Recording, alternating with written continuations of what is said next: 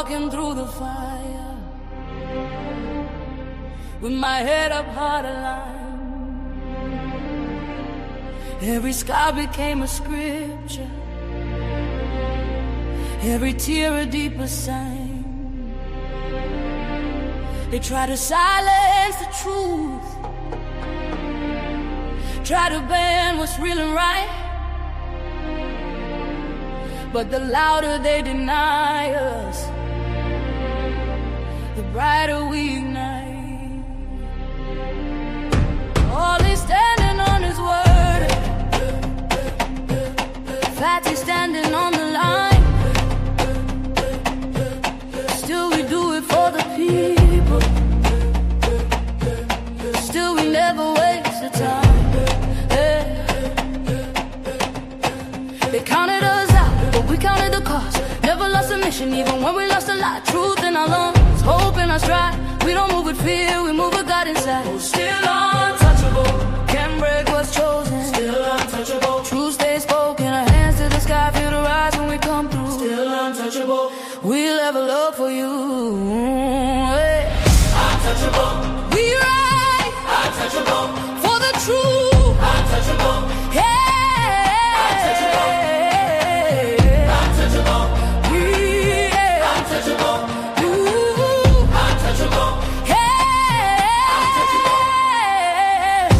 Step is elevation, still grounded where we came.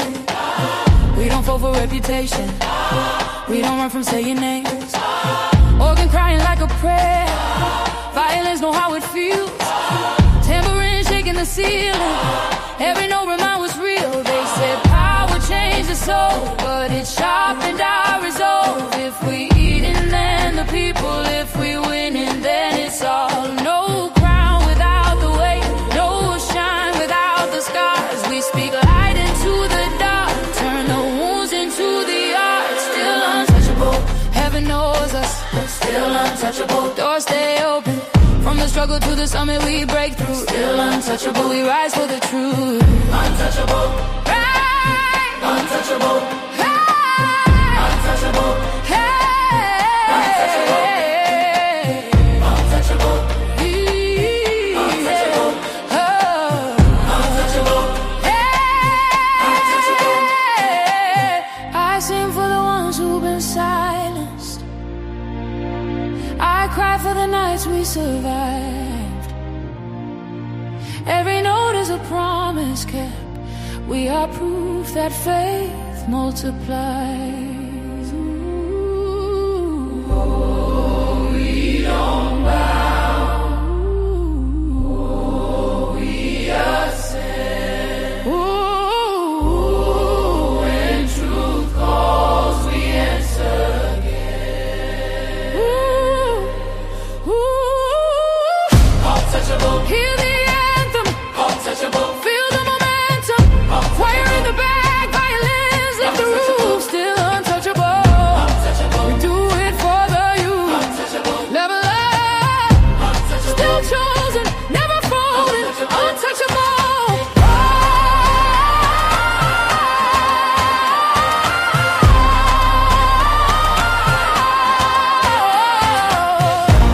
Still standing, still rising, still rising, still untouchable.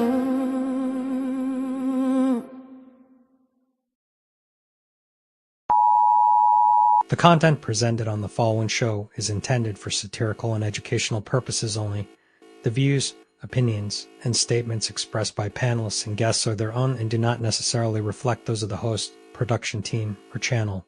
Additionally, any third-party content featured in this program is used in compliance with fair use under United States copyright law, which allows for commentary, criticism, news report, teaching, and research. Viewer discretion is advised, and we encourage independent thought and discussion.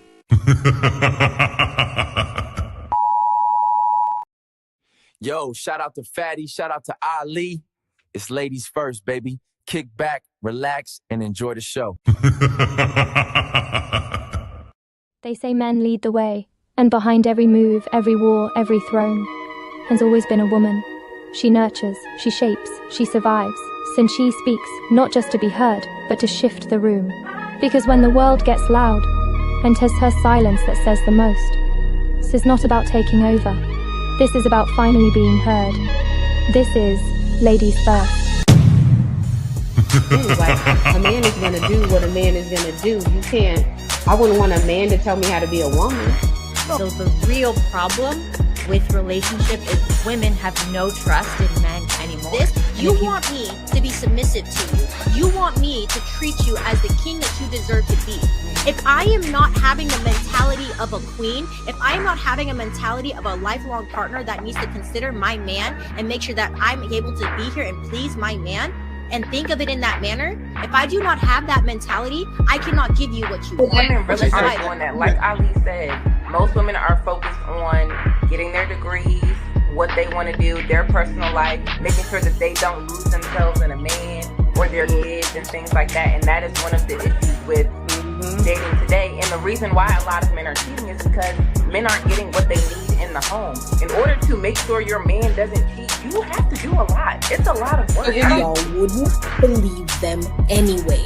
So if you are the ones with the issue of distrust, you are the problem.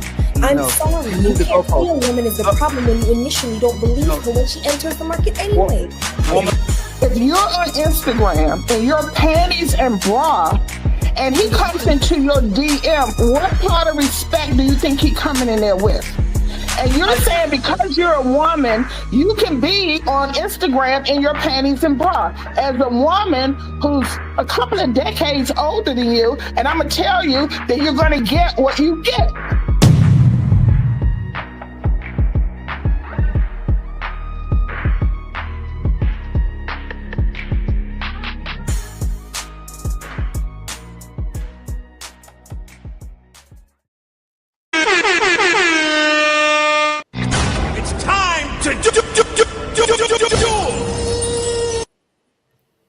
Hey everybody, welcome back to another Ladies First on the Untouchable Empire.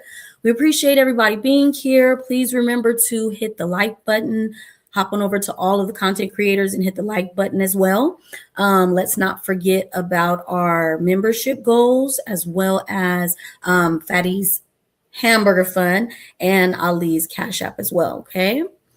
So we're going to go ahead and introduce the ladies. We have some new faces. I'm excited. So Emily, welcome in. Thank you so much for having me. I'm happy to be here. We love it. Thank you. Pick Me, thank you for being here. Hey, y'all. Thanks for having me. Of course, of course. Tara's in the building. Thank you for being here. Love it. Of course, I'm Melanin Legacy.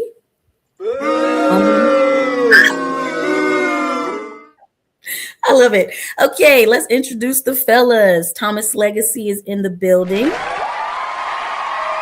I know what it is, man. Shout out. And Dame, thank you for being here.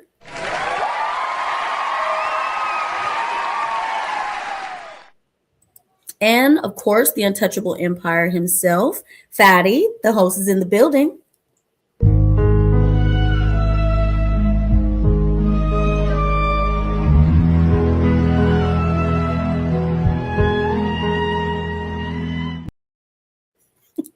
And Ali as well. He's not up here, but of course, we can't forget to bring up Ali. Okay. No sounds for Ali. He's late. No sounds for him. Loser. Period. I love it. Okay.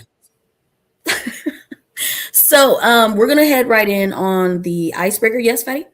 Yes, miss. The icebreaker. Let's put everybody upstairs. I'm going to play a little video for you. I'm not going to play. I probably saw it before, but we're going to see this. Let me see where it is. I think it's this video. Here we go. Let's put it on full screen. Mr. Drewski. He's making waves. Let's see what was this man doing on these YouTube streets. Do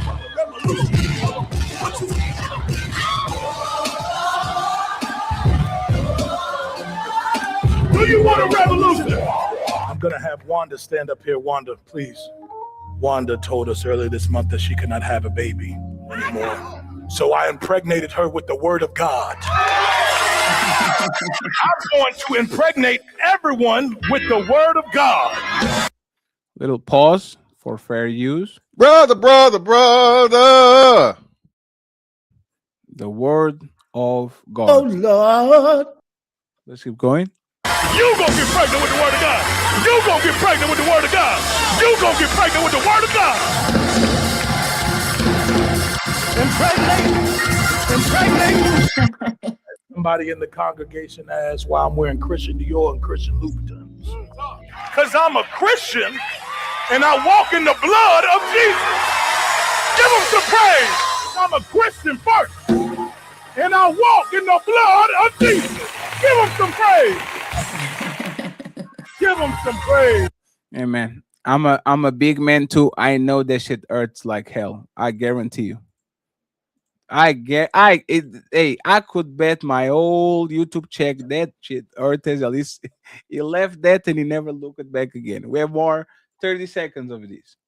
So we are raising funds for a project in Zimbabwe. Yes, we are trying to get our congregation over in Africa.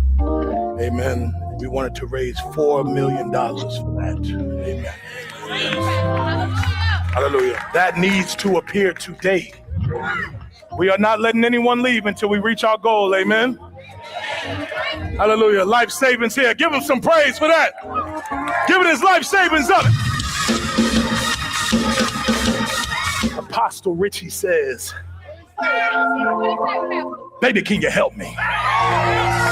I said, can you help me? I said, can you help me? I get y'all understand what's going on over here. So, little parody about modern pastors and modern religious people. And we have a couple of questions for y'all as icebreakers. So, Melanie, go ahead. Okay, so after Drewski went viral, mocking the church, of course, social media exploded. But just to talk around the church in general, right? The question that I have, and we're going to have the ladies answer first.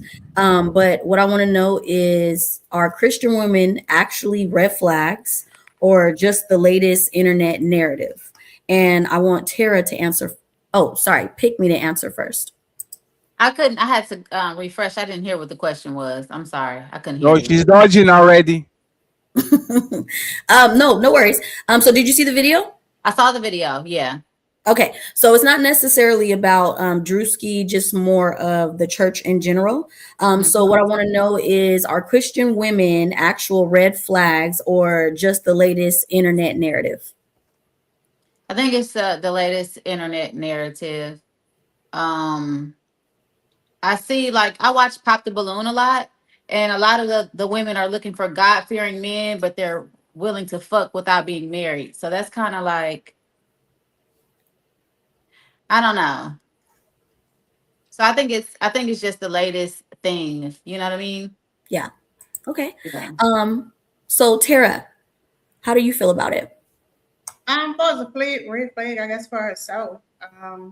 I'm like anti-religious, so, and I know that like religion is a man-made concept that could be detrimental, especially for women.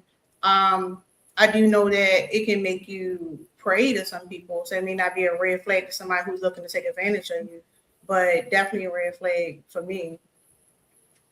The Christian women? Anybody who follows Abrahamic religions, yeah, including Christian. What? By the way, is there any reason why, like, anything is very specific, especially because nowadays the church is full of women today, not men. Right? Like, church today is full of women. You go to a church either in Portugal, in Brazil, in the United States, and when you open the door, it's not a bunch of men. Kind of the Bible thumping is woman, right? So why would you say that an environment that being dominated on the last 20 years by women all across the West, like, why would you say that that's detrimental to women when they kind of seems like they gravitate towards it? I mean, the congregation is women, but usually the pastor's a man, right? It's set up that way in for a reason. We see that the most oppressed places in the world are most religious. The indoctrination is put there for a reason. So, I mean, yeah, it's because like women is when you go to a church, it's like a community of women there. They usually is not everything is religious, right? But they feel like they're doing the right thing. Any further questions from the? Is anybody religious on the panel? Oh, is Emily? Oh, and Thomas. Well, Damn, just go ahead. sorry, just to be clear, I don't see myself as religious, but I'm Christian, which is, I'm just confusing everything, but I don't believe that Jesus came to give us a new religion. A pastor that I like named Joseph Prince said that. So to me, I don't look at myself so much as like living in the Old Testament, just following Jesus's teachings and creating a great relationship with God, and I'm waiting for marriage and stuff like that. So some people may see me as that's just the way I think about myself. So Emily, do you feel like Christian women are actually red flags or just the latest internet narrative? Well, I see myself as a Christian woman, like I said, and I'm genuinely trying my hardest to just follow God's path for me and be a good person. And I'm not perfect at that all the time, but I don't do it to look a certain way because, I mean, if anything, it, you know, with my business on TikTok and stuff like that, it can make clients not want to work with me as a life coach, or, you know, it doesn't necessarily like benefit me in a social setting to say I'm Christian and I'm waiting for marriage, but that's what has, you know, rid me from depression. And I could go on and on about my life story, but I don't see myself as faking or you know, doing anything that is untruthful. So I think, like anything, there are plenty of people who call themselves Christian who don't act like it, and they do it just for the looks. And I think that I know that there are plenty of people who call themselves Christian who are awesome people, you know, who just want to, they've gotten a lot of relief from God and it's helped their lives a lot, and they just want to like spread that message. And by the way, Emily, I don't know where you have your microphone, but it's going up and down and up and down and up and down. So yes, I don't know what's going on with that. Okay, but are you on the iPhone, Emily? I'm on Android. Thank you very much for not being a loser, Emily, like these iPhone holders. Well, it's messing up on it today. Them iPhones ain't. Oh Lord, I hate these people. If you have an iPhone, don't talk with me. Apples ain't shit. Go ahead, Mel. Thomas, Legacy, do you feel like the Christian women are actually red flags or just the latest internet narrative? I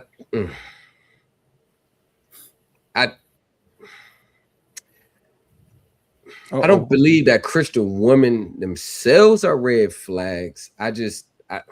My personal take, I think, is just more the inconsistency as it is. Like faith or Christianity, whatever religion, I don't think that themselves like ruin relationships. I believe it's using it to like avoid the accountability. That's more of the problem with Christian women.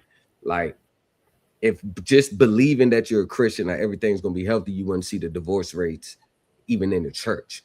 So I believe it's not actually like the Christian. This is where that gray area, muddy waters come in, because you could say, yeah, Christian women or internet, but my personal belief is the inconsistency in the behavior versus the belief.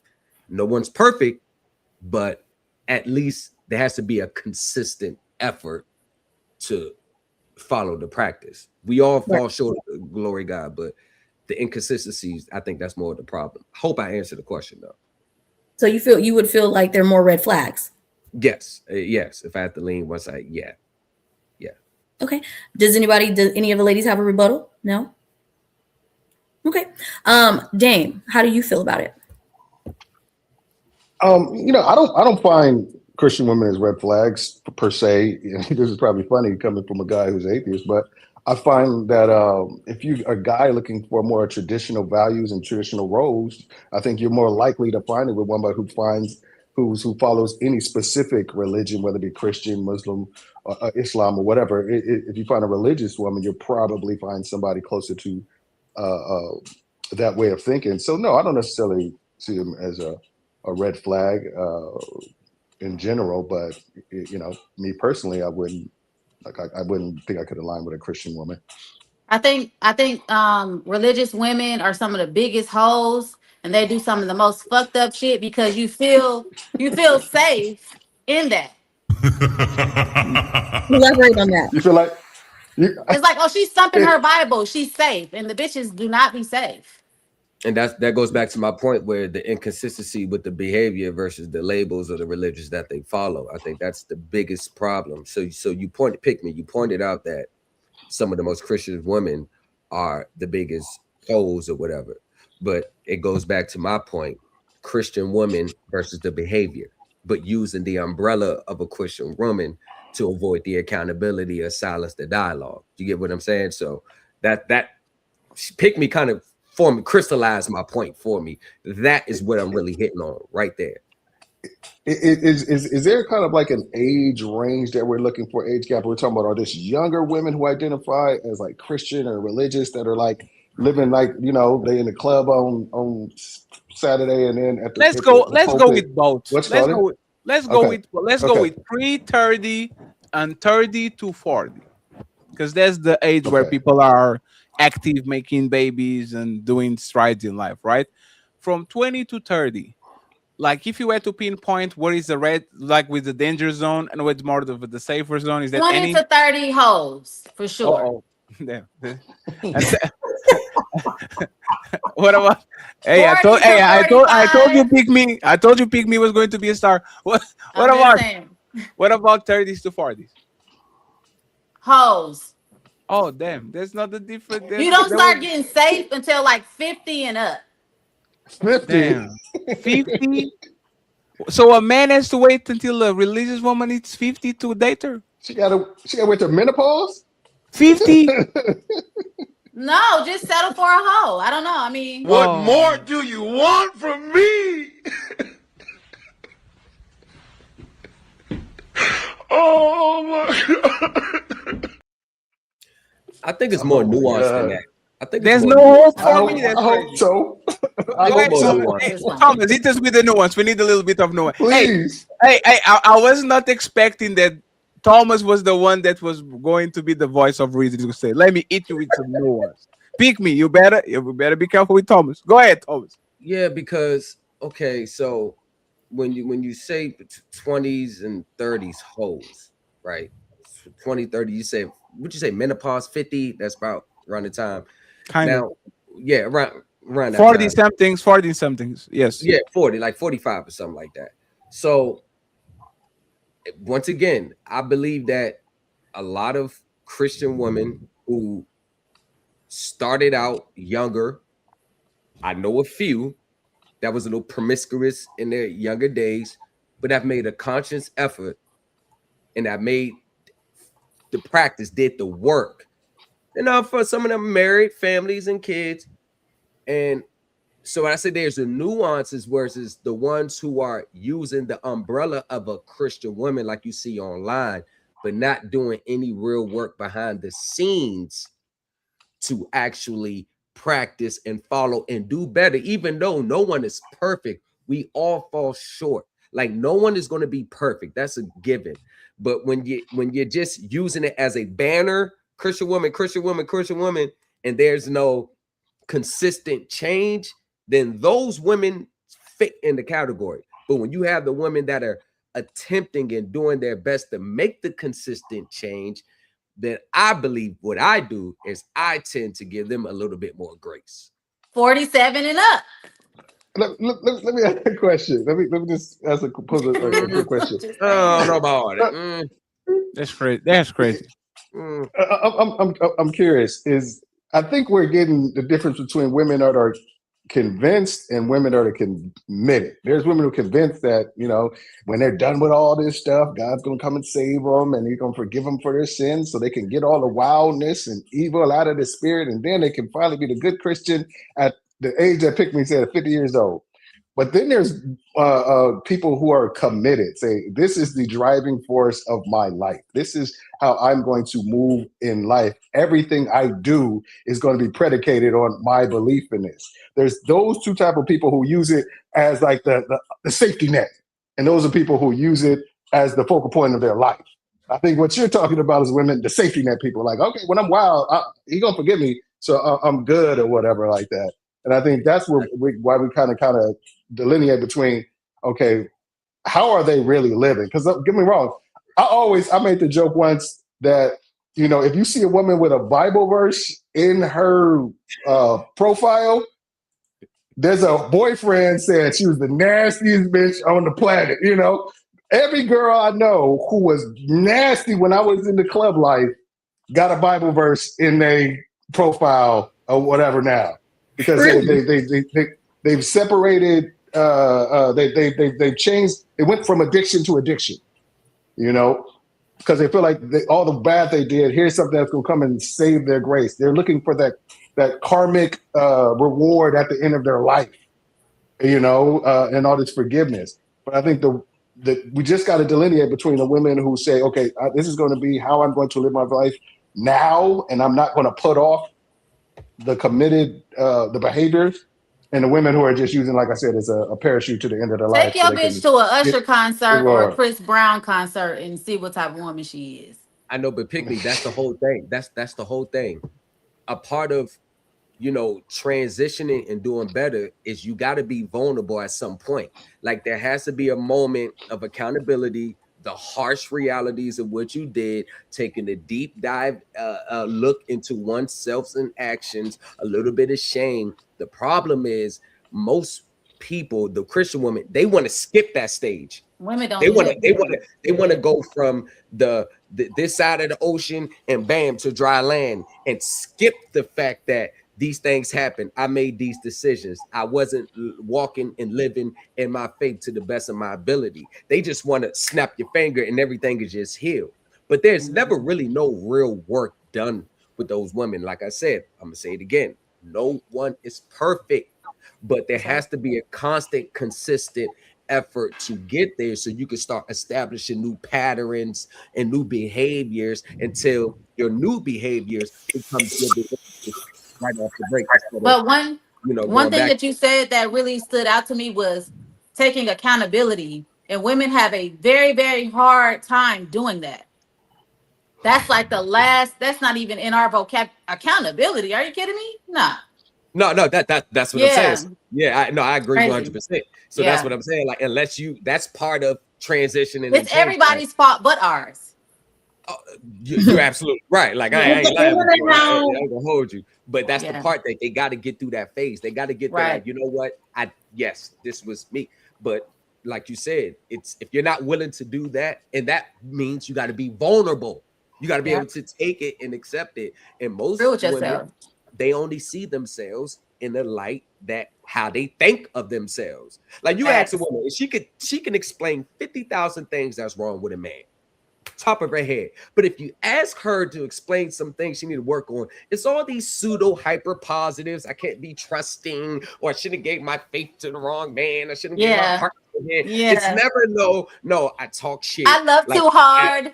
Right, I love too hard. It's never no I'm vindictive. I mean, I cuss my kids out. It's never no like real core issues that they feel they ever need to work on. So that's what I feel like that's going to continue. But isn't that one of the benefits of religion? That like you get the fuck up and just ask for forgiveness though? Like no, that's actually not one of the benefits of religion. No, religion is not I fuck up. I know God is going to forgive me, so I'm just going to continue on the behaviors and hope God bails me out in the moments I need him. That is not religion. I've never been to a church that is you have to accept accountability for your actions. Religion.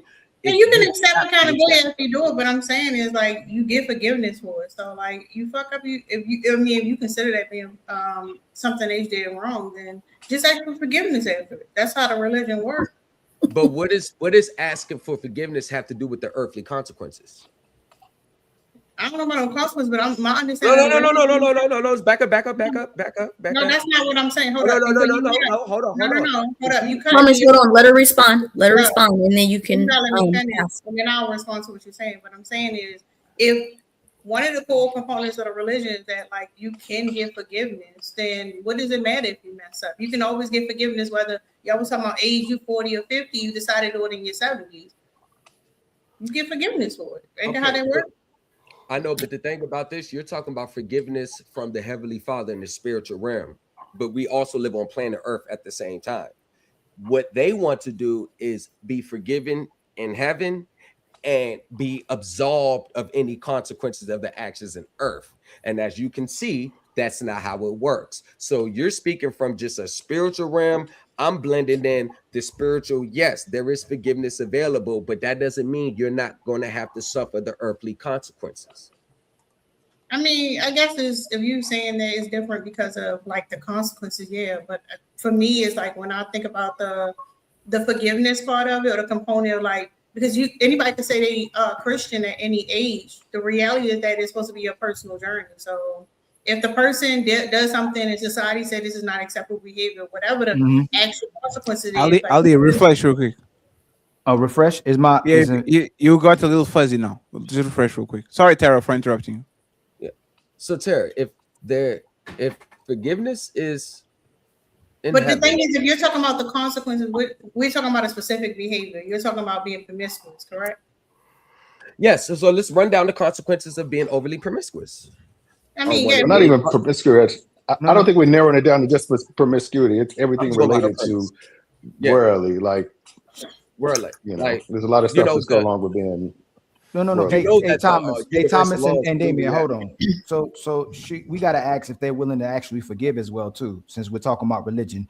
I'll start with Emily. Emily, if you found out a man had sexual relationships with 5 men, and then he went to God and asked for forgiveness, would you ever? You answered the wrong person. No, I'm starting with Emily. Would you ever be with that man? I think you answered the wrong person. Oh, I may be asking the wrong person, but if go ahead, repeat it again.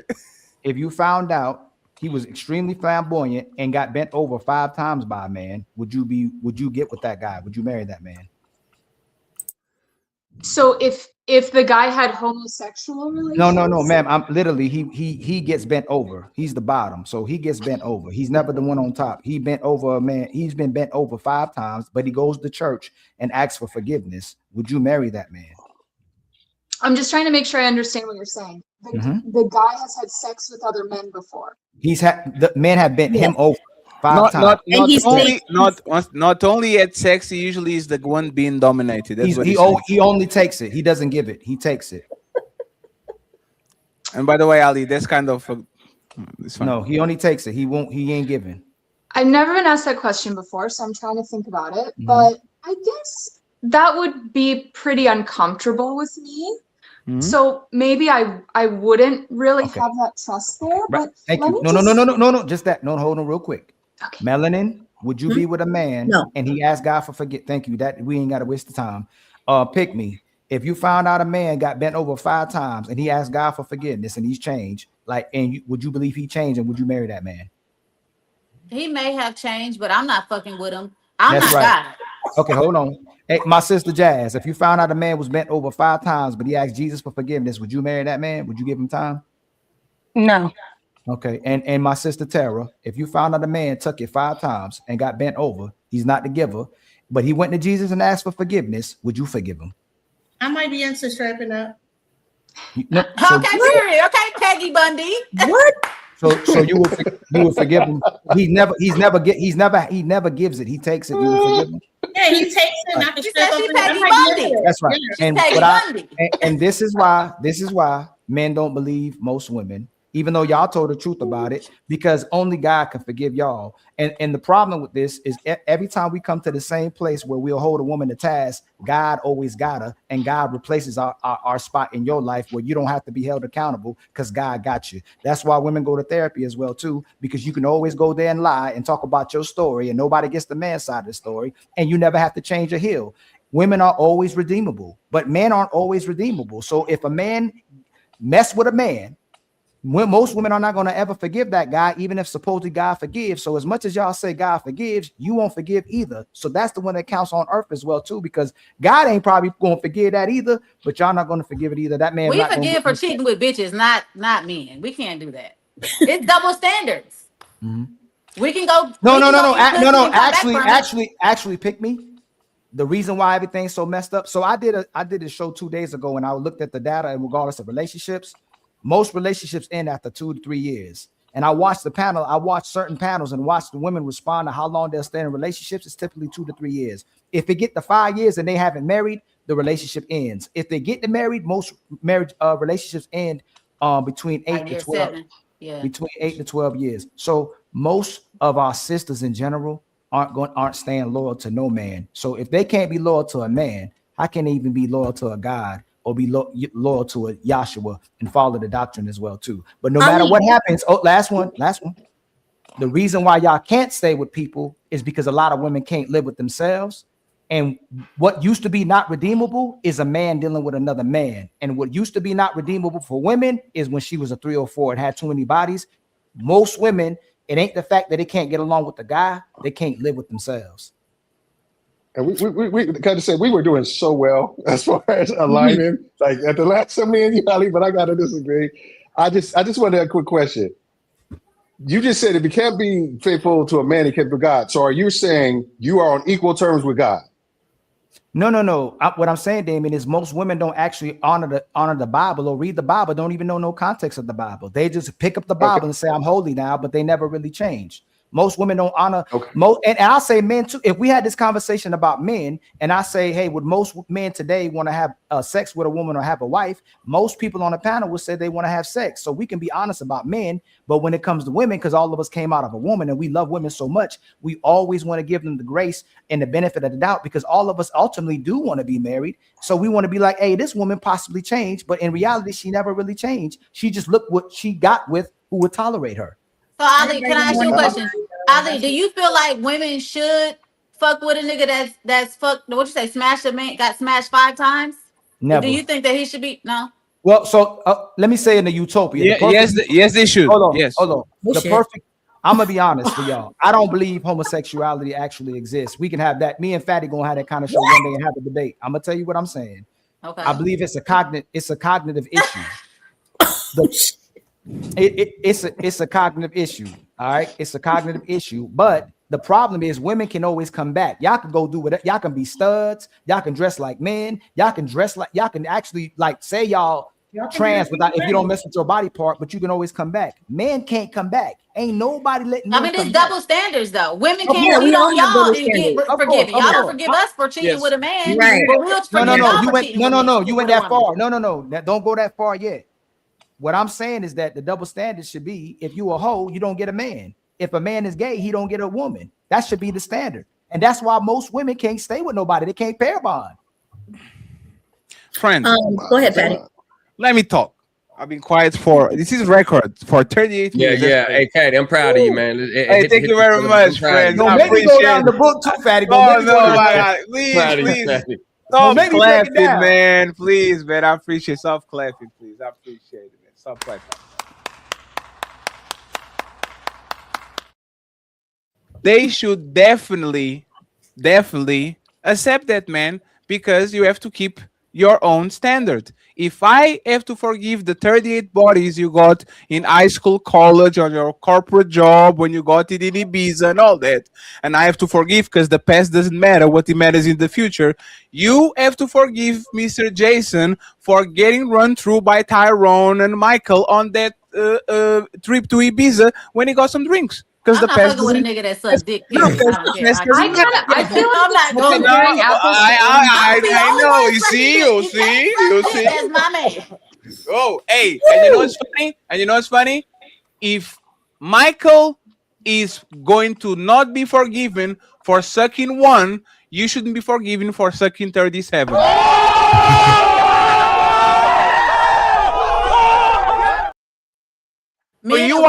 So you are telling me women are not equal. No. 1 second. Licking schlong is licking schlong.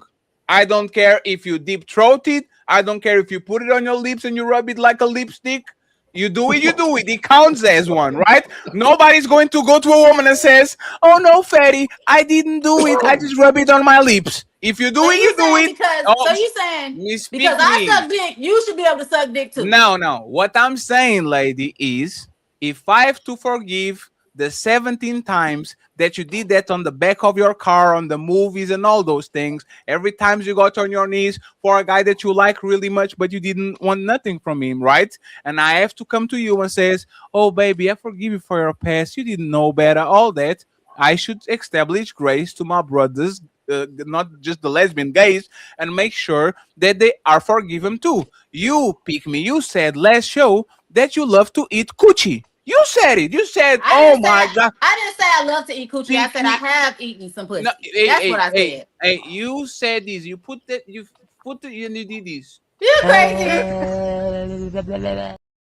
You said it. That was super panel. Emily was on the show. Emily, did I do that? Did I do that, Emily? Panel last episode. I don't remember. Pick me. I'm sorry. Yes, she. Hey, thank you, Emily. Hey, Emily, you keep shout out to Emily.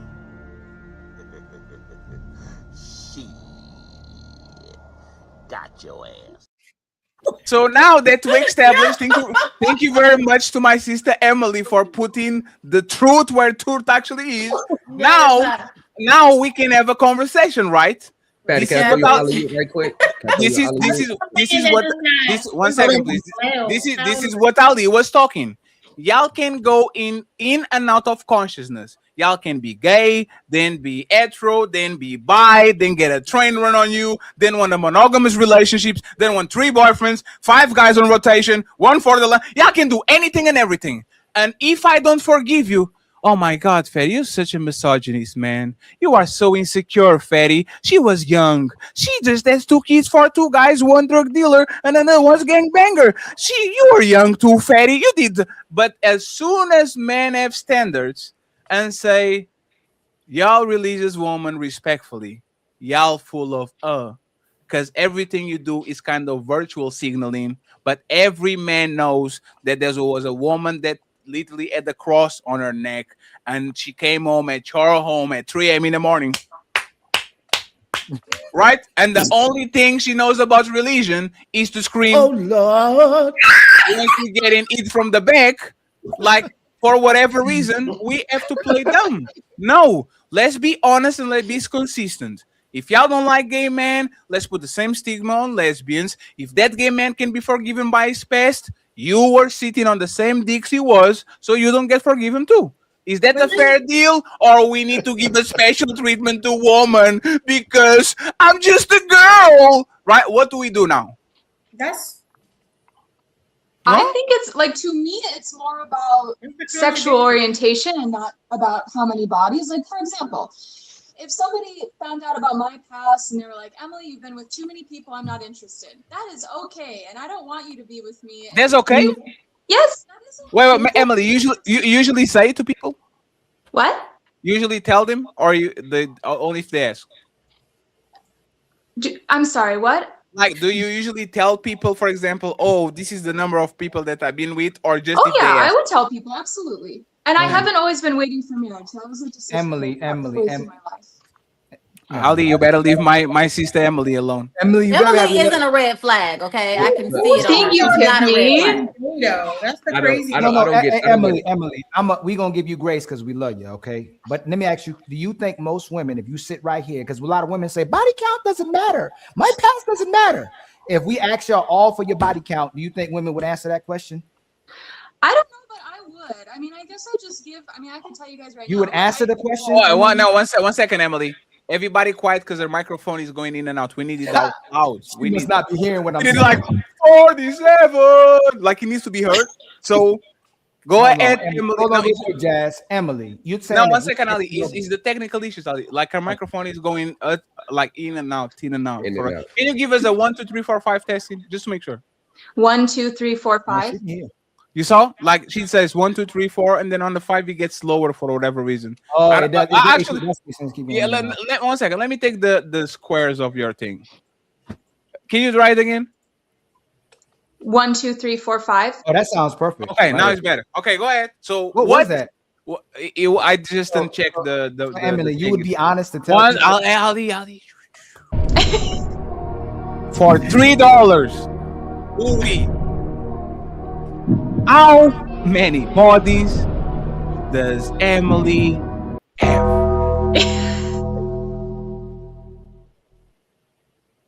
Do you want me to say? Yes. 27. Damn, that's really. You know what? But 1 second. How old are you, Emily? 34. You know it's funny. Hey, you know I know. Let me say this, Emily. Thank you for being Emily. Thank you for being honest. At least you Thank know the for being number. honest. I will tell you this, Emily. Most women your age have literally the same body count or very close. We've been saying on this space for a while. Women on their 30s, if they is between 20 to 30, and a lot of times that's on the bottom. I think it's the second or the third time a woman actually came in and was honest about it. So instead of me playing the I'm actually going to clap. Thank you very much, Melanie, if I can. It's the way she's carrying herself too. Like if it was a different way, you would have a whole different response. But the way you carry yourself is crazy. But in the fact that you did that, that's extremely transparent, right? Do you think most women are willing to say their body count to men? Not you. I don't know, but I would say that what I hear from my audience, because I'm talking to thousands of people about dating all the time, a lot of women are afraid.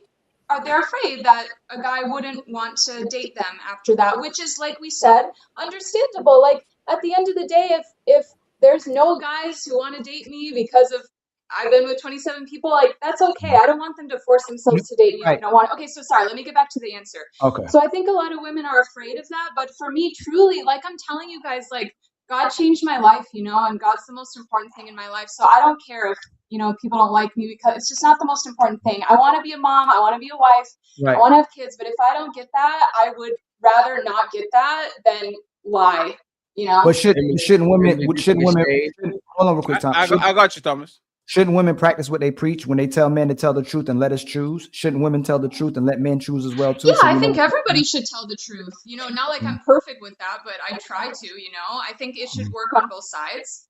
Right. But even if you tell the truth, no matter what, if you get to a place with a 30-year-old man and he still doesn't have his own place, he still doesn't have resources, he's still not ambitious, in women's words, he still hasn't made a name for himself, it should be okay for women to know it. And if his work used against him, then he needs to update himself. He needs to do better in life. So it's same thing for a woman. If she tells us that at a certain age, she still can't actually commit to somebody, keep a relationship, and a person gets to get the number of their bodies, is telling us already that this woman has a problem with cooperating, but not having sex with men. Yeah, and I'll just add too, for example, like if a guy didn't really have his career together or wasn't making a lot of money, like for example, for me, that's okay. Like I'm an entrepreneur. It's my job to find fun ways to make money. I don't need a guy to make a lot of money. So I guess I'm just saying that to bring up the point. I hope it's not too far off topic, but we're talking like I noticed that, correct me if I'm wrong, Ali, but you're talking in like majority of people, which I get it. Yes, but there's always going to be some people but we're who will accept Emily. You. You're solution based, and you care. Yeah. I believe from watching your content, you're solution based. Yeah. You care about the truth, and you want to be intentional. So if we're going to have this conversation, we need to know what is actually our pros and cons and what will help us have solidified relationships. And if we're supposed to tell the truth, the women have to tell the truth as well too. And if we have to improve our conduct and the way we maneuver and what our past was with our present, and help the kids do it as well too, so we can have people be together, then we have to have these tough conversations and be able to assess the majority of what people are doing, not the minority of what can happen when we do when society moves in the manner that it's moving. Yes, and I think it's important to acknowledge that there's always exceptions, and there's always miracles that can happen, even if it's against the odds. Because if I thought in the majority, I always want to be careful about what narrative am I perpetuating. Because if I say, oh, most women are this, most men are this, or then it kind of turns into that's the way the world's gonna be, and it's just gonna keep being like that, and it's just gonna keep sucking. Well, if I had that mindset, I wouldn't have a great life right now, like free of depression, feeling good, being celibate for 1.5 years strong, 100%, never gone outside of that boundary, like I wouldn't have been able to achieve that in my life. So I also think it's important to be like, yes, this is the majority of people, let's talk about it. And also there is room for things to be different. There is room for a miracle to happen, or us being the minority or the exception. I think that everybody on this panel, and I think that the people watching right now, are exceptions to the rule. Like, we're here, we're interested in these things, we're not being unconscious about these topics. That means we don't really fit into the majority of people. I think that means we're kind of exceptions to the rule, or the special few who are interested in this. So I think it's important for us to recognize ourselves as that too. Just a follow-up question before Thomas and Jazz go. You said I'm feeling good right now. When you are having casual sex and you're having those bodies, were you happy or you were miserable? Like, what was the state of mind when you actually were going through that? Were you feeling good? Were you excited about life? Like, because usually when women are going through that, they are very happy-go-lucky. I'm having fun and all that. So you were happy. You are happy right now while you're celibate. Were you happy when we were doing the when you were back in the streets per se? Like, were you happy with that? I was miserable. And take pineapple if it's too personal. How can a man stop a woman from going through that? Right? Because the average age of marriage is 29, meaning when a woman meets her husband, she been on this planet for 2 decades and some, and probably having sex for a decade, right? How can the average man, because we're talking like, well, let's not talk about majorities, but let's talk about the average man and the average woman, right? At 29, what can a man do to avoid that his future wife at the period of misery and she was medicating herself with sex and having sex just to feel good left and right, because probably that's the only thing that actually made her feel alive and feel desired and all that? Like, what can a man do to actually stop that woman, their future wife, from going through that? I would say suggest them to go to God, because that was the one thing that could like get me out of that and save me from that. But I think the even more real answer would be not even that you can have control over what somebody who's on their path is doing, but parent your daughters in a really healthy, good way. Show them a lot of support and be the example of these values. Not to say I'm saying what a man should do, but I know that was huge for me. I love my parents so much. We have an amazing relationship now.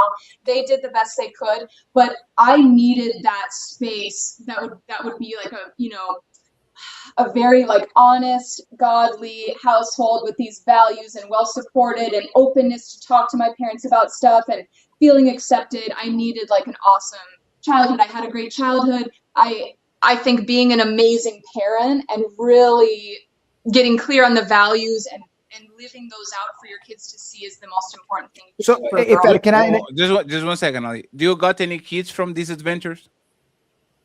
No, never married, no kids. Perfect. It's just diesel and then you got it, right? So if you are a life coach, right? If me, Fatty, 36 years old, comes to you and I'm like, oh my God, oh, Emily, I love, let me see, what shit, Cruella de Vil. Oh my God, I love her so much. But there's something that is bothering me. She been with 27 guys before. She devoted, she gave her life to Jesus. Now she showed that she's changed. She's been celibate for 1 year. She cooks for me, cleans for me, and all that. Would you tell me to go fish somewhere, or because I wanted, would you incentivize me to actually go ahead and to marry that woman? Like you as a life coach, not as Emily, like the panelist. Good question. So the question is, let's say, are you saying a guy would come to me, he likes a girl, I will come to you. Yes, I will come to you for life advice. I like this woman. She's good to me, but she has 27 bodies. She told me, she was honest with me, been celibate for a year. She gave her life to Christ, and now she's changed, she's delivered, and she's trying to be a wife, right? So she's 34, she wants to have kids and all the things that women usually want.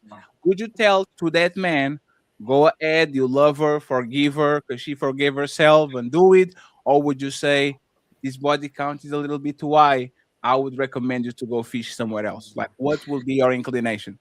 I've been asked that question hundreds of times.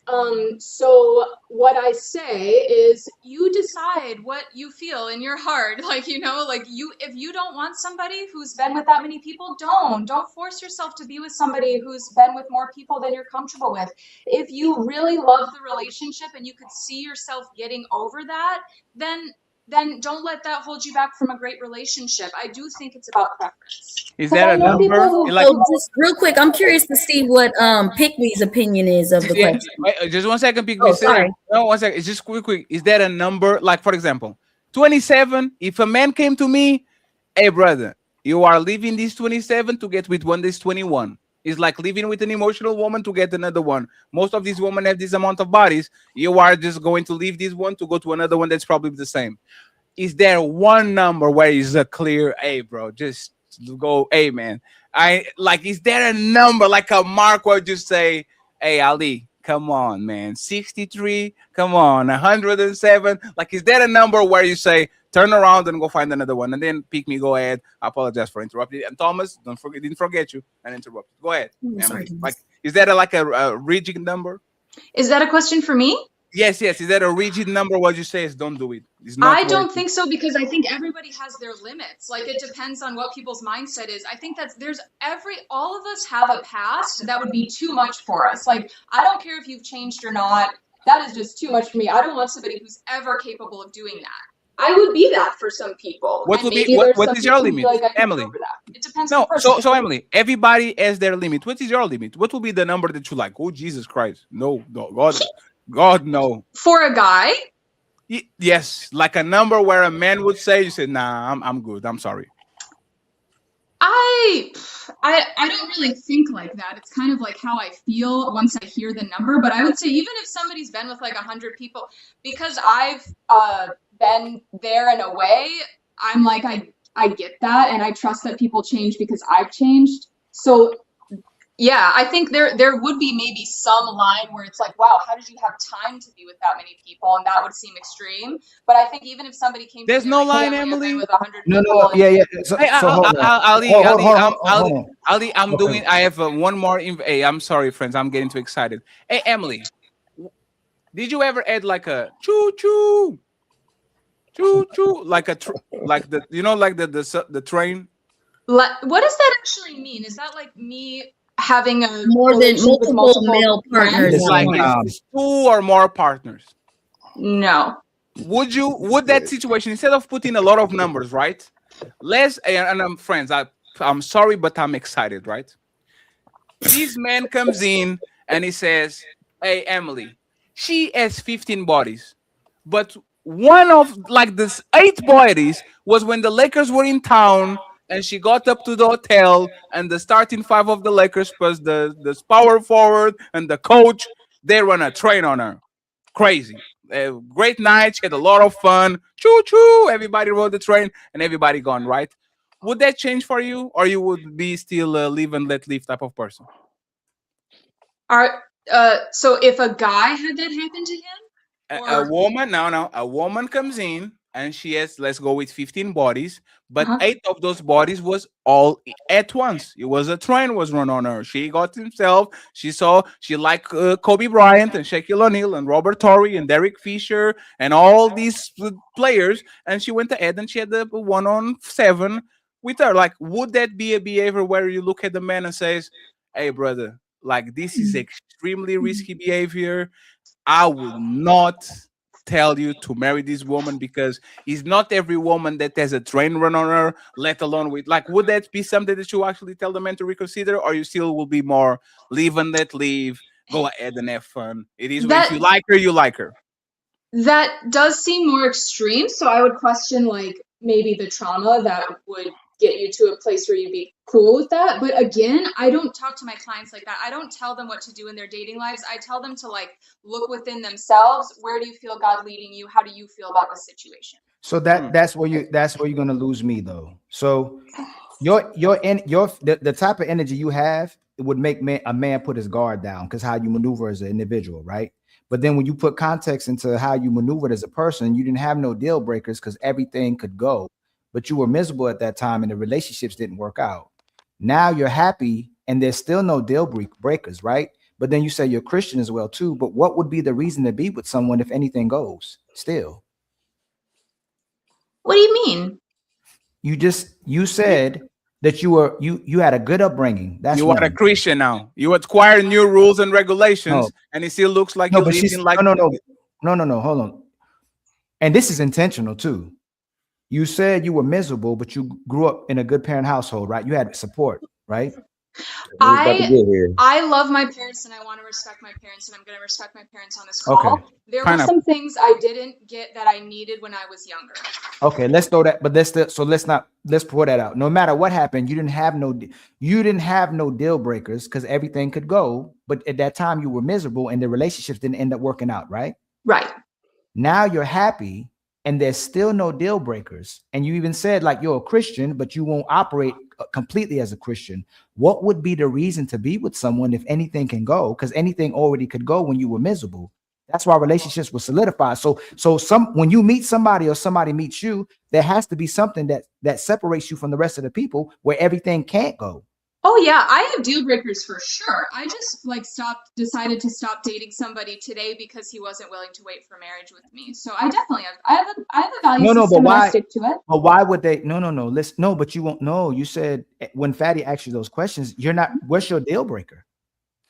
I know my deal breakers, but if I'm talking to a client, I'm not going to tell them what their deal breakers are. That's for them to decide. No, but it sounds like you keep. So I was working in mental health. There's stuff I did that I shouldn't have done, right? Prior to when I did them, but I went along with the rest of society as well too. I had a phenomenal upbringing and I tried to live like my upbringing, but society was so jacked up. I got caught up in the jacked up, but I was always that good person. I just got messed up in the sauce. I got lost in the sauce. You said maybe some things were happening to you as well too, but I always had my deal breakers in the way I viewed people. So even if I judge, I allow people to cast judgment on me as well too. There has to be something that separates me from other people. So if I'm trying to live a different way, there has to be something that's deal breakers that makes sense with other people as well too. So what it sounds like a lot of times is it's like you don't want to cast judgment, so you don't get judgment as well too. And I think that what separates us from each other is the fact that I judge you and you have the right to judge me as well too. That's what makes a better society. We have to judge. Like, what do you do? Not you. If I spoke to an individual, hey man, what kind of person you are? Oh, that doesn't matter. I'm happy. Like nothing matters. Whatever somebody does, or actually whatever's important to them is important to them. Whatever's important to me is important to me. But how do we then differentiate who's a good person and who's not? We can't just, why people are so lost now, Emily, is because it's up to them. Everybody's selective. Everything's so subjective that people can treat each other how they want to treat each other and then have a different expectation when they get in a relationship. You don't have to be like, I needed that, like I should have been, but then I accept someone to be with me for the way they're not. So what is the question you wanted to answer? So what is your deal? Okay. What is your deal breakers? Okay. Waiting for marriage. Pretty much by the Bible, as far as like wait, and you guys can check me on that too. Maybe there's something you're thinking of that I don't bring up, but waiting for marriage. I don't want somebody who drinks a lot. I'm sober now. I mean, I could go on the whole list, but I do have deal breakers. I'm happy to say more. I just, So if they drink too much and if they don't wait till marriage, right? Yes, and then there's others, but it's that kind of a thing.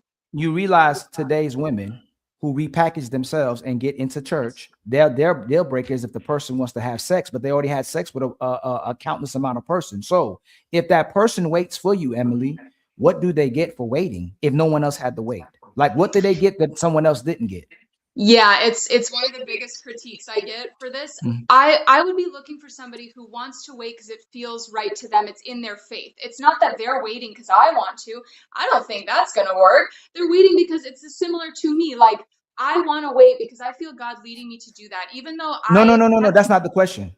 Okay. Why should, if a guy, he meets you and go, dang, Emily, man, you seem like you got potential. Your energy is amazing. You seem like you're extremely feminine. And I want to believe what you're speaking on. Why should I wait for you if no one else waited? If he's asking me that question, what are you going? How are you benefiting? And that's the red flag. That's a deal breaker. The fact that if you want me to wait for you and you can't tell me why, I don't want you to wait for me. I don't want you to wait for me. I want you to wait for God. Right. No, right. But you want somebody to accept you. You don't have to care about why they should accept you. You want them to accept you. I do care about why they accept me. No, why is it? So if someone act right now, if I'm hustling, right? If I'm dealing drugs, if I'm sleeping with a lot of women, if I'm not living the right way and I meet you and you want to be with me and I go and you still allow me to do whatever I want to do, nothing, I don't have to change for anybody. But then you go, in order to be with me, you need to be this kind of person. And I would not do that. Why? So you would still accept me how I am, right? I would love you for who you are, but I'm not asking anyone to change for me. Please don't change for me. It's not going to work. Change because you want to change. Don't change for me. So, but that's what love. Hold on, real quick. That's what love actually is. When you change for someone, at the epitome of what love is. Oh yeah, everybody. Really? I don't agree. I thought love was. I thought you love somebody the way that they are. I thought love was the No. deepest level of understanding. Let's get you only deeper. love somebody based on how much they change for you. Is Yeah, that I really don't agree love? with that. That's performative. No. Exactly. Let's get deeper. No. So That's what she said. So if I'm not living according to her God or Christianity and being righteous, I do need to change if I want to be with someone else who's righteous. I'm talking about in the sense of two people, a person not living like they're supposed to live, not a person who is living like they're supposed to live. Because if you're living like you're supposed to live, this needs to be objective, then you can be a match. So if you meet somebody right now, if you were doing what you were doing you said 27 bodies, right? In order to be with somebody and match with somebody that you're looking for, you would have to have, you can't have a 28th body. That's what you're telling him, right? What? Okay, wait. Can you say that again? I'm sorry, I don't follow. You said that this person has to wait for marriage. I want them to show up already ready to wait. Not because Emily said so. Not because, I really like you, I'm going to change. Because fuck before marriage, Emily. Do not get stuck with dick that you don't want. Fuck before marriage. Pray over the dick before you fuck it. Oh my God. No. Hold on, Damien. Hold on. It's not a realistic expectation, and you're gonna throw it away. That's fine. What I'm saying is that in order to be married, you did change the aspect of your life. You're a woman who's gonna wait till marriage to have sex. Before I changed, because that's what God led me to do, I didn't change so I would get a man or so I would get some guy. I changed because I needed to. Right. And so I'm looking for somebody who changed because they needed to. Before they met Emily, they were like, I'm doing this now, and I don't care if I've been with people before. This is what feels right for me. I don't care what people think. I'm going to do it because this is my relationship with God, and this is what feels right for me. Said no man ever. There's a man out there that has that too. Again, y'all, everybody on the panel is contradicting themselves. Listen what y'all just said. When you love somebody, you changed. And we're talking about women who go into church and change for God, but won't change for a man. Y'all, you guys. I wouldn't change for a man. Thomas, don't do that, please. Hold on real quick, Emily. They said that you shouldn't have to change for someone you love. But women change are supposedly perpetrating, not you. Most women say they change for God, but they won't change for a man. They actually, let's go deeper than this. A lot of times, children would change a woman. And children would change a man because you love them. You want to give them something you didn't have. Because you're a parent now. But are you changing or just evolving? No, evolution is a change. It's just y'all are moving so fast. You're not acknowledging that women will change for their kids. They will change for God, but they won't change for a man. Just understand. And then a man's supposed to wait for you. And Emily, I'm not saying it like directly. I'm saying how most mindsets of women are. They want a man to wait to have sex with her, with you or other women, but they've already had sex with numerous amount of men. But they won't change for the man. You only change for God. Well, hold on. And let me land before everybody says that. The book says you're supposed to submit to a man, even if he doesn't follow God. So if the book is telling you to submit to man and you still talking about you change for God, the part of the Bible and being a Christian is a Christian woman who's changing for a man. You're supposed to her husband, though, right? Does submitting change? One second, friends. But that's kind of irrelevant, right? No, let me explain why, right? As long as you change, I don't give a fuck if it's from me or for God. As long as you come in with the information and you say, I'm cooking for God, I'm cleaning for God. Hallelujah. As long as you do it, I don't care. Be a good mother for God. This is what I tell about religious people. If God helps you be a better person, do it for God, do it for Satan, do it forever, make you a good person. So I get what you're saying, Ali, because it's kind of like women are kind of weird on the priority list. They kind of justify, oh, I'm doing it for all, but I'm doing it for the man. But in my opinion, is as long as you do it, if it's for your sons, you are a better person. If it's for your boss not to fire you, as long as you're doing the job, I kind of don't care. And on Emily's side, I think Emily, one thing that she has is at least she's giving people the information up front. And this is what a lot of men are not getting is these women wash their sins and all of a sudden take a shower and they come to you and they say, me? Nah, not me. I'm not doing that. As long as a woman is honest and gives the information up front, is the man's responsibility. Because you knew Mia Khalifa was on the streets. You decided to marry her, that's your problem. But the Which is woman why that Mia are lying, Khalifa ain't been but the touching woman, here in these the woman days. that are lying and the women that are doing it for men, not because they care about the man, but because they want to keep the man and get the man. That's what I have a problem with because you are becoming a chameleon. You are mirroring energy. You are, oh, you like the Lakers? I like the Lakers too. And then as soon as you get him, now you reverse back to what you were before. So for the most part, I get what Ali is saying. I'm just more practical about it. I don't care if you change for me. Go ahead and do your job. As long as you do your job, you can justify with what It it really is. don't matter. The thing for I don't him. think If was he's doing it for was God, God. It was going to translate to the man. Dame, you can go right after Thomas. He's been waiting to speak. I apologize. Okay. Go ahead, Thomas. Nah, what I wanted to speak about that, we about 30 minutes past that, but I'm just going to speak on the current situation.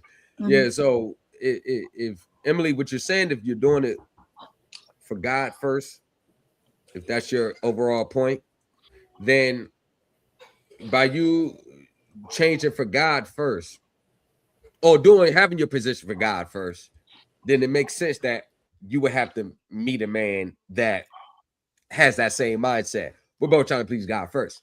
So I understand that. I understand the celibacy. I understand that. What we'll get lost up in is the 27 bodies. See, everybody's going to hyper focus on that. We're going to focus on that because the logical reason is 27 men didn't have to wait till marriage. Now, the 28th man has to meet for marriage. That is a good. Let me. I was. It's me.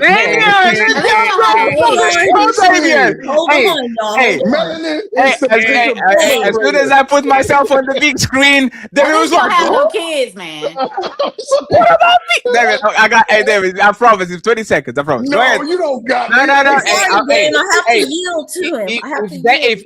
If I go more than 20 seconds, you got it, David. I promise. Go ahead, Thomas. Finish your point.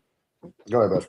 So from Emily, you do get it. That logical. Most men are going to be like, hell not. But the caveat to that is, we live in a country where we have, for the most part, free choice. So the man that you're going to get with, he's going to have to accept that, or he's not. I get your position. I see where you're coming from. That's where you at. I'm not going to sit here and judge and say whether you're going to get it or not, because quite frankly, I ain't got Hold on. I'm gonna interrupt you back. You see? Oh my God! I can't believe this. I can't believe this. But baby, I'm about to land right now. Dang, God damn it! But however you want to do it, I mean, I at least appreciate you for being honest and open up front. Because what we don't want to do is attack people for being honest and open, because that's gonna make them crawl back and then share more. So shout out for you for being honest and transparent. And y'all, when people being honest and transparent, let's just give them just a tad bit of grace. Hey, Damien, start counting until 20. Go ahead, like slowly. Thomas, they got something to say so bad. Go ahead, Dane. Thomas, you are wrong. Most men will take a woman with 27 bodies. Guarantee you. Most men will take ex-cheaters. Most men will take ex-drug addicts. Most men will take ex-alcoholics. Men nowadays will take anything and everything. 27 bodies. We will do exactly what we're doing right now. Oh my God, my girlfriend is so honest. Let me make her a wife, because these bitches are lying. I guarantee you, most men, if she looks good enough, they go in. 27 is nothing. They understand. They are dying to actually get a relationship from them. No. It's because you said. One second. Dame. No, it's because you said most men, when they hear the number 27, that like something will flip on their heads. If she looks good and they hear the number 27 and she come in, most men are going to do this.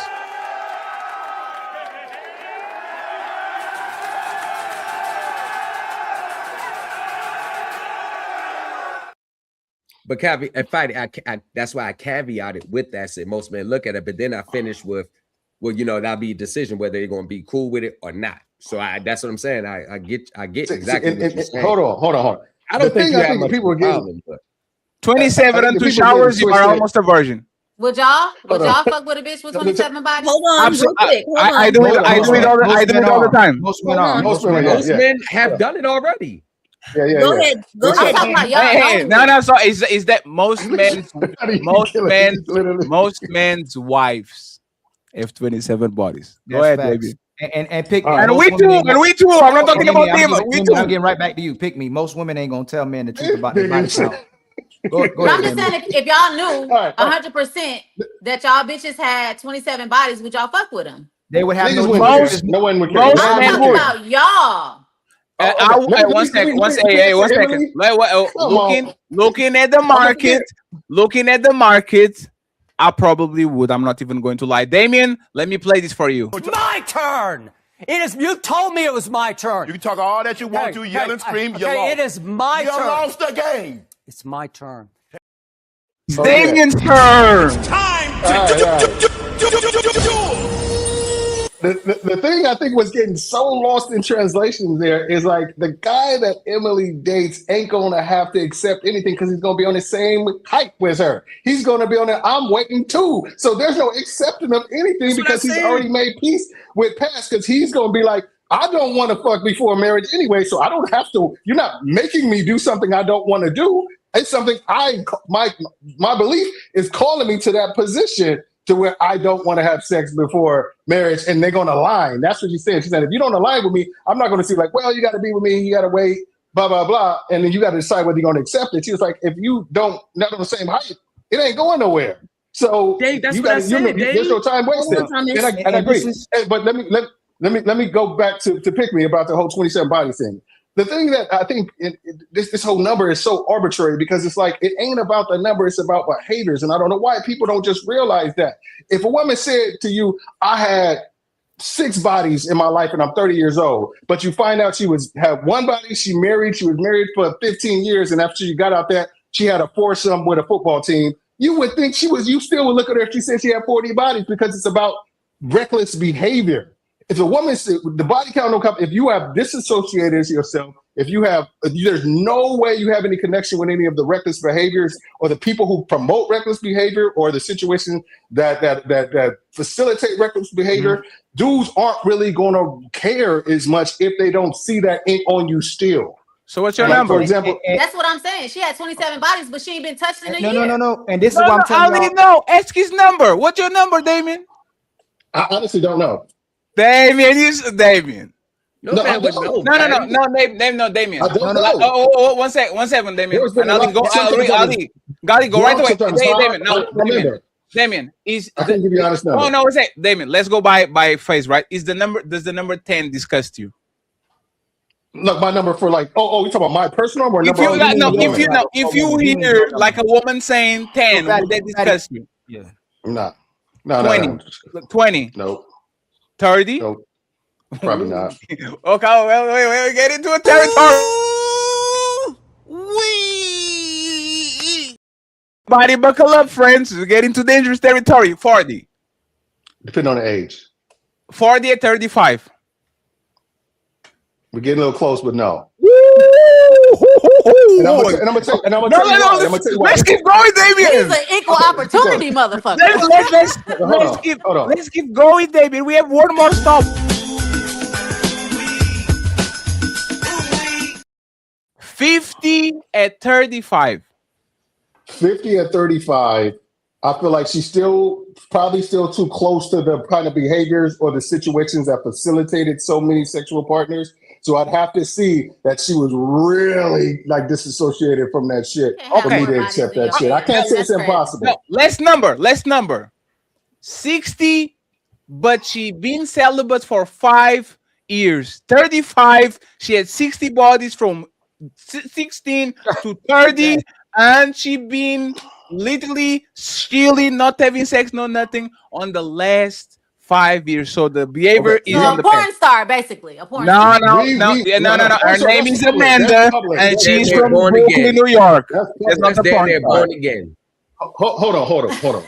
He said that's Like I born again. said, I'd have to see the work that she'd have to have a discussion about the work she's done and what has facilitated her to be celibate for 5 years. I'd have to have that conversation, but I don't think it would be necessarily a deal breaker for me.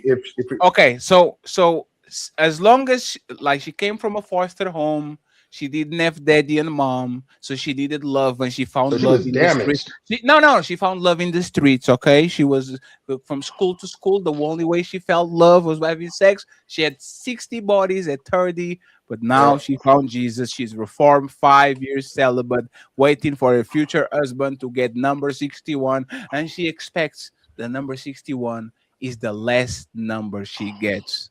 Is Damien considering her? Is Damien giving her a chance? I'll go.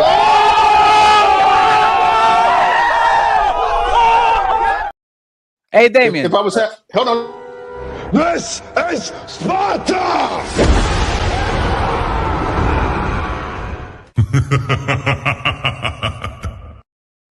I didn't kick off Damien off the show. I was showing him the hole that he's going to get in when he's married. This is Sparta!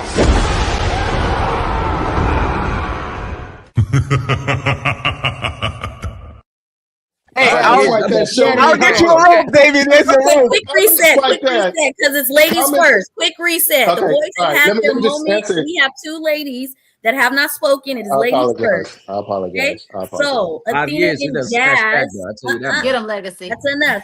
So, Athena and Jazz, we appreciate y'all. Thank you for letting us have the banter. Okay. So, Jazz was up first. We're going to let you comment on anything that you heard. And then, Athena, you can comment as well, and we'll get back into it. Okay. So, go ahead, Jazz. A lot was said. If body count matters to you, then make sure you ask that woman up front. If the number is too high, move along. You're not forced to be with anybody. You're not forced to change anyone. She can't unfuck the dicks. So, or excuse me, can we say that? I don't know. But anyway, she can't take it back. So if the girl has too much of a body count, if that really matters to you more than anything else, just be upfront and ask on the first date. And I would love to know how you all are actually asking that question. But no one's forcing anyone to be with somebody that is not in alignment. What Emily was saying was that this is where I am in my life, right? And if you want to date me, here's where I am. And if it doesn't align with you, you don't have to be over here. I'm not forcing you to change. I'm not going to change, right? That's misalignment. So I think at the end of the day, if these things really matter, make sure you're asking them up front and move accordingly. It's not that hard. You know, yeah, that's all I got. I got to rebuttal it. Before Athena go. This is why relationships are over, and that's why it's cooked. If I reversed it on y'all, this is how brainwashed society is, to give grace to women and give power to women. When you say don't objectify you to sex, but then you say a man has to wait. If every man on this panel said my standard was, hey, pick me, you're gonna have to wait for the D before we get together. You okay with that? Jazz, if a man, that's the only standard. There's nothing else you waiting for. You don't know what, nothing else. The standard is you're gonna have to wait for that D before we get married. Melanin, are you waiting? No. Wait, Emily, if you meet, think about what the standard is. Your standard is have to wait for sex. If you meet a guy and his only standard is you're gonna have to wait for sex if you're gonna be with me, that's his only standard. Are you waiting? Who you asking? I'm asking Emily. Assuming that I wasn't waiting before. Yes, that's his only standard. His only standard is you have to wait to have sex with me.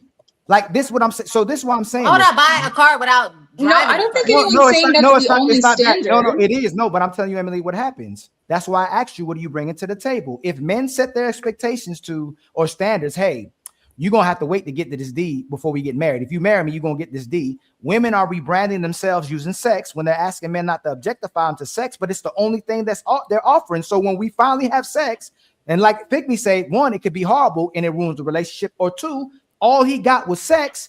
There's nothing that brings value to the relationship, because that's why I asked you what else, and this is intentional too. I want to have more conversations with you. You seem like you're very intentional, even off this, because that's what you do on your platform. And I really feel like you're trying to reach people. If the standard for a woman is that when she expects a man to be with her, he has to wait for sex, it's already done because your value is sex. You're not telling him you're getting anything else. Is this woman going to be able to maintain a home? If she's a virgin, then it's okay. Is she? No, is that still not okay too? I have more standards, and I'm fine being submissive to the man. I just think like what some of the other gentlemen were saying, like the God comes first thing. So it's not like that's my only standard, and that's the only thing that matters, and you have to change if you're gonna want to date me. And it's not like that. You missed my point. You missed my point. It's for your stand. Women got standards all the way to the universe. That's one of your key standards. What are the standards you're going to meet when a man meets you and you're telling him to wait for sex? Because it's about what he wants. But you already told me if he doesn't wait, you're moving on to the next person. But it already didn't work when you were doing what you wanted. And now you're saying, hey, this person, I'm doing what I want still. And you have to wait to have sex with me. And the guys go, hey, what do I get for waiting to have sex with you? Like what benefit is to get in a relationship? Because you're doing solution based. The relationship has to benefit the man, and it has to benefit the woman. And most women do. Hey, Ali, what's going on? I'm practicing celibacy now. I'm abstinent. You gotta wait to marry me, and you're gonna make the marry me, and that's a death sentence. All the woman is doing is setting her happiness or her worth based on sex, and most women, not minority. And all he gets is sex. And when that relationship ends up happening, there's nothing else where that man benefit from that relationship. That's all I'm saying. What should a man get? And if we can't concretely say what he gets, but he has to wait for sex, relationships are done. Yeah, I'm looking for somebody with the. Sorry. No, it's okay. Still talking. Okay.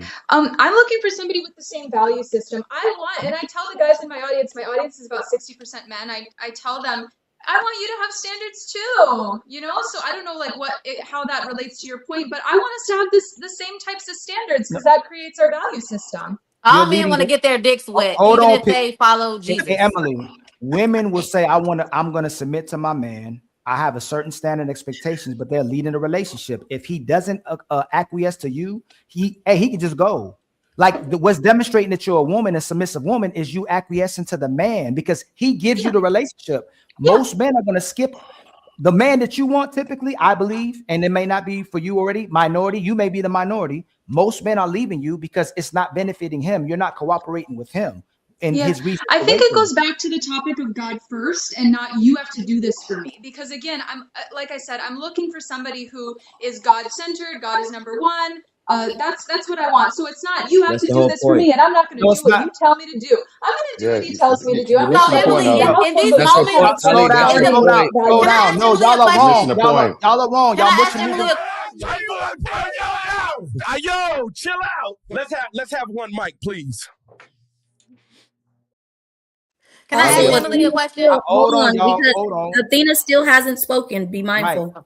I would rock with you, Emily, if God told us the same thing. The problem is everybody's weaponizing God. God told me this is what I need to have. God told Fred this is what he needs to have. Emily said God told him something else. Thomas said God told him something else. Everybody, instead of us aligning based on the fact that a woman's supposed to cooperate with the man gives her security and she gives him love, we're going, hey, that's not what God wants for me. But most of us are not talking to God or don't know God, and not saying you don't know God, but he's not telling us all the same thing. So we're weaponizing Christianity. We're weaponizing Islam, Israelites, all forms of religion, because we keep telling the other person what God said. I'm not going to listen to you because I'm doing what God said first, when in reality, the person is doing what's best for them, not for God.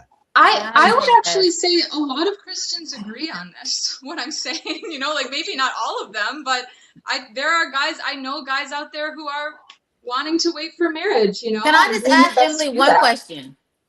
Pick me, and right after you guys have this, it's going to be Athena.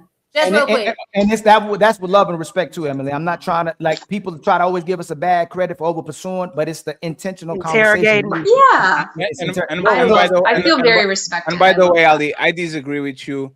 A woman with 2 bodies or a woman with 50 bodies, both of them are addicts. I just pick the one that is going. Like, you see what I'm saying? Like a woman with bodies, a woman that is having sex, a woman that is not having sex. Both of them are going to be addicts. If they're fucking you, not or the thing is, at least you are actually getting something that a lot of those people didn't have. But she's going to be addict regardless. You are just asking, why would more than the addict of having a woman, I still have to wait to get the thing that you are giving to other people? And pick me. I'll come right back. Like, I swear to God, 5 seconds. Okay. We all know, men and women, when a woman actually loves you, she'll break all her rules and she'll change her religion for you as well too. And that's the point about this. When she loves you, you don't want that woman in. Yes, you do. Yes, you do. That's you don't want that woman. Yes, you do. Time out. Time out. Ali, are you coming in with marriage? Stop. Pick me. Go ahead. I just want to ask Emily, in the event that you met a man that you did want to be with, and you guys are talking about marriage and all of that, and he's on what you're on, he's like, okay, well, I'll wait to have sex with you, right? Are you okay with him getting his dick wet somewhere else until you guys get married? I want a man who like Dame said, I want a man who is wanting to be celibate until marriage for God, and that has nothing to do with me. Like, he wants to be with me, right? But it's not because of me. It's he wants to be celibate for God. So it's not that, oh, I'm going to tell Emily this, but I'm going to do this in the background. It's I want to be celibate for God. He wants that. I want to be celibate for God. Are you okay if you never meet this man? Yes. Yeah. All right. That's yep. fair. I've already made peace with that. Okay. Beautiful question. Hey, pick me. That's the best question of the show. That's the best question of the show, y'all. Yeah. That's the best. And she was honest. She was honest. No, it wasn't. My question was better.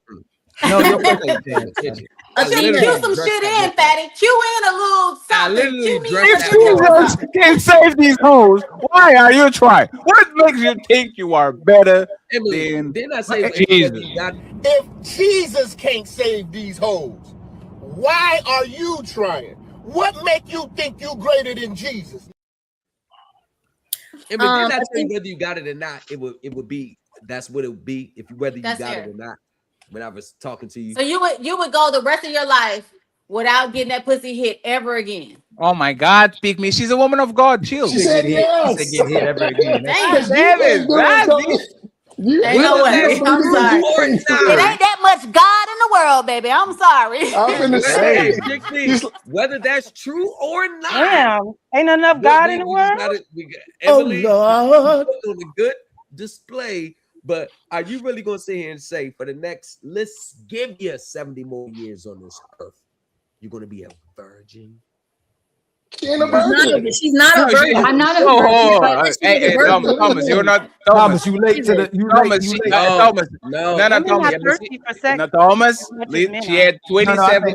She had 27 stops before you got to this one, Thomas. She's not a virgin. Nah, I know. That's what I'm saying. That okay, let me preface again. Athena, you have the floor. Okay. Go ahead, Athena. So, ladies first. Ladies first. I do want to address this because this is something that I struggle with too. I was married at one point and sex was readily available whenever and however and whenever. Things will be together. What's happening? There's what this says, whatever. There's Shakira's song. The soundtrack. That's crazy. You said whatever. That's what you said. I'm sorry, you guys.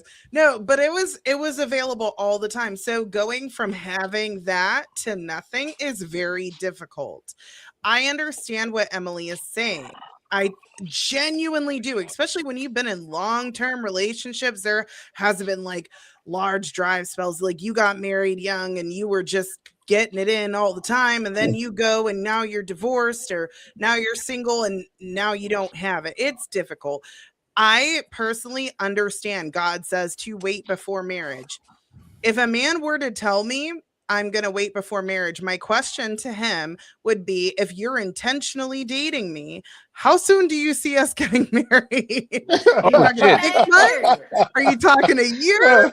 Because if you're talking, that's actually great. Hey, Tina, that's actually great, Tina. That's a great point. What you doing on Tuesday? If you're talking 6 months to a year, I could wait. A year, I would be clawing. I would be clawing at myself. You cannot be with someone that long. So here's the other thing. People who wait until marriage, they tend to get married real quick. They are very intentional about their dating. They're like texting all the time. They're okay, but based calling off all what the you're time. saying, wouldn't women be weaponizing marriage though? Like if you're making him, if you're not a virgin and you're making him They wait could. for They marriage, could. get it? They're They weaponizing could, it. yes. Well, they Okay. could. It may Go not ahead. always be As they should. their As intention. they Remember, should. she's not making her wait. He They wants to should, wait though. too. Nobody's making anybody wait. Athena, as they should. You should weaponize your coochie to get what you want. The problem is you give it to everybody, and then you say, "Nah, I don't want to." Hey, to get married, you have to buy it. Can I ask No. just one more question? Because No, I one haven't. second. I don't know Let about Let Athena her talk. land the statement, and then you go ahead and you ask. Okay. Go ahead. So me personally, as a woman who is not a virgin, if a man's like, I know within 6 months to a year, if I want to marry someone, I'm intentionally dating you. I already took the time to actually get to know you. I could do that, right? 100%. Now, I understand where a lot of men are like 27 bodies is quite a large number, right? People make mistakes, and I'm not trying to throw any shade on you, Emily. I'm just saying that I could understand a man being like, you know what, that's too much for me. But I appreciate her honesty. This is one thing I always tell men. Don't ever ask a woman her body count, because here's the thing. A lot of women lie. And the moment you ask her, that cues her in, oh, he cares. So if she has a high body count, she's going to lie to you. If you don't ask that question and you kind of play it cool, and then you start asking her questions like, oh, what did you used to do for fun? What are your hobbies? Tell me about your friends. Listen to the gossip about her friends. If her friends are out partying and screwing men, or her friends are cheating, birds of a feather flock together. And if she's really young, there could be a little bit of grace on that. She may have to learn that, because I had some friends when I was younger, and I had to separate myself because I saw how they acted, and I was like, this is not for me. And I literally told a woman once, I will not get married if I'm standing next to you. And I cut her off. I was like, you're a 304, get away from me. And so when girls are younger, I could understand maybe having some not so good friends and then being like, okay, no. But once you get to a certain age, if you have friends that are out there just doing the thing, and the woman's still friends with her, that she is like that. So I encourage men, don't actually ask the question, because if she's going to lie, she's going to lie to you, and she will hide a lot of stuff. But if you pretend like you're open, like, oh, it's cool, and you do some other probing questions, she's going to reveal herself if she thinks you don't care. What you're saying is to lower their guard by not being as absolutely. Please, yeah. But that's the thing, Athena. Just these right. Can I just? I want to ask you. I know he speak me and Thomas with the question. I'm not a good host, but I'm a good observer. I saw it. Okay. I'm just saying, if a woman going to lie, she's going to lie, no matter if you ask her or if you don't.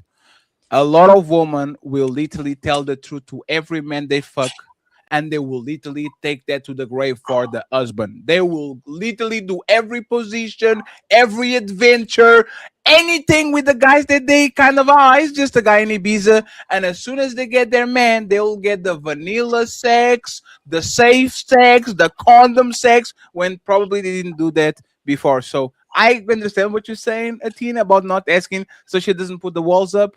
But respectfully, most of these women, if they see you as a future boyfriend because you have resources, you look good, you are respectable, you are the father of my kids, they will come from the get-go like that. Me, I don't do that on the first date. Yes, you did, because my friend Thomas got and he told me, right? So woman will literally give the best of them to the worst and give the worst of them to the best. But and you can bring her around your friends. That's why I tell everyone, start off as friends, getting to know them, bring them around your homeboys. See how they act. See if they start talking to your friends, like, and talk to each other. There are ways that you can, find things out. And yes, women are going to lie, but the safest route is to not ask and to just observe and just be like, oh yeah, I'm accepting, and then make your decision after she reveals herself. But Athena, the only thing I'm hearing is robbing a man of clarity, robbing a man of making an informed decision. Why does the man have to be robbed of these critical because information? we live Man, in a hold world on. of things. I got you, Athena. I only trying to say this is because why is it so much on the man doesn't have to ask versus women stop doing things that you know you're going to be ashamed of standing on? If you know you're going to be ashamed of standing on, don't do it. It's like because they already did. But no, hold on. I say that all the time. Because Thomas, because they already did. Like, remember, average age of marriage 29. I asked Emily, what can I do to stop this woman from going wild and call nothing? These women are going to literally burn themselves and then come to you and says, "Do you have a fire extinguisher?" Like, that's what I'm saying. Like, it's not. There's nothing. But I here's get the thing. I No, get I that. get what you're saying. But Hold the on. message should Let me be, if clarify you though. can't I'm not telling women not to do that. But you should. And no. Everybody stop. Respectfully. Hey, Thomas and Tina. You have to give the best advice for the woman and the best advice for the man. The best advice for both genders is conflictive. You are going to say, "Hey, brother, if you go on a date with the Tina, try to get the pussy as fast as possible. So that's out of the way. And now you see actually if she's into it for you, because now you got it and all that." And on the other side, I have to say, Tina, if that guy comes in, don't give him no coochie, because now you have leverage. See if the guy invests in you, if he likes and all that. So go like it's fine to tell woman to protect that coochie, even though they gave it away, so they can get their results. If we are going to tell the best thing for both sides, both of them are literally contradictions. But I agree with the let's be honest about it. The problem, once again, is that the things that women want on a man are easy observable. I know where your job, I know where you live, I know if you have a family. I can see these things. We value the body count. Hey, bro, you need to go to Minority Report, talk with her sister, talk with her college friends. By the time she gets to you, you have no recollection of what happened. So you are right, Thomas. What it should be. But you're going to tell a woman to come to. You're going to tell a woman that wants Damien and says, "Oh, Damien, I heard you on the podcast and you said 60. My bad, I have 63." And now she out. She's going to say 57. I'm actually going to tell her, Thomas, lie to Damien, say you have 51. Just in case. You Don't lie to Damien. If he Damien likes happily married. He ain't lying. enough, You don't need to lie he's to me. going to rock. I Can noticed I that just internet shit. I If got he you, likes Peek Me. enough, he's going to rock. All I'm saying is women preference on a man. I want an honest man. I want a man that doesn't lie.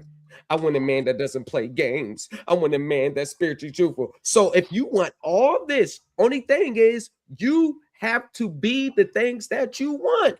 If you want a man that's honest, be honest. No, what he wants. No, Thomas. So are you saying that No, Thomas. You No. can't expect No, everyone Thomas. to No, do Thomas. what it is Ali, they you want. hear what I'm saying? Like, I'm out. I got a question for You're Thomas. intentional, Thomas. I know where you're Hey, going with hold it. on. No, We can't. Everybody can't talk. Hold No, on. it's Ali, Speak Me. explain it for me, No, 'cause Thomas. No, Thomas. You have money. You get a woman that is broke. You are tall. You get a woman that is short. You are strong. You get a woman that is weak. You are strongly. You are strong emotionally, and you have a woman that is not. Like, relationships are not symmetric. A lot of times, I will tell you this: the best relationships is when the woman is honest and the man lies to the woman, and both of them know exactly what's going on. I didn't say this in public. Listen carefully to what I said. Kids from an African background, and you kind of going to understand what I'm saying. The best relationship is when the woman is honest and the man is willing to lie to her, and both of them kind of understand exactly what's going on and they move along. I don't want two people to be honest with each other for a single fact. The day that woman be honest to us and the day that we be honest to them is over. All these relationships are based on lies and omissions. All these 40 and 50 and 60-year-old relationships are based on a bunch of things that your woman were really thinking about you on that year 7, but she spared you. So now you got to year 8, and now the thing actually got better. And now we are year 9, 10, 11, all that. The day that we start to be honest with each other, nobody will have a relationship anymore, because there's going to be a point of time in our relationship where I will despise looking at you because I remember what you did on the da da da da da da. But that's how you get through 40 and 50 years of being honest with each other sometimes, Fatty. We cannot have this bubble wrap relationship society, Fatty. It can't be just bubble wrap. I lie to you. I omit this here. Sometimes becoming one with your partner and finding true love is to be honest and open, even if it hurts and we shy away from it. Hold on. That's not realistic. Can the person, the brother who's been in like with a certain for almost 20 years? No, you are married the most, but you said 50, 60 bodies, you are disqualified. No, hold on. Next question. No. Listen, I love Steve. I know, dude, Thomas. What you said sounds amazing, and it'll fit nicely in a Hallmark card, but it's not reality, brother. There's going to be times where you don't want the person to be honest, or you just don't want to know the answer, so you don't even ask the question. And sometimes you just don't. You are just going to be like, I mean, seriously, I feel like. I think men don't want as much honesty from their women as they think, because they lie. I think our egos are so lie to me. We can't handle the truth. Just like same thing. I think there's gotta be. Oh my God, Ferry, this is the biggest I ever got. You so deep. Lie to me, please. Lie to me. I want to be lied to.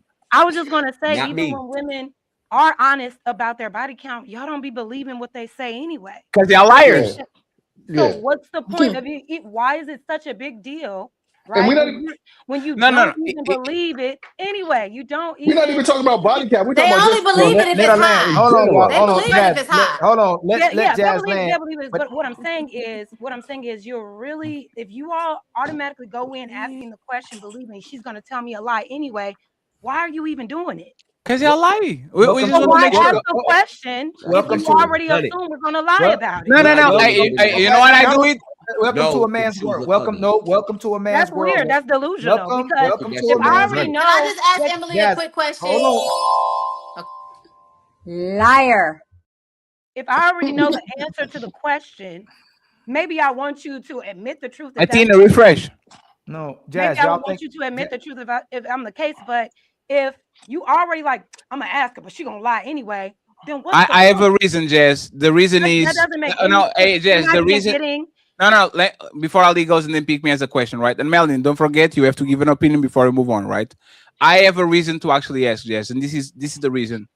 I want to cross-examine what you say on the day that I meet you, and 4 years in when you forgot what you said to get me. And this is a lot of times when you get women actually being hoes on the past is I had 3 boyfriends and I have 5 bodies. You're not gonna break up with her though. And then you find somebody on the party and your sister says, oh, Jazz used to date Tyrone. I was like, 1, 2, 3, 4, 5. Wait, you said 5 and Tyrone wasn't there. Who is Tyrone? But that's my point, right? But that's my point. A lot of men ask just to make sure that in the future they have a point of reference, because, for example, a lot of women saying I'm a feminist when they don't see you as a dating partner, and when they get close to you, when they see you have money and something, I want to be a stay-at-home mom and I want to be submissive. I want to know the first point of reference so I can actually compare it with how you move on the relationship. And now I know each other. One question before I get off, because I gotta go cook Sunday dinner. Right, and I gotta go watch my Bears. But look, are men more concerned with the other men of a woman's past than actually the woman that he's with? Is that more important to you? No, it's the woman. No, it's not the other man. It's the woman. Oh, but if she told you, some men are, not me. Right. About that as long as you don't date nobody from the cartel, most men don't care. Like, okay. As long as I don't know you, I don't want to be shaking hands with some dude that you can't be my boy. And I get that. Oh, I get that. It does get weird when it's like a proximity thing. But I'm just saying, like, when you asking about a body count, you're concerned about how many men, who were the men, what are the men. Is that more important than who you're actually getting to know? It depends. Most women are not dating the kingpin from the favela. You see what I'm saying? Yeah. Most women are dating guys that are bad boy-ish, but they're actually not dangerous like that. They have the look, right? A lot of times, once again, If you come, for example, from, you say, I grew up in an orphanage. I grew up on an impoverished environment. I grew up, like, I need to know kind of who you dated. Who you dated, in my opinion, is very important. Your 3 boyfriends, I need to know about them. I need to know what they did, how did they got you, so I can actually do it. Who you sleep with, woman will sleep with everything. Other than dogs, allegedly. So the previous men does matter because you want to operate with her based on how she operated with other men. No. I don't want to feel like The previous boyfriends. Let me give you an example, right? And pick me, please ask the question after me. I need to know how they did it, so I listen, know Jess. how to do A it. lot of times it's not even for the sex. Let's do this, right? Imagine that I go to a woman and she said, I used to date a man that was a CEO of the S&P 500. He had 3 mansions, 3 Lamborghinis. He took me to trips 5 times a year and all that. I want to know because I can compete. I'm not even trying. I know I know I can compete. You are used to a lifestyle. You are used to be to certain places. If the only place I can take you is to Oklahoma City, I'm not going to even take a chance because I know you are above my pay grade, right? For most men, yes, of course, yes. Of course. If Beyonce was available, all the men on the panel would say, "Let me marry you, Beyonce." Even though nobody has a chance. She was married with the billionaire. You are going to have sex, and Y'all in my want to opinion, know if the nigga dick was bigger than y'all's or not? That's all it is. And then he sucked you better than you. That's Did why he smash you up against the Oh wall and my put your God, head through the fucking mattress or not? That really, you know what's fucked. Hey, you know what's really what fucked. it boils down to. You know, hey, you know what's fucked up? Pick Y'all me. don't want. Hey, pick me. You know what's fucked up? No. You know what's fucked up? I'm sorry, Jazz. There's 2 things that are fucked up. You waited 37 minutes to ask that question, which is very fucked up. That's not the question I wanted to ask Emily. Okay. No, it's not. And I will say this, right? The day that men start talking with y'all the same way y'all talk about men, y'all will lose my mind. Imagine if I came over here and I said, I want to know who your ex-boyfriends are. No, you want to know who my ex. Been asked that. No. If you come to me, her pussy wetter than mine? let me finish, Who please. your ex-boyfriend? Please, let me finish, please. If you come to me and you ask me about my ex-girlfriends, and the first thing I tell you is, yep, they were tighter than you. Yep. Oh, they were so tight. Every time I get inside of you, I don't see no walls. It's like a blind man walking in the cave. If I said it to y'all, all of y'all would freak out. But there's the thing. Y'all are so used to talk about men's sizes that when we talk about your loose assholes, now we have a problem. Respectfully, it's not about that. Assholes. Hold on. I'm not asking you about no That's other not. bitches. Like what? When I go into a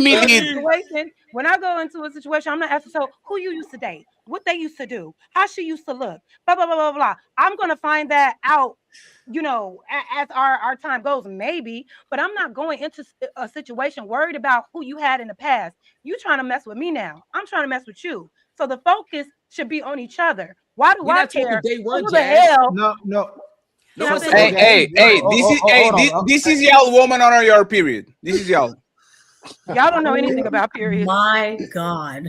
Y'all don't know anything about periods. God, Daddy. But my point is this. My point is this. If you're going into a situation with someone new, so consumed with who they dealt with before you, are you really being intentional about who you're dating? Or you're just doesn't her past matter? Yeah. What if she dealt with somebody that put a lot of trauma on her? Like what if she dealt with somebody that has ruined her? So I guess it would have to matter for him. No, but that's a lot of baggage we got to worry about. So if that happens, right? If it's a woman that you meet and she has had a lot of trauma on her, she won't even have to tell you that. Niggas got trauma too. It's going to show up in her behaviors, how y'all interact, how y'all deal with one another. You're going to see, like even if you're being a normal dude and maybe you don't call her, you know, when she thinks and she automatically assumes you with another woman, you doing something crazy. That's someone who hasn't dealt with their trauma. Leave that girl alone. So nobody said you got to deal with that shit. No. So if so the the man is worth something, they will fake it until they get commitment, until they know that man is in love. They will fake a lot of things, and men will do this too. This is men and women. People will fake things when they know that the person that they're talking to is higher value than them, they will fake a lot of shit until they know they got you in the hook. Like what? Like faking they're crazy. Do you know how many men? Oh my God! I can't believe I'm doing this. This is the first time I'm doing it. Oh, stop, Freddy. No, come on. Come on. Hey, respectfully. Come on, man. Come on. Especially women who always got some shit to Hold say on, y'all. about Hold on. men So, when because talking about they in a loving relationship, they always got shit to say about black men, but they always seem to find themselves in love relationships. So if they're saying black men this, men ain't doing this, men ain't doing that, is that a representation of trauma that you haven't healed? What? Oh, he's talking about women in general when they're always talking about what men are not doing. Would that be an example of trauma? Yes, absolutely. Yes. That's a woman with unresolved trauma. If you're around somebody that is so negative, every word that come out their mouth is how they hate men, how they hate their friends. That is a miserable ass bitch, and you should not deal with her. No one is. That's what I'm saying. Like, But Jazz, hold on, Jazz, let me Jazz, finish. but that's what you Hold do. on, let Jazz land because Pick Me has a question. My thing is this. I hear a lot of y'all say, like, we have to accept this. No, you don't. If you see all of this trauma on this woman, she's super negative, always saying something disparaging about men, run and run fast. Nobody is telling Jazz, y'all hold on, my turn. Hold on. No, can I have a quick interjection real quick? Ladies Of course, first. Melanie, because you haven't had no interjection. We love you, Melanie. Thank you very much for being here today.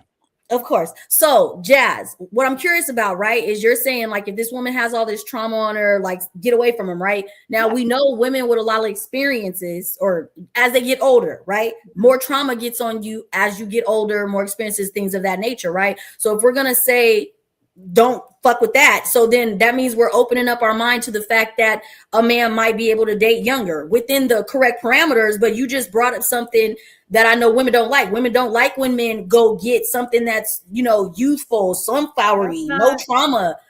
Women usually want men to date women around their age, right? But the vast majority of older women have trauma, so that would mean that it will be okay for them to go younger within the appropriate age range. Where are the They got trauma in another nigga. This is hold on, y'all. Hold on. Where are the stats? I'm gonna give you the stat. I'm gonna give you. Where are the stats that prove that older women got all this trauma and younger women don't have none at all? Wait. One second. One second, please. No, Jazz. That doesn't make no sense. Who has more trauma? A car straight from the lot or a car with 400,000 miles? No, Jazz. This is an analogy, Jazz. Jazz, hey, Jazz, one second. Jazz, let's assume this, right? Let's assume that the man is a warrior, right? Who has more trauma? A 17-year-old that never went to war, or a 43-year-old that went to 3 tours, went to Iraq, Afghanistan, is more probable than the guy that is the older soldier, has way more scars, way more PTSD, way more things that is going to scar his psyche and his body than the younger man. We can say the same about the basketball player. We can say the same thing about like you see what I'm saying? Life is going to be wear and tear. So let's go with that. Go ahead, Ali. So why body count doesn't matter, right? You don't stay with who you have sex with. You don't have sex with who you have. You don't stay with who you have sex with. You don't listen to who you have sex with, and you having sex with men you eventually don't like for the same reason you got with them. We will stay with women forever. Y'all aren't being loyal. And the main thing about this conversation is this: trauma builds us. Like, it actually makes a man. Y'all want us to be broken so bad, but life builds us. Trauma breaks y'all. That's why when we have sex, it makes us. No, it doesn't. No, y'all wanted to. So this is the thing. This is the Ali, thing. I would disagree. Ali, no. Ali, let Ali finish. Ali, can you either with the? Trauma is not gender specific. Hey, this is the best quote that. Hey, 1 second, friends. This is the best quote that Ilkan Ali has said. I never met a man that had 70 bodies and had to go to therapy to fix that. And had to get baptized. And had to get baptized. Hold on, Jazz, hold on. Women it only take one heartbreak for y'all niggas. Women, and I'm gonna get to that, Pick Me, which is amazing what you just said. I'm just saying, one bitch I'm gonna tell you why. I'm gonna tell you why. About the girl that broke their heart in grade school. Can I land? This is how much y'all don't really empathize with men. Can I land though? Yes, go ahead, Ali. Sorry. Now we'll have sex with 50 men, or 100 men have to get baptized, where it'll make man happy for having sex with 50 women or 100 women, because most men can't get women. The part about this is what Pick Me just said, is that we get messed up by the women who lie to us. A hoe don't, and we ain't tripping over no hoe. I know you a hoe. Let me finish. It's not the same at all. I told you again. We ain't tripping if you a hoe. We ain't tripping. We know how 30 bodies. We ain't tripping. We know you was passed around. It's when y'all tell the biggest lie and make a man think you're something that you're not, and then you break his heart. That's what actually breaks a man. Trauma, that's the trauma, if you want to talk about that, is a man being lied to and his heart broken. But experiencing life, the hardships of life, that's what God made us for. If you're a religious person as well too, or you believe in nature, hardships make a man, hardships break a woman. The only part you're supposed to get hardships with is your man and your children, and you run away from that responsibility as well too. Y'all can't take them kids. You can't take your job. You can't take loving a man. Most of y'all ain't consistent to nothing. So just be real about this. Sex traumatized y'all. Now you got to heal until 2000. Sounds like trauma to me. You got to heal too. I know. We not talking about healing. Y'all have to heal from all the sex you have from men. Ain't no man coming on here and said, hey man, Fatty Thomas, yo, I had so much sex, man. I got to heal, man. I got to go to therapy and I got to get baptized. That's because y'all don't realize. Jazz, you see how my bad. Go ahead. I love you, Jazz.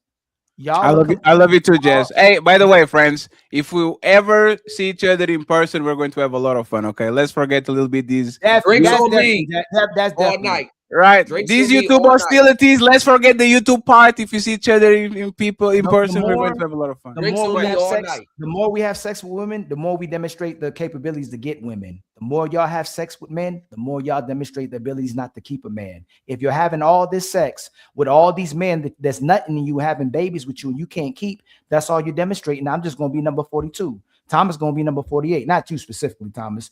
And Fatty too. When we get women, it's a bunch of women that we would have stayed with if they cooperated with us. You give Thomas 5 women, he's staying with her. You give Fatty 5 women, he's staying with her. You give Ali 5 women, I'm staying with them. Y'all leave 1 man, 5 men, 20 men, 100 men. They get baptized and say, you know what? I'm waiting, and it's no shot to you, Emily, till I find a man who will wait for this woman who still hasn't remained loyal to nobody, including God. And Ali, and Ali, remember, it's God that always tells them to leave the relationship in the family. Remember, that's true too. God, can I ask Emily my question before I pick me. Hold on, real quick. Hold on. Pick me, gaslight me. Pick me. You gonna ask questions? Stop saying you asking a question. I just want to ask Emily a question. That is very important. It's ladies. Hey, please. What you say, Thomas? Thomas, I promise. You promise you're going to go uninterrupted. Please don't ask to describe the labia. Go ahead. She love 50 Cent 21 questions. Don't let me land, Ali. Let me land. I got you, Thomas. Don't worry about it. Let's ask the question and Thomas interrupt. I just want to ask Emily before I get off here and go cook dinner for my husband.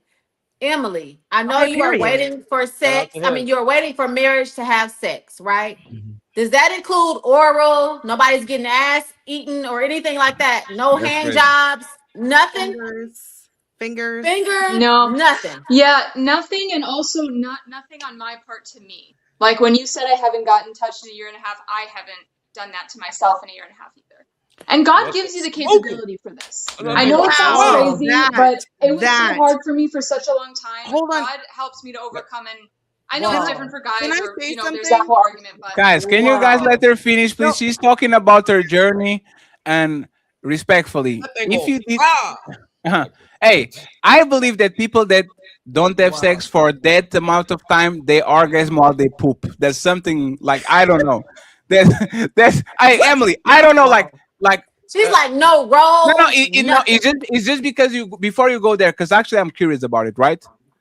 Like, what actually happens to your body when you refrain yourself from any and toys? Like, what happens to you exactly? And then I'll ask can have it, okay? I know Thomas wants to go. You do have a release, but in your sleep when you need it. Because the body is so smart like that. So when you do need it, it happens in your sleep when you're unconscious. So you just wake up and that pussy be just wet. Oh, no, but that's the thing, right? Like when she's resting, like a dream or something will have her go through that experience. So you are telling me that God you are going in favor of God, and God is sabotaging your own journey by giving you a body that does that by itself. A man I don't It's in know. her. It's when she's sleeping in her dreams. A woman. A No, but woman. that's the So point. like a wet dream? Why would God not? Yes. Why would God tell you to be celibate while He gives you a body that literally either you wake up with the hard on or you have all those juices spread by your leg? Like, why would He give you that body but tell you don't do nothing with it, don't play with it, you better don't do it? But like, why would He do that? Because you're supposed to get married and have a lot of sex and have a lot of It's babies. 14. Well, that doesn't happen at You're 14. supposed to get Maybe boys. But Tina, when I was 14, Tina, I would have to. boys. I would have to sleep. Did you Hey, say Athena, 40 or 40? Athena. I am not an advocate of child marriages. No, Athena, when I was 14, Athena, when I was on the 9th grade, Athena, I would have to sleep up. Because if I slept with my belly down, I would hurt myself of how bad it is. Like, but that's natural for of you. course, you're a teenager. That's where you get your puberty. 40, and I was like, what? No. 40 doesn't work anymore. I have to get some pills. But I'm so done with you.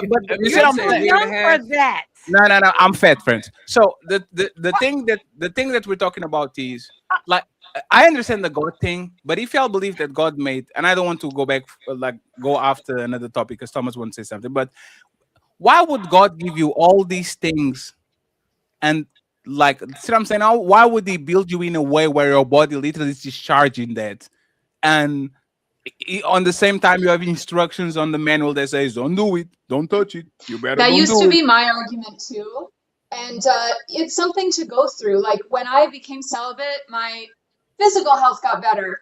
My mental health, emotional health, spiritual health. I'm not saying it'd be the same for guys. You guys can make your argument with that too. I'm just saying this is what happened to me. And so it's been a really rewarding process and I actually love it now. It feels good to wait and I figured out how to remove the temptation. Not saying it's the same for guys, but it's a process of waiting and having faith that I don't have to compromise on my values because God will show out in my life. So that's the way I look at it. And honestly, when you do if a take man those touch you breaks right now, like you may that, have a seizure. But if I go more than 2 days without sex, I get headaches and everything. might have a I seizure. feel like I get sick. You're married, pygmy.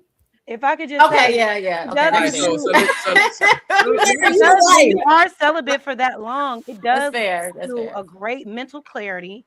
You're more confident in yourself. You built so much discipline. No, it doesn't. You're not weak to the flesh. No, it doesn't. You're able, and your discernment is sharpened. So For one second. For everyone or just for a woman?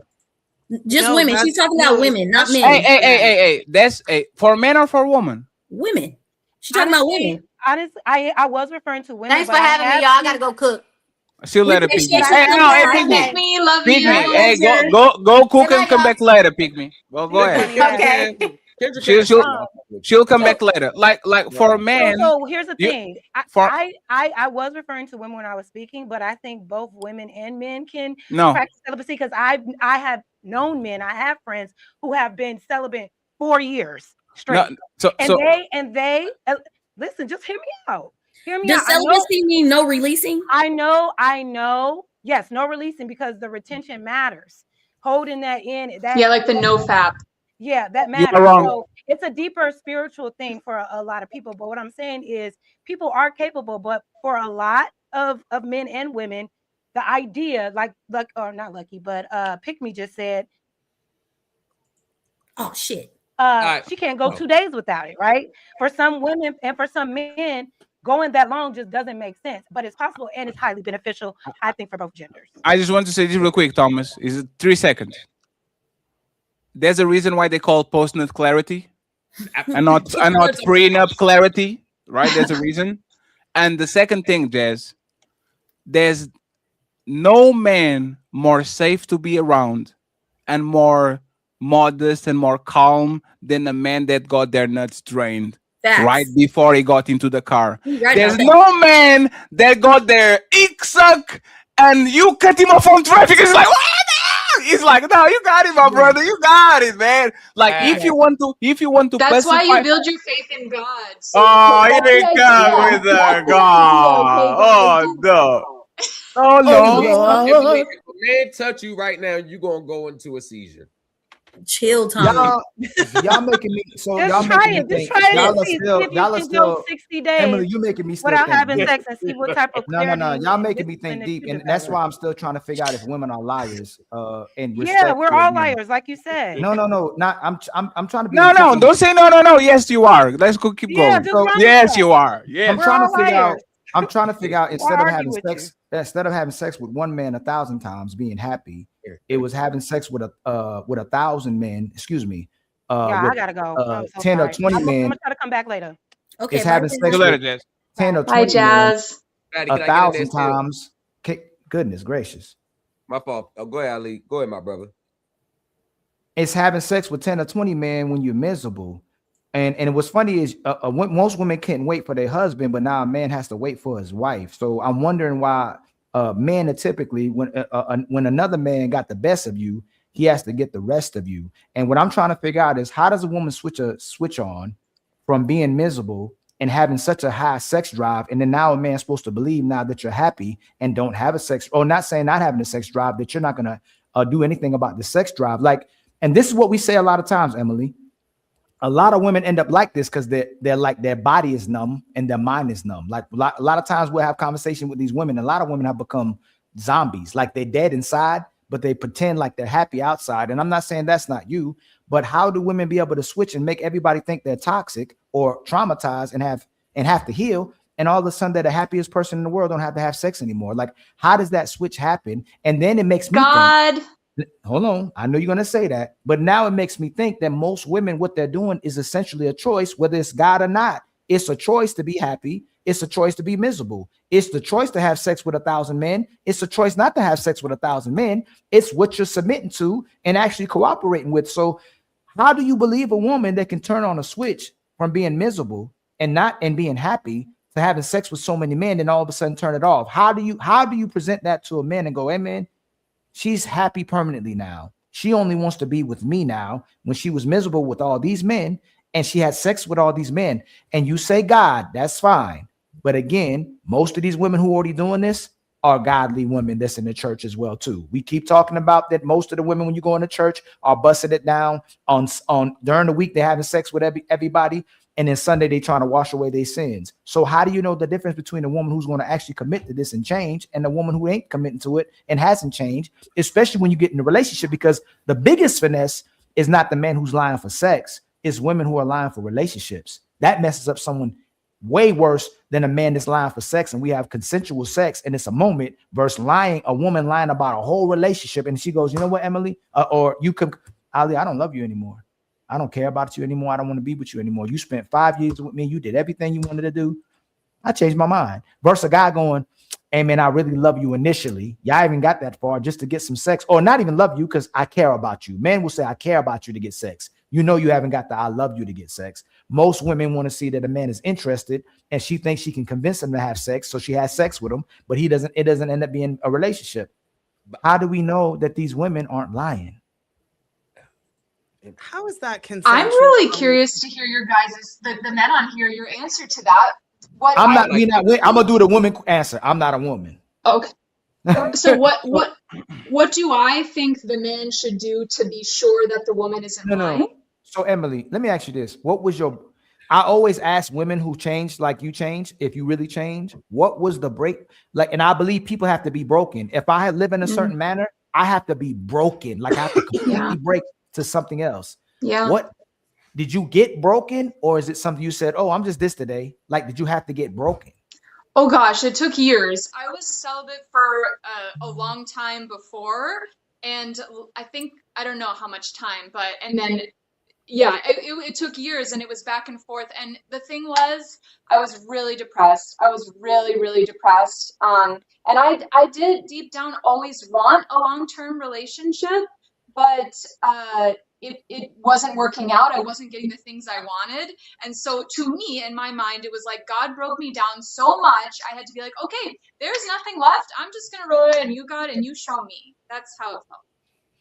No, but that's why. What made you not just be depressed no more? By the way, Ali. Hey James, I dropped the link in the chat saying for ladies only, but since you jump on the panel, like, what is your opinion about what's going on? Do you have like anything to say about what's going on? All right. It's a lot of stuff that's going on. This is Sparta!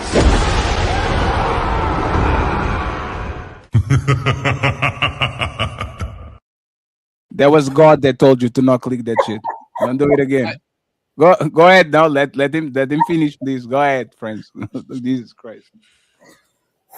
Yeah. So how like what broke? Like if that nothing didn't break you, then how did you just switch on? If you were depressed, what made you undepressed? And I know you keep saying God. I'm not going to take nothing away from God. What made you turn to God? You were depressed. Yes.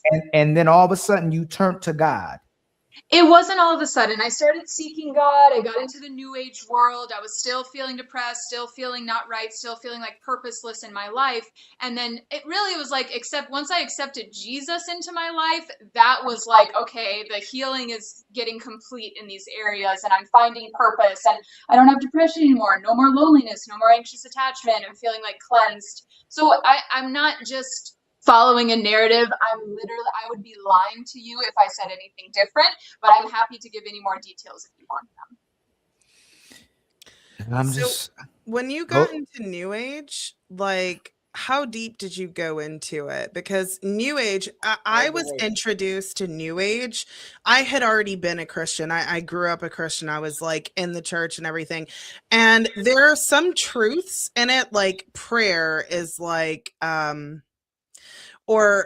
manifesting is faith, right? There's a lot of truth in it, but there's also a lot of lies in it. So how deep did you get? I'm just curious, and I'm asking you this because I had a friend who was like, oh yeah, you could be Christian and New Age, and they were trying to show me things, and I saw a lot of things, but I'm curious how deep you went into it. Deep into what? So I can New Age. The whole, whether it's manifesting, tarot cards, what's it called when you leave your body and you astral project and all of that. My question is, how deep did you get into that? Deep. I worked as a psychic. I was doing those tarot cards for people. Deep. Yeah. And the reason why I got out of it, which again, like you said so smartly, like so many concepts from New Age and Christianity converge, and like so many concepts from New Age spirituality are in the Bible, like manifestation and like, prayer and believing. Jesus said, like, if you believe and, then it will happen for you. But the reason why I got into the Christian community, because I wasn't getting full results until I let Jesus into my life. I know it's such a classic cheesy thing to say. It literally, I kept asking God, show me truth. Show me truth, God. And this is when I was still literally against Jesus. I was like, God, show me truth. Show me truth. Well, here I am saying, once I got Jesus in my life, yes, I had to do self-development work too, but just the self-development work through the New Age world wasn't doing it for me. So yeah, what I noticed in the New Age world, there was some stuff that felt dark to me, and it felt like that was kind of combining with the light. And then so I think the messed up stuff with Christianity that's clearly hurting people is the religion part. It's the rules, it's the guilt, and Jesus came to like rid us from guilt and shame. So anyway, not to make this a whole discussion on that, I don't want to get too off topic, but how do you should that and that's I'm sorry, I thought you were done. Oh, I want to say that specifically with New Age in general, it's Luciferianism tied up in a pretty bow. It's self-worship. It's you are God instead of you're submitting to God. And so one thing I've noticed is people who got really deep into New Age, and I'm not saying this is you could probably attest to this, but the people who were like really deep in New Age, they think of themselves as God. They essentially worship themselves and they put themselves above everybody else, and there's no humility. And who's the king of arrogance, pride, and all of that? That is Satan himself. And again, there's a lot of truth in New Age, but it's Luciferianism, it's self-worship with a pretty bow. But I'm glad you recognize that, and I hope that you refute all that. There are some truths to it, but I hope that even with like yoga, I hope you realize that yoga is a practice where you're calling upon a Kundalini spirit to enter you. I'm just gonna say that. Just saying. I mean, you kind of gave me like the whole, like, you were at one point the whole new age vibe. Like I know some people. I learned some things, but that's all I gotta say. I'm sorry, Ellie. Go ahead. Can I get in whenever y'all And finish? that's all I'm saying. If I say I'm a man of God, I'm gonna have a congregation, I'm gonna have a family, I'm gonna have a woman, I'm gonna have kids. And a lot of times women say they become a woman of God and they have no family, they have no man, they have nobody with them. And it doesn't make sense to me, because if you're following God's order and you're following if you're following the divine order, it's man, woman, and it's God first, then man, woman, and child. I should see the family. And not saying you don't have a family, and that's what you're the pursuit that you're doing. But a lot of these women that say they got God, they're doing everything but having a family or devoting themselves to an actual man. If it goes in that order, at least a godly man who raised godly children and they have a godly order. They live righteously. But then when you ask them, what does it look like? Hey, whatever we want it to look like. You know, that's the part where they lose me, because if I tell you I profess something, if I say I'm Islamic, if I say I'm an Israelite, if I say I'm a JEW, if I say I profess any type of religion, then my works and what I practice should demonstrate that as well too. And if you don't have it, it should be kind of lines of, hey man, I haven't met I get your point when you said I haven't met someone who aligned to that, but it should be aligned based on God's work and not your interpretation of God's work as well too. You get what I'm saying? I think I'm getting on real quick. But Ali, go ahead, Thomas. I just want to say this, piggyback off one of the topics that y'all sent me tonight. What you said earlier in the show, I find it very interesting when you say that when men who used to be homosexual or did a homosexual act, women wouldn't accept it. Now, if we talk about the Christian religion, now I don't condone, or nor do I'm just want to preface that. But homosexuality is not the ultimate sin of cheating, divorce, premarital sex, tattoos, porn, doubt, black silent, court cursing, imperfect, and all that. But the thing that is a blasphemy against God is persistent rejection of the truth. Number one. Number two, calling good evil when you know it's good, just like calling evil good and attributing it to God when you know it's evil. Now, Jesus, with the religious leaders, they knew his work was righteous, but they publicly labeled it as demonic, just protect their power. Now, what most women would do nowadays is commit 100% blasphemy against God. Want to know how? They will break up their homes just because they got bored and then say God came down from an angelic being and said that, oh, leave your home. That is evil in the eyes of God, but they're attributing that evil to God. Number two, they say, oh, God is going to fix it and send me a man, knowing that they have their evil spirit, their wicked ways, and thinking God is going to reward them. That's another blasphemy. And the one major thing that they do is they always self-sabotage themselves, break up their homes, in their marriages, in the name of God. In the name of God. That's the blasphemy, more than you all saying that you wouldn't accept the man because he did a homosexual activity. I'm not condoning it. That ain't my lane, but I'm just want to show you that women day in and day out commit blasphemy in the name of God, using God's name to cover up their wicked, evil spirits, but then say, I want to accept the man. Right. Women will use God to leave their men. Men will use God to be with their women, essentially. Buckle up, everyone. It's time for some super chats.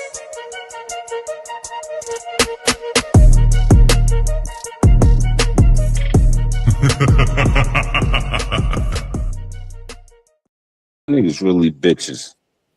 God. Oh, damn.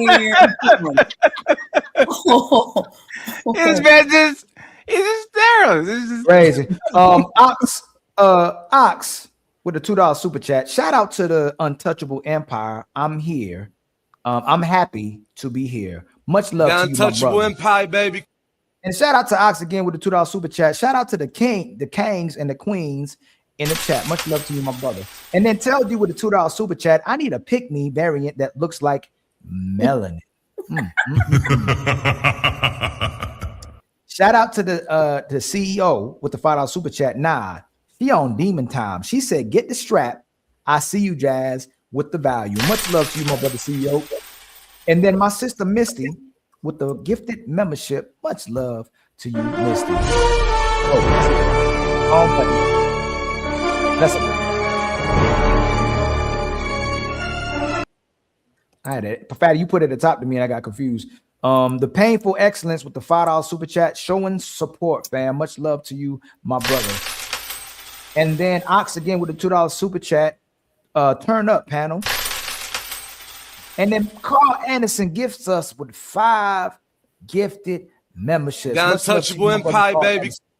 And then Freaky Fred with the $5 super chat. Don't let the sweet girl next door look fool you. Emily is a demon. If on this show, you're one of the most feminine women we came across, and it's scary a lot of times because 90% of the women who were very feminine, something happens. I hope you stay true to the colors that we see. These are your true colors, you know. I really do. Tell G with the $2 super chat. I'm gonna need Jazz to sing. I want to dance. I want to dance with somebody. Where's Jazz at? Not yet. She'll come back. She went and watched the game. And then Whitney was the GOAT. The Ghost OG J Speed with the $10 super chat. The root problem is always producer is producing the fruit. All right, OG. People equals fruit. What equals root? If you solve this math equation, your understanding will be different. Christian, Muslim, or not, 304. I'm gonna try to figure out that math, OG. With the OG with the $2 super chat. Man's law and God's law. OG again with the $5 super chat. I'm with you on that, Ali. It's just a bunch of freaks. Oral sex is the same thing to me as gay. Oh my God. I don't believe in neither one of them. That's crazy. Info your mom. Hold on, right? Mofo your mom with the $5 super chat. When a woman has bodies over 3, them STDs must be crazy. Wow. It's him with the $5 super chat. Emily should just hire Dame as an assistant relationship coach at this point. LOL. Body count don't matter to them. And to be honest, you actually stop halfway to what Dame allows. So you good to go, Emily. Because like the 60 number is an interesting number. What's the Ali? What's the difference between a woman with 51 bodies and 63? What's the difference? Yeah, like what is the difference exactly? See what I'm saying? Like even the number is like you just 16 just ain't get to 51 yet. Right. See what I'm saying? Like, what's the difference? What is the difference between they walk different? Like that. Even 41, right? What's the difference between 41 and 61? They walk different. They dance different. They sing like that. I don't know. The Demolition Man with the $2, a good movie too. With the $2 super chat. Women always get grace, man. And that's true. Women get understanding. Men get ladies. Salisbury Premium Pest Control with the $5 super chat. When they can afford it, many women pick a whole lifestyle, and that mindset is why modern relationships are cooked, and also gum smacking females. Gum smacking females is hilarious. The OG J Speed again with the $5 super chat. Are you really a Christian or Muslim? If you're not practicing, maybe that's your preference. You are not neither. Root of your thinking is the problem. Man. And then the Demolition Man with the $2 super chat. Emily, you full of doo-doo, respectfully. Come on, y'all. I believe her. The OGJ Speed with the $5 super chat. The reason I'm writing this, Christians are the biggest 304s that didn't hit right, even though I'm a Muslim. We can't be reckless with our words. And for your mom with the $5 super chat. I don't know any man who would ask about a woman's body count, but many women will electively tell you. They will tell me, and I didn't ask. Most men ask because if they like the woman too much, they don't want to know. Don't ask because if they like her a lot, they don't want to know, and they don't ask because they believe most women will lie, and which most women will lie, especially now. Maybe when you were younger, you had a chance. Now, no point in telling. even though transparency does work with men. Player one, with a gifted membership, and you got an emoji as well too, my brother. Much shout out to one of the untouchables. The untouchable empire, baby. And then my brother Clarence Jr. with the $5 super chat. If men want to play a phase and sex off the rip from a woman they get in a relationship with, then we actually want women to have high sex. That's not, men don't want to wait for a woman who's already had sex with a lot of men. And that's the problem. So you have to show why a man should wait by what you actually benefit him. What is your value outside of sex? Because you already want a man to value you outside of sex. Carl Anderson with the $10 super chat. Ladies first, ladies second, ladies forever. Get them, girl. It's time to do. And then my brother Calvin Cook with the $2 super chat. A lot of men are at peace now. Your box is absolute. And that's the thing, Emily. That peace is so important, and what the woman is bringing to that man outside of sex. That, you know, for both of us, like it's an equal exchange where we consent. That's something we both have an equal exchange with. But what is she bringing outside the sex? Just like what is a man bringing outside the money too, you know, and sex too. Kaysen with the $2 super chat. Much love to you, my brother. And then Kenny Stacks, 3 stacks with the $5 super chat. Jazz, pot calling the kettle black. Jazz is the trauma-filled personification of what she's describing. Mr. Fantastic with the $5 super chat. Real ninjas never ask about previous ninjas. We just conquer and own that box till you don't. Talking about sloppy peach is wild. Yeah, you own it till you don't, man. The HQ. The HQ with the $2 super chat. HQ has no drama, but no trauma. Jazz is right. And why y'all going to so much therapy? Why are the women complaining about being traumatized and having to heal so much? Like, why are we going out of our way to lie? Kaysen Wood with the $5 super chat. I single guy dating. I'm a single guy dating. Asking women their body count will strike out 90% of the time. Instant turn off. Yep. And that says a lot about the dating market. Women want the truth, but the man can't ask your weight. He can't ask for your body count. He can't ask for nothing. Is that your real eyebrows? Is that your real eyelashes? Is that your real hair? Is that your real booty? Is that your real body? Like, what's real? Is that your real face? We can't ask none of those questions. Any of that will turn a woman off. What do you bring to the table? That'll turn them off too. Shadow Dragon with the $5 super chat. Shout outs to the lovely Melanin for being such a great moderator. The Untouchables, thanks and appreciate all of you do. Baby girl. He never told me that, motherfucking traitor. Piece of shit. Matt Daniels with the $5 super chat. They still believe in a sky daddy they can't prove exists. Gentlemen, don't fall for the banana in the tailpipe. The boy, these born again hooligans. Ali, that's an old saying, right, man? That's the old switcheroo right there, brother. Shadow Dragon with a gifted membership. Much love to you, my brother. Untouchable empire, baby. Y'all, you ever heard that song, One Monkey Don't Stop No Show? You better know. If you want to leave, baby. Thomas with the $10. Hey, much love to you, my brother, for gifting us 10. The untouchable empire, baby. I said the Cash App. I ain't send no super. Somebody hacked him. Say, now I'm fucking with you. Oh. And by the way, Thomas, the same way we kind of battled it out a little bit, we have to give you our flowers. You're doing a great job. Absolutely. See what I'm saying? And you know what I noticed? There's no red cup in the room. No red cup in the room. My brother Jason. I need to get a red cup. Where does God tell anybody to be celibate or abstinent? That a real question? Fruitful multiply, Ali. Yeah, but does multiplying, isn't that fornication? Wouldn't it? I'm asking the ladies. Wouldn't it serve you better to give one man 1,000 chances than 1,000 men one chance? Yes. You better, not us. We're different because we have double standards and our nature is different. But it would serve you better. GTD Dog with a $10 super chat. First time contributing.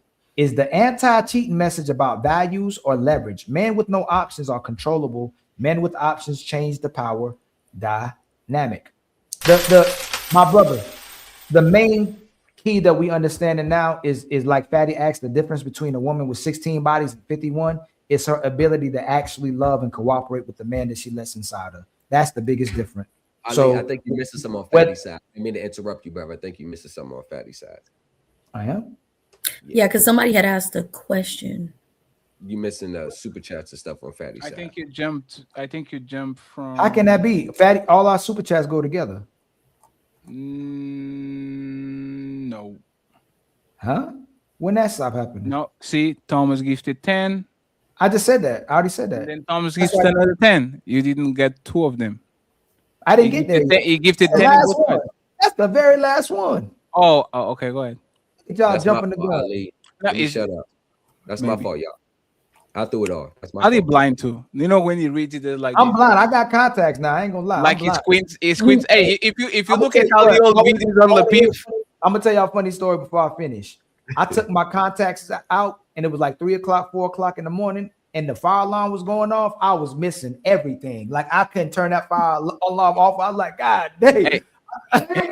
Hey, if you look at Ali old videos on the beef, you think he's doing the light skin stare? He's just like this. Man, that was my light skin bullshit, stare. Ali. You did have that job like no. He did That have was my light. That was my light. That's my light skin stare.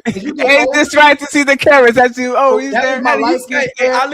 Ali, you was y'all like looking like, what am I seeing? Yeah, he's always like this. Like I don't know. He's No. squinting. So that would, as light skinned men get older, our light skin stare starts going away. So when the younger we are, the more we like this. The older we are, our eyes finally start opening. Hey, it looks like he's lost. Like the world. Hey, you know when people are lost in their car and they like try to focus and try to see where's the right. That's what it looks like. I'm telling y'all, you know, when I was 18, I was like this. Now I can see everything. Now I can see the whole world. Right in me. Oh yeah, I sure do. Man, I'm blind. For real? I can't see right now. Blind. Let me see. My brother. Okay, no, we already read that one. So y'all messed me up. It messed me up. My brother 30K with the $5 super chat. James is still crashing out right now. Wow, brother. He's still on the back, like talking like my crazy. brother Stan out Autry with the $5 super chat. Untouchable Empire, baby. The Untouchable Empire, baby. And then Dark Entertainment gifted us another membership. Much love to The you, Untouchable Empire, baby. And then Thomas said, "Hey man, you better read my other chats too." Shout out to my dog Fatty. Much The love to you, Untouchable my Empire, baby. And then he was like, "Hey, this is the one you forgot right here." Thomas gifted us with 10 more memberships. Much The love to you, Untouchable my Empire, baby. And then Stan Autry hit us with a $2 super chat. Fatty, thank you for your advice the other day. Salute. Yeah. And sir, I mean what I said, and I say what I mean. All love, Stan. But some things, hey, sometimes you have to, sometimes just to give a little step back, to give a 2 steps forward. Okay, I appreciate you, sir. Thank you very much. That's a Ali, did you see the super chat where they it was something about where in the Bible does God say something about abstinence or something? You guys, ladies, you saw it too? Yes. Y'all want to answer that, ladies? Since back, our Christian ladies, because back then, if you weren't a virgin, And by the way, friends, before we go, let me just thank Wanda for the $15. Okay, she says cheeseburger is on me. We appreciate you. Appreciate you, Rhonda. I think it was early before from Ali's show. Friends, the hamburger fund is looking very weak today, and the earth. No, I didn't get that much cash app. Yeah. But I But I know what just you're saying. yeah, I just want to make sure, friends. Thank you very much for the support. I need 1 member. Ali needs 10 members, and then we need a couple of support on the cash app. But been a long day, very controversial day. Don't forget So our it's cash good. app, y'all. Don't forget our cash It's app. good that we are chilling and relaxing a little bit. We're going to the main event stadium for more. 1 hour, 30 minutes, 1 hour, and then we bounce. Okay, so thank you Please very much. support once again y'all. for the love. These brothers put on a good show, y'all. Please support Team Fatty Every Kill. They time. put on a good show. They spend hours. I know these people behind the scenes. Y'all, please, they don't take this shit lightly, y'all. They really put in time and they sacrifice their sleep and stuff for this. Y'all, Thank you please show the support, y'all. very much. I appreciate you. And before we go to any type of content, okay, I just want to do this.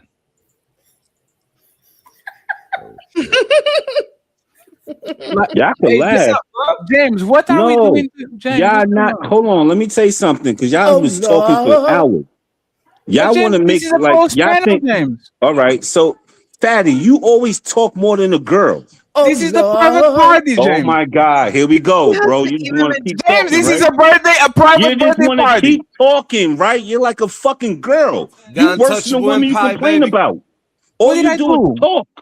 All Okay, you do is talk, bro. Okay. All right, so I can't say nothing. You know what? I'm good. I can't say nothing. James, it's a gun. No, I no, can't play no. that I one, can't Ali. say Don't play that nothing. anymore. Y'all gonna Okay. play all the little interludes. Y'all gonna make it look like I'm stupid, but No, you ain't very Fatty talks more intelligent. than a woman. You No, interrupt the. It's ladies first, You and very you talk more intelligent. than a woman did. What the Okay. fuck are you talking about, nigga? Wait. Yeah, let's do it, Fatty. Let's do it, Fatty. You Okay. scared of me? Let's do it, Fatty. No, I have a question. No, Daddy, you don't have no, Whoa, Fatty. You have no question for me. You've been talking for 3 hours. Nah, you call me daddy. I don't do Oh. it. No, I heard All right, that. whatever. Daddy, Fatty. Some point. Huh? Are you homosexual? A what? A homosexual. What's that? You said Let's never go. mind? Let's go.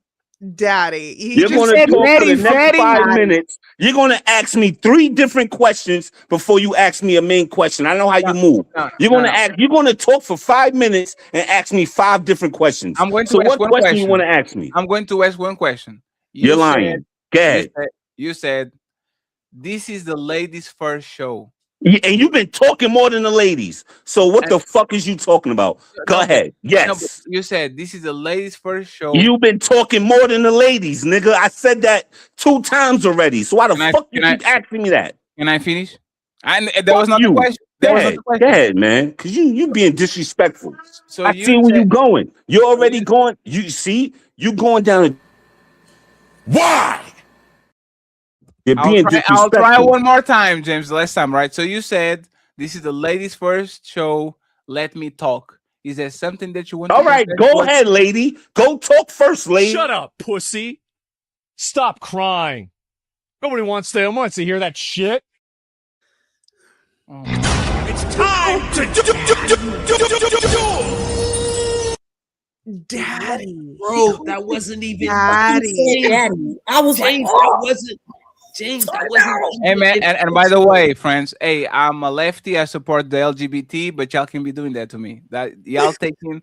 See what I'm saying? Yeah, this is a little bit too much. I support Forget y'all, the but daddy part, but it's like, bro, everybody's that's on here got a private invite. Like, he said, I don't care, fat daddy, fatty. That's literally what he said. I was here. Okay. So, friends, we're going to go to the main event. And I want to hear from Melanie a little bit because she been observing, right? This is a topic actually very controversial. I'm divided on this one, but let me play this and then we go from there. So on a family walk, so this is the outfit of the day, linebacker. Yeah, you look like a linebacker. Desmond doesn't understand fashion. If that is, I don't want to understand. Anyway, so I have this double dress. It's actually 2 dresses layered to make one underneath. It's like a... It's about to be hot. It's not even hot outside. There's like a cool breeze. You got 2 dresses on and football pads. If you know the breeze in California, like, I'm cold no matter what. And I'm anemic, I think. Allegedly. And I have low iron.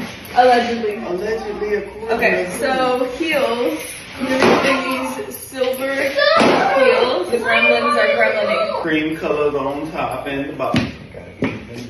And by the way, friends, they're going for a walk. Okay. Just to make sure that y'all know.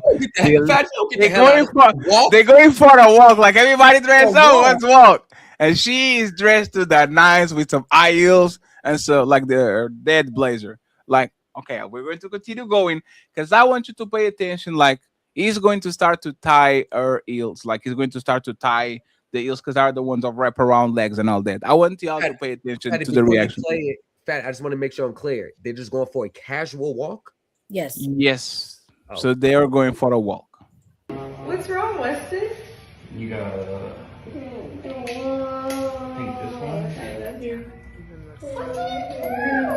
We're gonna go on a nice fun walk. Look at my purse. Look how crazy. Do you like it? Yeah, it's a water bottle. Yeah. And look what I can do. So she gets him. But wipe that stain first. Did my shoes completely wrong, but How's that's that okay. It's supposed to like loop at the back and then go to the front. Oh, it didn't feel like it fit that way. Yeah, you see it's like going against, that's why it's buckling right there. Oh yeah, you buckled up. Anyway, so I will say he did it wrong, but the thank you is well deserved too because he kind of at least he tried. Okay, do it again, sir. We are at 10 seconds. let me show you all my purse. It's like a water jug from Betsy Johnson. All right.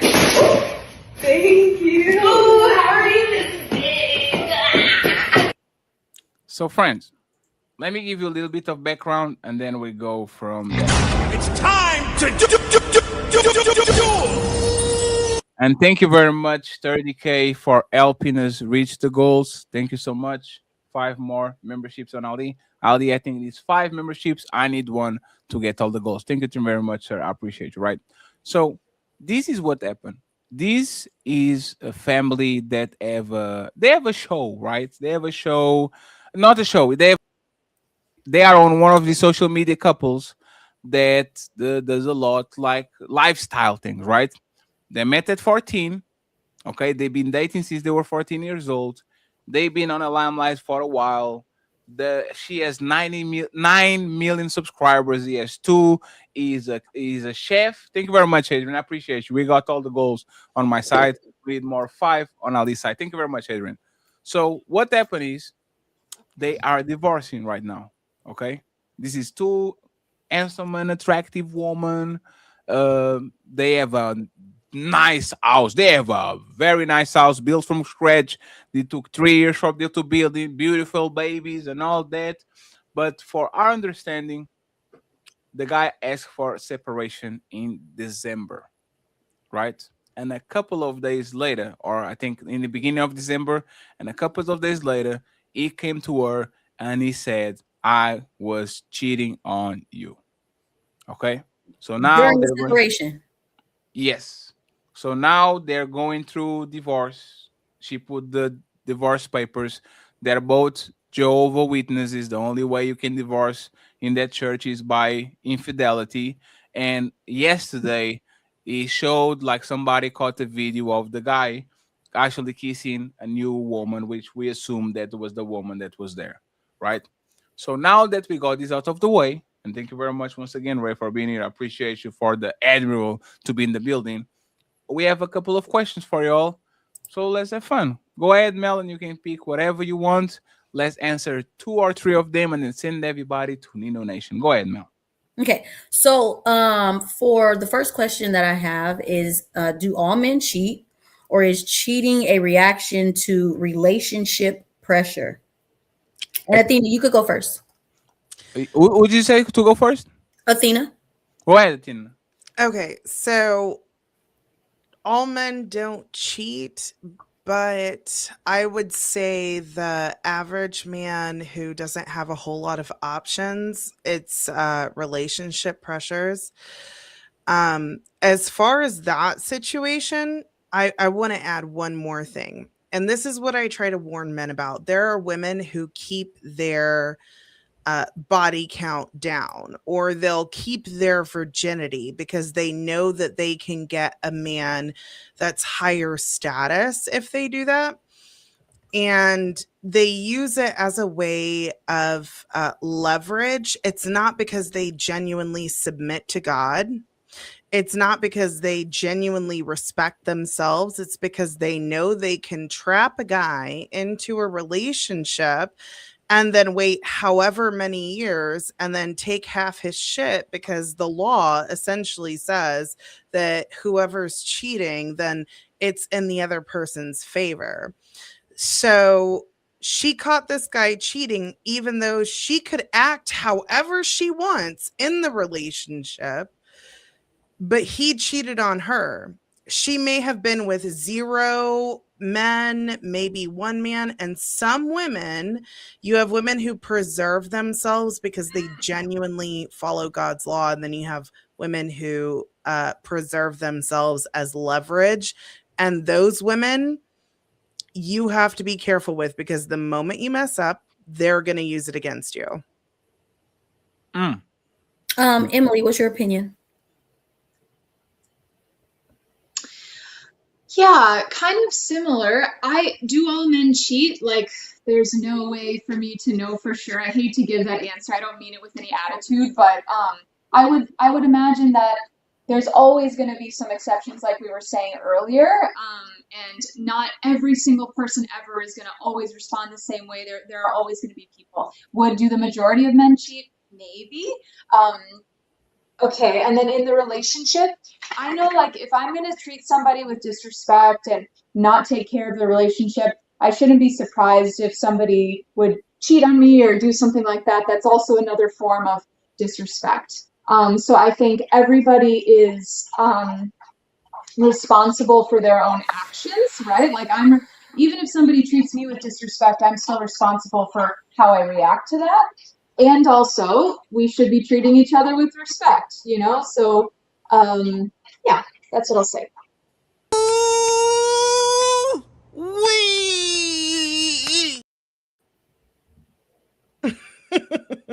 Hi.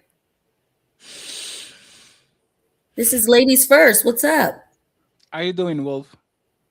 So, hold on, Fatty, why you got me in the... This is Sparta!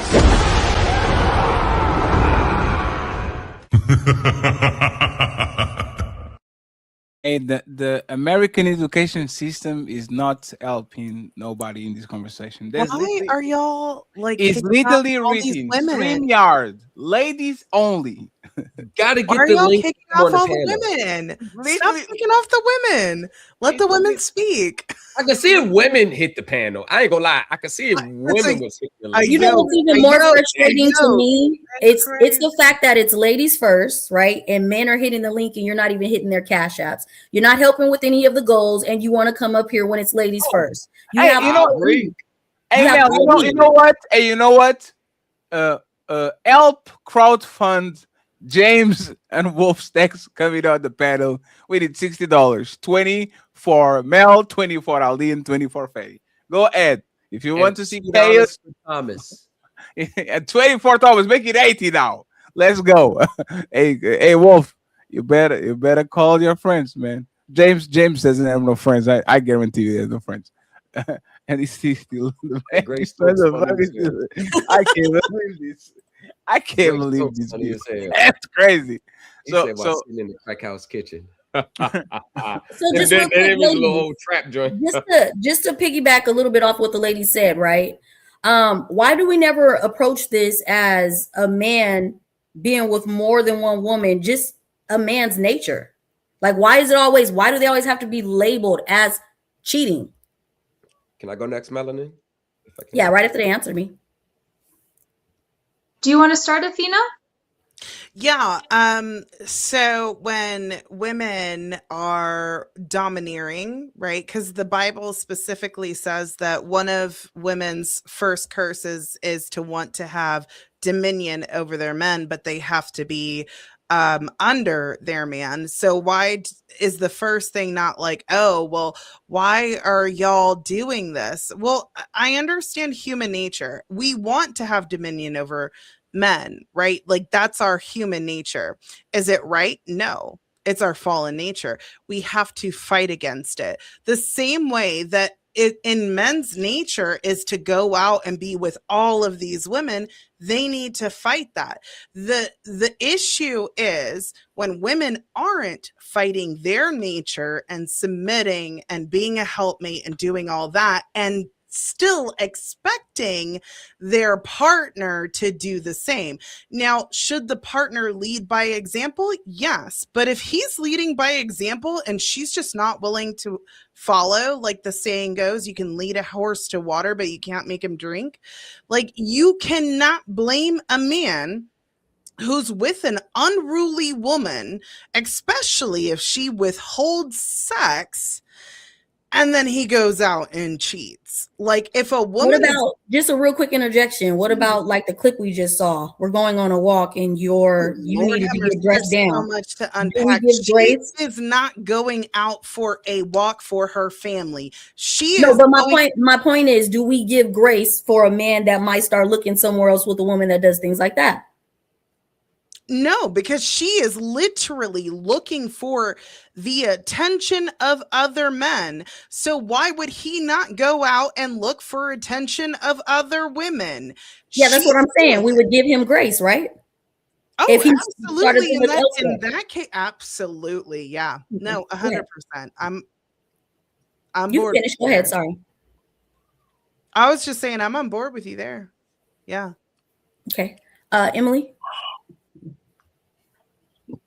I agree. I mean, for me, this might open up a can of worms. I guess it depends on how, if people think that it's okay for men to lie to women or not, it kind of goes back to that topic. But to me, it's like what makes it cheating is like, well, if you want to be with other women, then be with other women, but just tell me, or tell me that's the lifestyle you want. Don't sneak around or hide it behind my back. I know Fatty may disagree with this or whatever. A lot of people might, but for me, it's like, I know for sure that keeping secrets and lying, it can cause like psychosomatic autoimmune health issues, so I don't think it's healthy to do that, even if you want to think about it selfishly, like how is that going to help me? I know it's bad for the body and even on a physical level. So to me, it's like, that's the part where it's like, yeah, like if do your thing, do what you need to do, but be honest with me about it, be upfront with me about the lifestyle that you want. So I guess that's the only thing. But to get back to your specific question, totally. Like if I'm going to be disrespecting, my man and not taking care of the relationship, I'm not going to be surprised if he cheats or does something like that. That's also a disrespect. Okay. Go ahead, Tom, if you want to get in there. Oh, sorry. I just want to make sure because she addressed something that she kind of said I did agree. Wait, it's Patty. not okay. It's not okay to lie. It's necessary. It is like you don't want to lie to your son and have to trick him into eating spinach by putting bacon around it and pretending it's actually not spinach, but it's actually spinach. You don't want to do that. You want to say, go eat your veggies, and he says, yeah. A lot of times, this is how you have to treat people. You have to incentivize them, and y'all do that with your husbands when you want them to lose weight. Y'all do that with your kids when you want them to go to some places. Like you lie a lot. Lying a lot of times is something that is very necessary for the village to be at peace. Imagine that the 3-1 Atlas spaceship is coming to Earth and they're all aliens. It will be terrible for the government to just say to everybody, yup, they're aliens and they're coming to kill us. Like it would be panic. So lie a lot of times is a tool to control family, society, friendships, business, and all that. And women are not different. Matter of fact, I'm going to be even more dramatic, Emily. Y'all love liars, man. And as much as we kind of come home and we say, like, I want to be the honest man that says, Emily, I like you. I like her energy. Let's go on a date and I want to take you seriously and all that. But why would I do it when I know that, hey, for most women, they like the challenge. They like the guy that gives them mixed signals. They like the guy that is hot and cold. They like the guy that when they respond every day and the next day disappears. So now you're wondering, where is he? I miss him. Like, y'all women don't like the things that make you happy, and I have to become a lot of things that make you wet so you can continue keep going. So if women rewarded men that tell the truth, I would agree with you. I don't think lying is okay. I think for a man maintain a woman, lying is definitely necessary because you wouldn't stand the fact that we're here for 7 years. I never missed the bill. I always supported you. There's nothing wrong in our relationship. But Amanda from accounting, ooh wee. Every time I go to that cafeteria and she smiles at me, I'm melting, right? If I go home, even if I don't do nothing, and I have that conversation with you, I will get an attitude. You're going to look at me funny. You will never forget. You'll go to your mom and cry, oh, Fanny told me he likes Amanda. Like, that comes with trouble. So, agree? People should tell the truth in a perfect world. In 2025, to keep relationships, Go tell the truth to the woman that you love, and when you are in divorce court and she taking out of your shit, go ahead and tell me where the truth actually got you. A woman wants the truth, but like they say on that movie, you can handle the truth, and that's why I don't give you to. That's why we men don't give you to y'all. It's not because we don't think it's wrong. It's wrong to lie to you, but if I can be honest and open to you, I have to do something because I want to keep my family. I want to keep my kids. I don't want to lose you just because I'm going by the book and tell you exactly what you need to know instead of what you need to hear. Right. So. Oh, you're muted, Ali. You can go right after Ali Thomas. Now? Yes, you're good now. This is why, again, to be intentional, women, and I'm learning too what I already knew, but women are refusing to change for men and are not being loyal to women to ask, just to turn around and ask men to change for them and be loyal to them. So why should a man, why men are lied to changing for a woman to get loyalty when women never actually change or give loyalty to the man? So if we tell you the truth, we don't get loyalty and you change, or we lie to you and we still don't get loyalty and change. If most women aren't giving loyalty and changing, why should a man give up his nature when most women don't stay loyal to men and aren't happy with one? Like, and I'm asking the sisters that if we have an abundance of women saying, I am not changing for you, accept me as I am, and I'm not going to be loyal to you, even though you changed for me, doesn't it make sense for men to have multiple women? Because most women are going to compromise men. Doesn't it be loyal? We were supposed to get fidelity. Y'all were supposed to give us fidelity to be with you. Now women are expecting men to change for women and we don't get loyalty. So why should men change? And I'm asking sisters in general, why should most men change if most women won't change for them? I'm going to let Roses go first. Hi, sister. Thank you for pulling up. We appreciate you being here. Go ahead and answer Ali's question. Ali, can you say it one more time? Why should men change? Why should a man change and give you the truth for you just to turn around and going to leave him anyway? Like you don't give him loyalty. I did the data 2 days ago about women and relationships. Most relationships end, and most women are walking away from relationships. So why should a man change his nature for a woman and give her the truth when it doesn't work out most of the time anyway? Instead of dealing with multiple women, because most women are going to compromise you and not be loyal to you, and at least you got one or two stick around. And that's the men who can get women, because most men can't get women. I don't think men should tell the truth all the time. I just think men should be loyal, and that loyalty comes with some disguising, like you. Can I stop you right there? Yes. Our version of loyalty is completely different. When women talk about loyalty is if he's dealt with another man, but our version of loyalty is taking care of you and supporting you. Yeah, in that's reality. what I mean. That's what I mean. So if cheating comes with it, right. Then And by the way, Damien, you have some you're cheating. weird noise, Damien. Like he's like a Dark Vader. I was wondering who that was. I don't know if you eat. Like I don't know if you eat in your microphone. Oh, he's muted. No. Now he's muted. I honestly having like sinus issues, so my bad. So oh damn, there's Dark Vader. That's crazy. Adios mío. Much respect to your wife, Damien. That's crazy. Go ahead, because go ahead, Rose. I apologize. I was just saying that I think that you have to I don't think a man's nature should change. I don't think men's nature does change, but I don't want to, there are things I want to know the truth about, but then there are things that I feel like you should definitely not tell me. Why? What shouldn't I tell you? About extra women, about, what you do for those extra women. Oh shit! But you'd be fine. Would you be fine with the man dealing with extra women? Well, that's. I don't want to know. Yeah. If you play me, keep it on the low. I want to know. Okay. I want to know. No, I don't want to know. It's safer to know when you don't you feel that when you're putting him. Not when you have a family.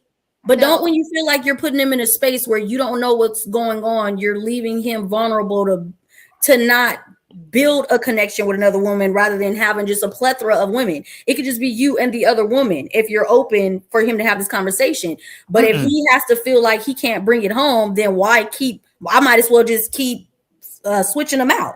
I don't think Melanie. men love women that they have like the side woman is not a woman that he's going to like invest his heart and soul into. Can I speak after her? It's just like recreational use. It's like sometimes you go to the YMCA, sometimes you go to LA Fitness, but you're always going to go home to your wife. Right. And why do you, and Melanie, think about this.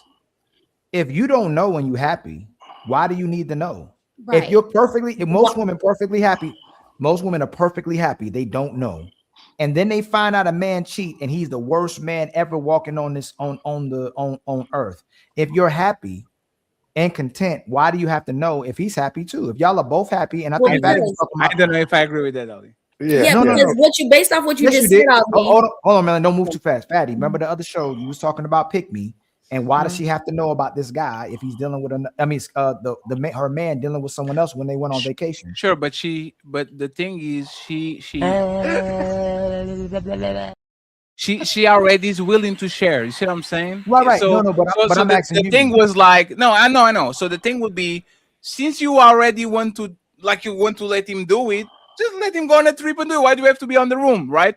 But with women that don't want that, there's women that don't want to share. Or if they want to share, like you said, is about control. So to me, that will open a slippery slope because they can literally pull a Uno reverse on you and say, "You were happy, Ali. I was cheating, but you were happy. I didn't told you because I didn't want to ruin your happiness." But I believe I gotta watch this. He hit the reverse. No reverse, baby. No reverse time. Y'all not ready for this. And the problem with that Uno reverse is because I'm going to jail and you're going to the hospital. So I don't want to, like they say, men don't take certain things well. You see what I'm saying? So I don't want to do that because women are very vindictive and resentful. If they catch you and you tell them, "Baby, you were happy. Why you mad at some shit?" Ali, you're going to be your barber. He's going to be your best friend. Can I say something on this? They will point? aim for the one that is going to worst you the most, and they'll say, "You were happy, Ali. Why are you complaining? You were happy." Right? So I don't know about that. But just like a woman who tells a man her problems, but all she wanted to do was vet, and then he gives her he gives her the solution, but she really all she wanted to do was vent. She gets upset when he gives a solution instead of listening, like we're supposed to be a mind reader, but it upsets her. It's the same way if most women can't accept knowing it's another woman. The woman I believe most is the woman like, look, if you do what you do, I just don't want to know about it. Or if I find out, at least you didn't air it out, and I know someone's deliberately trying to get me upset or put it out there to make you look bad. But most women don't embarrass me. Most women are Ali, like, why don't I get comments like this?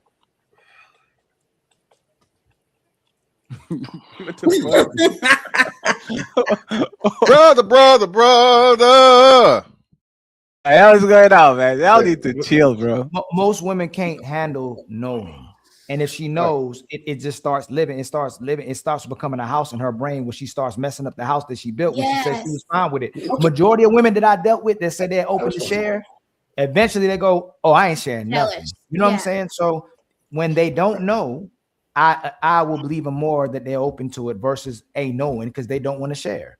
If they love you, I guess. Go ahead, Dame, and then Thomas. Let me. Hold on, Dame. I've been in. No. I'm up here. Hold on. Dame just got back, so I know Thomas. You've been waiting. I'm sorry. I'm gonna let Dame and then Thomas. 2 points. Number one, to me, it's just like it ain't about. They saying, okay, a woman should accept this. Woman should accept this. I'm saying, I'm like this. So if you can stand in front of your people, I'm not talking about boyfriend, girlfriend stuff because that's whatever. I'm talking about if you get married to somebody and you stand in front of your peoples, you stand in front of her peoples. If you a person of faith, you stand in front of God and say, "I am not going to do this. I pledge this on everything that I hold dear, God, whatever." And then you don't, and you can live with that. Man, I'm sorry, you are a man of low character, and I can't see how people can trust somebody with low character. If you got low character, you can do anything. So it's just like, to me, it's a character flaw if you can commit to somebody, swear that you won't, and do it. So in a sense, and how could I trust? Like, how could anybody trust somebody who have that much low character? Oh, it's in my nature or whatever. Like, this is a lot of shit that's in our nature. Because you are not giving me pussy. That's why you can trust me. Well, but the whole thing is what the fuck? Hey, Damon. No, I know, Damon. Question: can you trust a fat person because they are not disciplined with what they eat? Well, no. There's a difference. What did I say before all of this? I said if you sat up there and you made a pledge to God, and you made a pledge to this person, you made a pledge in front of all your family that I'm going to keep myself only to this person, and then you say, nah, fuck that shit. I'm gonna go give me some ass because you are not. If you're not, because you ain't smashed me or whatever, and that's a misnomer right there. 56% of people, and I did this study on this with Psychology Today, said that they were still fucking their significant other when they cheated. So it's not like a bunch of people ain't getting no pussy, so they're going to cheat. Some people cheat just because they Hey, cheat. Fatty, before you say, hey, are most women lying when they say I'll love you forever? No, I don't think so. So if everything proves that most women don't stay with men and most relationships fail, what you think is irrelevant to the fact that it happens. No. All I'm saying is, let me just land, Damien. I responded to what you said. That's all. Just let me land. Just let me land. You said no, and you don't think so. When majority of women are not going to stay with men forever, they lie and say forever. Put the heart when you in middle school, high school too. They'll put the heart across it, put the arrow through it. Me and Thomas forever. Me and Damien forever. Me and Fatty forever. Me and Ali forever. But what did that have to do with your character? What a woman do? If my woman decides tomorrow, I don't love you, Damien, anymore, I'm leaving you. Why does that? My character is I made a pledge to never be unfaithful to you, never screw another woman. Because she doesn't change what's called. So, that gives me the courage to not be a man of character. You don't like a truth teller. No. You asked the question while you respond. You asked the question. That was rhetorical. Basically, what it was is just like when it comes down to it, you determine your character. Your actions determine your character. If you are a person that says, I stand on this, I believe in this, I'm going to do this, outside influences should not be able to just wipe away all the good your character because of whatever. I'm like saying, so if let's use this really like not true thing that women just don't give pussy to their man. Even like I said, for this thing I studied in Psychology Today, said women are still fucking their men, they still fuck, but they go out and get other pussy too. Is that say you just want it or whatever, then it's up to you to decide, okay, I need to be a man of character and say, if we want to renegotiate the agreement, then I need to bring that up front before I do the thing.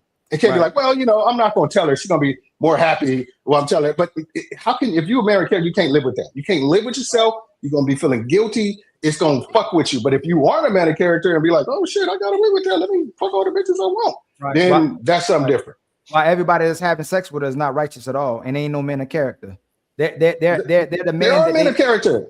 Let me finish. While the man who gets to have sex with her more than you do, more than everybody else, doesn't have to have no ounce of character. She just wants them because everybody else wants them, and her nature wants them as well too. While the men who tell the truth, they get to be crash outs, they get their lives get to be torn down, and he did all this time trying to be righteous, and he doesn't get a reward for telling the truth to the women. So every time we put men on the pedestal, is for women to burn that down, while women don't have to pedestalize themselves for men. Why do we keep telling men having all these this high nature, this great nature of being righteous and great character, when women don't respect those men and they run over them for the men who lie to them?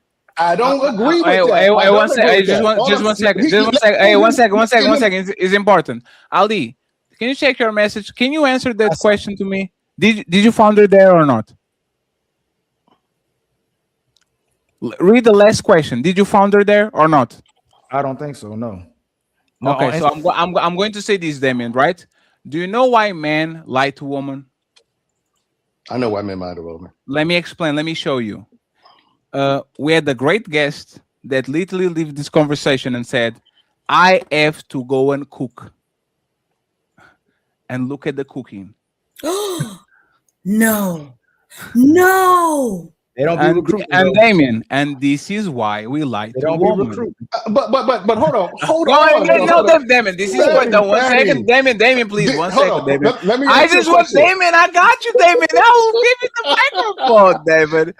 This is what I'm saying, David. This is what I'm talking about, Damien. Right? In a world, let me just say. I promise I got you. Right? Okay. Cool. In a world where people are all with guns and knives, Damien, it will be nice to get a fair fist fight.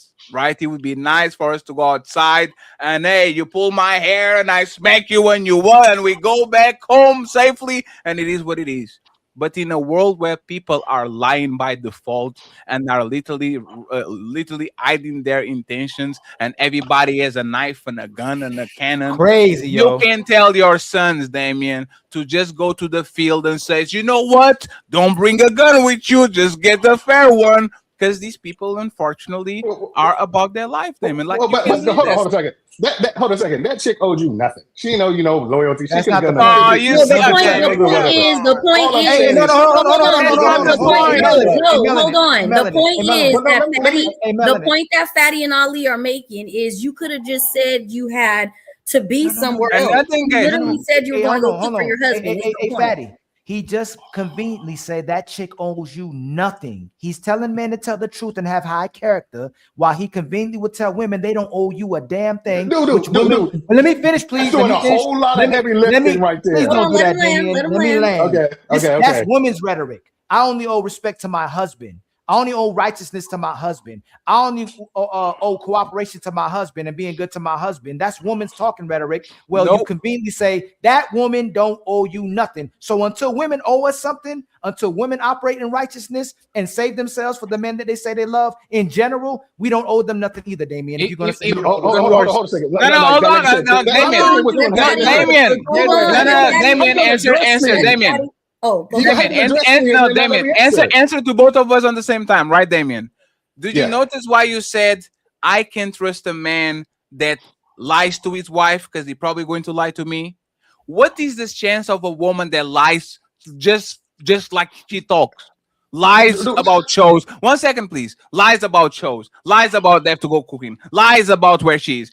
What is the chance of that woman finding you and all of a sudden she's not a liar anymore and she's going to be honest forever because you are her husband? No, people are people of habits. Just like you wouldn't trust a person that always does certain type of behavior and all of a sudden when they meet you, oh, now you're going to be good. It's the same thing. People are creatures of habits. The best way to predict the future is to look at the past. If this person had certain habits and actually one of them would be lying, is more probable than none that you're going to find them in a relationship lying too.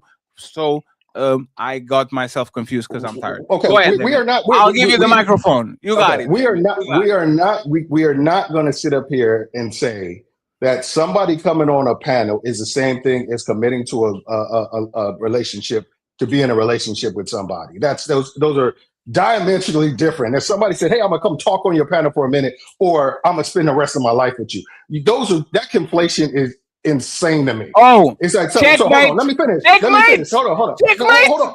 We checkmated you. Hey, you know I checkmated you? Let me finish. No, it's 5 seconds.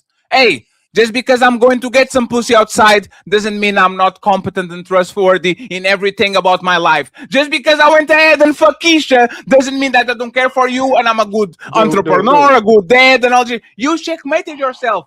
And once again, if you can, please, Damien, if you can compartmentalize, just because this woman lied to us live in front of 500 people doesn't mean that she's not going to go ahead and lie to her husband. I can tell too. Just because I'm getting some pussy doesn't mean that I can do business with Damien and never actually stab him on the back because I'm loyal like that.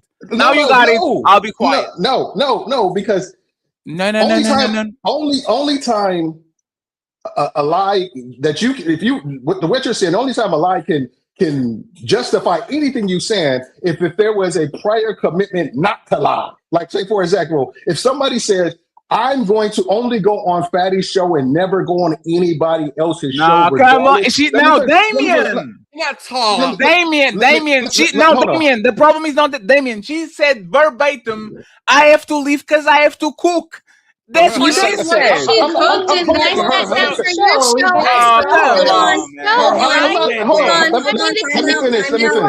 I was in the middle of talking. Time out. Okay. James, quick response, and then it needs to be Thomas. Okay, cool. Like I said, go back to my other point is where to try to conflate, I am sitting in front of my peoples and God and all that kind of stuff and promising you something is different from then a show. And I mean, that's a whole lot of complaining to try to say those two are indicator. Like, for example, But a I'm not lie going is to a lie, James. no. I'm never going to cheat on my wife. My wife doesn't like it when I have certain, like 3 donuts. So I had 2 donuts. I was like, how many donuts you got? I think I had 2 or 3. And I had 3 donuts. It's not a big deal. It's just one of those things where a lie is not a lie. A lie, the lies that affect the foundation of your relationship are the ones you need to pay attention to. Those are the ones that are detrimental. Those are the ones can hurt you long term. But there's little stuff you can omit or whatever like that in a relationship just for the sake of peace or what have you. But if you're consciously hiding something that you did that you know the other person would leave you for, or there would be higher like detrimental consequences, then there's different. You're taking away that person's agency to be informed about the decision informed about the relationship that she's in. That's 2 different things. Like I said, I don't think she should have lied to you. I think it's stupid. She could have been like, all right, I'm gone. She didn't have to say nothing and go to another show. I get it. But I'm just saying to try to conflate that with behavior, how you're going to behave in a relationship, I just think that's a bridge too far. This is a business relationship. If I make a commitment to you, Dame, you want to honor my word. Hold on. They're not in business. It's Thomas's turn. We skipped him. This is the part where I think you're missing. This is nothing more than deception. This is nothing more. She know what she was doing. She's been watching the situation. She knows the situation with the Untouchables and DJ Dito or Ham, whatever you want to call No. them. 1 second. No, Thomas. No, she probably, whatever. But let me Thomas. I got you, but don't assume me. Thomas probably don't. And again. This is on her. This is not on the other dudes because they might be completely oblivious. We're talking about what she said on the show. I know because I gotta get it out. I gotta finish because you know where I was landing. But anyways, let me just get back to answering the question: do all men cheat, or what was it? Cheating reaction to relationship pressure? Do all men cheat, or is cheating a reaction to relationship pressures? No. Okay.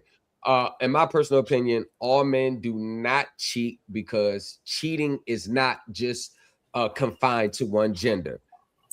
Maybe the avoidance may be, but cheating to me, it's more of when the tools that are lacked to confront dissatisfaction, like straight up example. So you may your girl, like you may see little like hairs laying right there, little hairs, little wigs. You'd be like, damn, babe, when you comb your hair, you might miss a little spots on the floor when you just hit it with the broom. And the first thing she says is, well, what about you leaving a toilet seat up? See that part right there when she's bringing something up and when she had the opportunity to adjust the toilet seat before that right there is avoidance. That's trying to alleviate yourself from having the communication in the conversation that they don't want to have. So that leads to poor conflict management.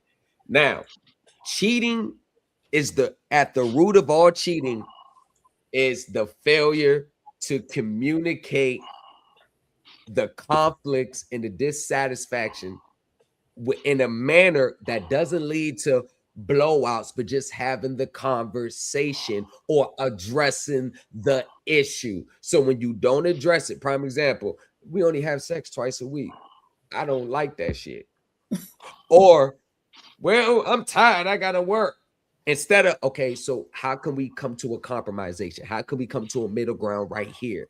You're tired. What can I do to lighten the load off you? And her, what can I do to, satisfy you more? See, those little in-between conversations are not had. So what happens is, man, I ain't been on sex twice a week for the past 3 months. Damn, what's up, girl? Bam, flip it to the woman. He don't listen to me. I feel like I need some emotional. So it's all starting with the root of the communication. Now, Dame, you can sit here and say that she doesn't owe Fatty no loyalty because we're not getting to that extreme. But the reality is, the whole thing was my husband, I got to cook for him. I'm trying to figure out what the hell she cooked that fast. Was it a 3-course meal? Was it leftovers? Was it what was it? TV dinners? What the fuck she cooked so fast? And then the fact that this is an example of what most women do today. Instead of saying, yo, I gotta hop on another panel right now. She ain't even gotta say the name. I gotta leave Oh, I gotta leave because I gotta cook for my husband. The fact that she said she had to leave to cook for her husband instead of saying, "Hey, I gotta leave because I gotta go on another show." Bam, easy, bam, bam. But that little deception right there, what you see in most women, you mean to tell us that just because she has the glorious husband in front of her, the one that God sent her, that her behaviors is going to change just because she has a husband in front of her? All right, let me see. And what you said, if this is indicative of the reaction, this is what I talk about. Why is it necessary? Say she does that. She goes in, she says, "I'm going to go cook," and then she jumps on Ham's panel. The reaction I would hope, if we're going to relate this to relationships, would be, all right, then she just don't come up here no more. She full of shit. Come on in, bro. I'll move on. I'll call another chick. No. We have liars that do it all the time. Hold on. Damien, mine's a quick question. Damien, mine's a quick question to you. Let me finish. Let me finish my statement. You can answer. I don't want to. Let me finish. You can answer. Basically, I'm saying what guys are doing is sitting up just like, see, why is it? I'm like, then don't have those type of people. If a woman, this is related to dating. If a woman said, "Hey, I got to go and work tonight," but then I go out and I see her out, I'm not gonna be like, "Why did you go out? Why did you tell me that you were gonna go out and go home?" I'll be like, "Cancel, bitch," and I'm on to the next one. It's not. I don't care. Men should not care if women are doing them. Just move from them. Just ask him though directly. He said that not telling the truth to women shows that defines your character. Yes, so like anybody, not just women. I know you did, Damien, but without saying that demonstrates bad character. You said that woman don't owe you nothing. That's the problem with what you did. Instead of saying, "Hey, Ali and Fatty, everybody," can I land? When we asked you, you did the first thing when what you said was, "Hey man, that shows what kind of character this woman has." You said that woman don't owe you nothing. That's the problem. Yeah, no, exactly. And Damien, 1 second, and you can translate these to real life scenarios. Let me give you an example, right? Most of these women know who's next, just like she knew who's next, right? Just like she's on the show saying, "I'm going to see her," and she knew who's next. Most of these women know who is next. Matter of fact, women rarely leave their man without at least having another one in the slot ready to pick up where she left with the other one. So this is actually character traits, Damien. I will tell you. And Damien, she has bad character, so Damien, don't fuck with her no more. No, Damien, but that's simple. The point. Damien, but that's the point, is right. Like, remember when I told you a woman leaving a man that cheats, she's going to end up probably with another one that cheats, but just cheats better. You don't know. Go ahead, Melvin. Real quick, Emily is going to head out for the night, but I just wanted to compliment you. It's been a great show. You were awesome. I hope to have you back. We definitely appreciate. Nice to meet you, Emily. Tonight. Nice to meet all you guys. Emily, you've been so great. great. So much. I love talking with you. Thank you for the opportunity. Thank you so much, Emily. Yeah, you guys are great. Emily, let me play it for you because you deserve it. Get out of here. Thank you so much, Patty. Thank you so much. Thank you guys. I really appreciate it. Thank you very much. Have a good night. Emily, I'll see you soon. And by the way, Melanie, if you need us on TikTok so we can go wreck havoc, just let us know. We go there too. Okay? We appreciate you once again. Thank you very much for being here. Love you. Bye. Appreciate it. So Damien, this is what we're talking about, right? It's components of relationships. Like women are just not lying because they want to protect our feelings. They are lying because they can get away with it. You see what I'm saying? Like, we have liars all the time on panels. People that lie about their height, lie about their money, lie about their schlong, lie about anything and everything. Like, people just lie. The thing is, once you catch a person lying, you will never get that trust back. And this is why in principle, I agree with you. You should tell to women. But the thing is, if I lie to you, I broke our trust, but you don't go nowhere. For the most part, if I tell you the truth and I tell that I'm having feelings from Carolina from accounting, you still don't trust me anymore because now you're going to keep looking over your shoulder, and I'm going to get the same repercussions. So, like, it's just that truth needs to be rewarded. You see what I'm saying? It's like me coming to Damien as a worker, and like, Damien, we talk about this on the politics show, right? Mm-hmm. The police officer did, like, what they call the blue wall of silence or something like that. Wall of silence, the blue shit. Police officers should tell the truth and nothing but the truth when it comes to these situations. But I can understand a police officer that went to his superior and he told, hey, such and such and such are brutalizing people, and instead of actually getting a medal of honor, getting promoted, getting rewarded, he gets put on God's nowhere, and now he lost his career, lost his money, lost his job. You see what I'm saying? People are results driven a lot of times. I want to be nice to everybody. I want to tell the truth to everybody. I want to trust with everybody. As soon as they get beat, most people are going to learn from their habits and says, I'm going to do what works. I'm not going to do just what You're is a right. piece of shit. One second. That was for you, Damien. You were a piece of No. It was for me? He's scared. I'm letting you know you a piece of shit, nigga. Why you don't want me to say that? You a piece of shit. Hey, Pat, he called you. Oh, what's this? Hold on, what's this? What happened? I don't know. Two people left. Stop acting funny, nigga. Stop trying to make me the. Wow. Fatty, where'd you go, Fatty? Fatty, you are not about to leave us with this. Who? He's talking about who? Me? He's talking about you. Y'all, all right. You know what? Y'all won. Y'all niggas is pussies. Damn. I think that was for Ali now. Hey, he said he a bad. I'm a bad bitch. Look at Ali. He said, "Shut up, pussy. Stop crying. Nobody wants to hear that shit." So, Damien, let me ask you a question. Should a woman trust that this alcoholic treats us like this, but in his real life, he doesn't over talk, insults people, and do all these things? Should a woman trust this man, just like you told us, that woman leaving and say, go cooking, and I'm going to the show? Should we said, hey, Melanin, I guarantee you, James, he likes you just because he's belligerent on the internet and he has a foul mouth and he talks crazy and he calls everybody to his name. I guarantee you, if you marry him, he's not going to do that to you. Go ahead, Damien. Tell us what you I don't even know if that was a question per se. I'm trying to figure out the question. I did it now. That was a question now. That was more of a statement than a question. That was more of a shit on old boy than a question to me. It makes sense, though. Triangulation, is that what you called it one time? But it kind of makes sense, Damon, because you told us the behaviors that happen over here and going over there is not the problem. So his behavior I'm not saying this. Hold on a second. People, look, two things I'm going to say. Number one, I've never said, oh my God, never lie, be the most honest person, like a altar boy or whatever. Whenever I never said any of that niggas. shit. All I'm saying is shut the fuck up. All y'all niggas, stop dicks. James, what I do to you, bro? Yeah. I don't know what I do. James, what I do to you, man? He just mad at the world. All I'm saying is just like when that's trauma.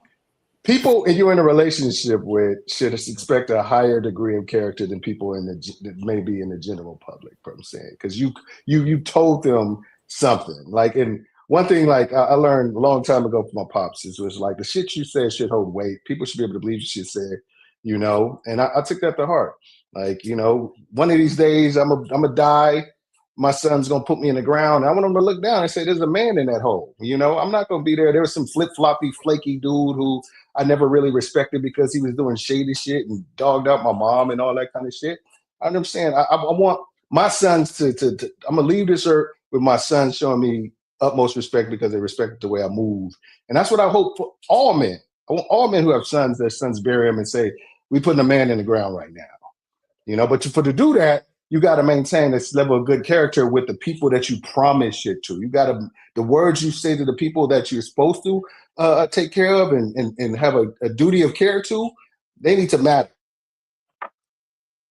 You're muted, Fatty. So, Damien, this is $1 million question, right? What up? Do you want to be right or do you want to win? I'd rather be right than win. And this is a Damien. Go ask woman, do you want to be right or do you want to win? And 99.9% of them says, give me the motherfucking championship. We are the champions.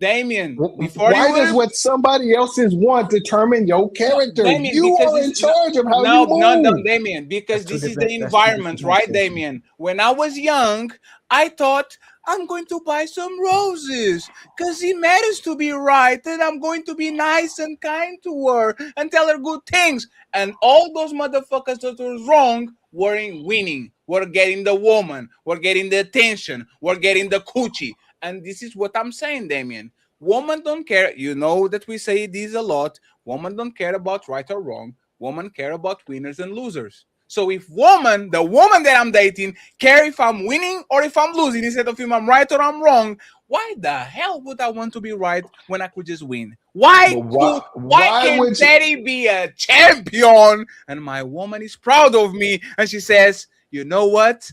Fatty might cheat on me, but at least I'm not with a loser. At least I'm not with a loser. Yeah, let's go, Fatty. Get the championship. Watch this.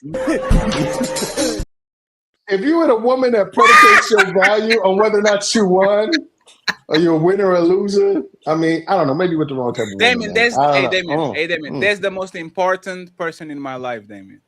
This person that is right next to me is the most important. Me? No, you ain't over there with him. I'm just messing with What you doing? Hey, this is the second one. First somebody called me Happy Fatty, and now Damien is saying me.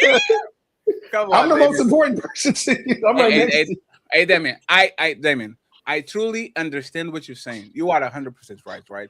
But Damien, it doesn't work. This person, not you, the person technically, right, is the more important person in the planet. I definitely have to care about what she considers more important.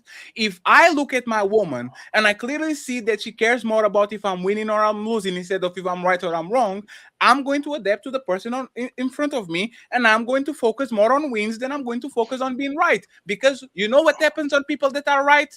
They get fired, they get sick, they lose their jobs, they lose What their you're houses. saying is you're going to focus on her program instead of saying, this is my program. I need you to rock with my program. I'm focusing on Thomas. I gotta get to the kids. Hey, I appreciate you. Oh shit, he's going to the panel. I see you. I see you. Oh shit. Hey, what do you think I was for the last 45 minutes that I left? Good night, Thomas. Look at Thomas.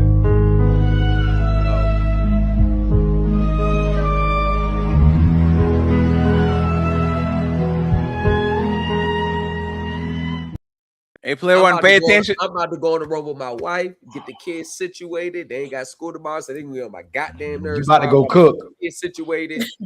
I cook like once in the blue moon. You about to go cook, ain't you, my wife situated. I go chill with her, tapping with the kids, be family man, dad.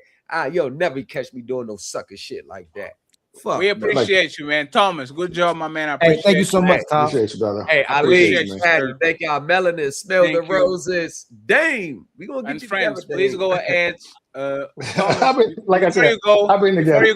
Before you go, drop your new channel in the chat, please, so people can go ahead and follow. I'll make sure I'm gonna follow you, man. Okay? Please, appreciate you, Thomas. Thank you very much, and see you soon. I want to let a nigga speak. Y'all niggas say the girls do this and the girls do that, but when a man is talking, y'all just want to overtalk a man and don't want to hear what a man is saying. What I'm saying is, Smell the roses. Have you spoken yet? Ali asked me a question. Okay. Hey, Rosie, because Ali is black.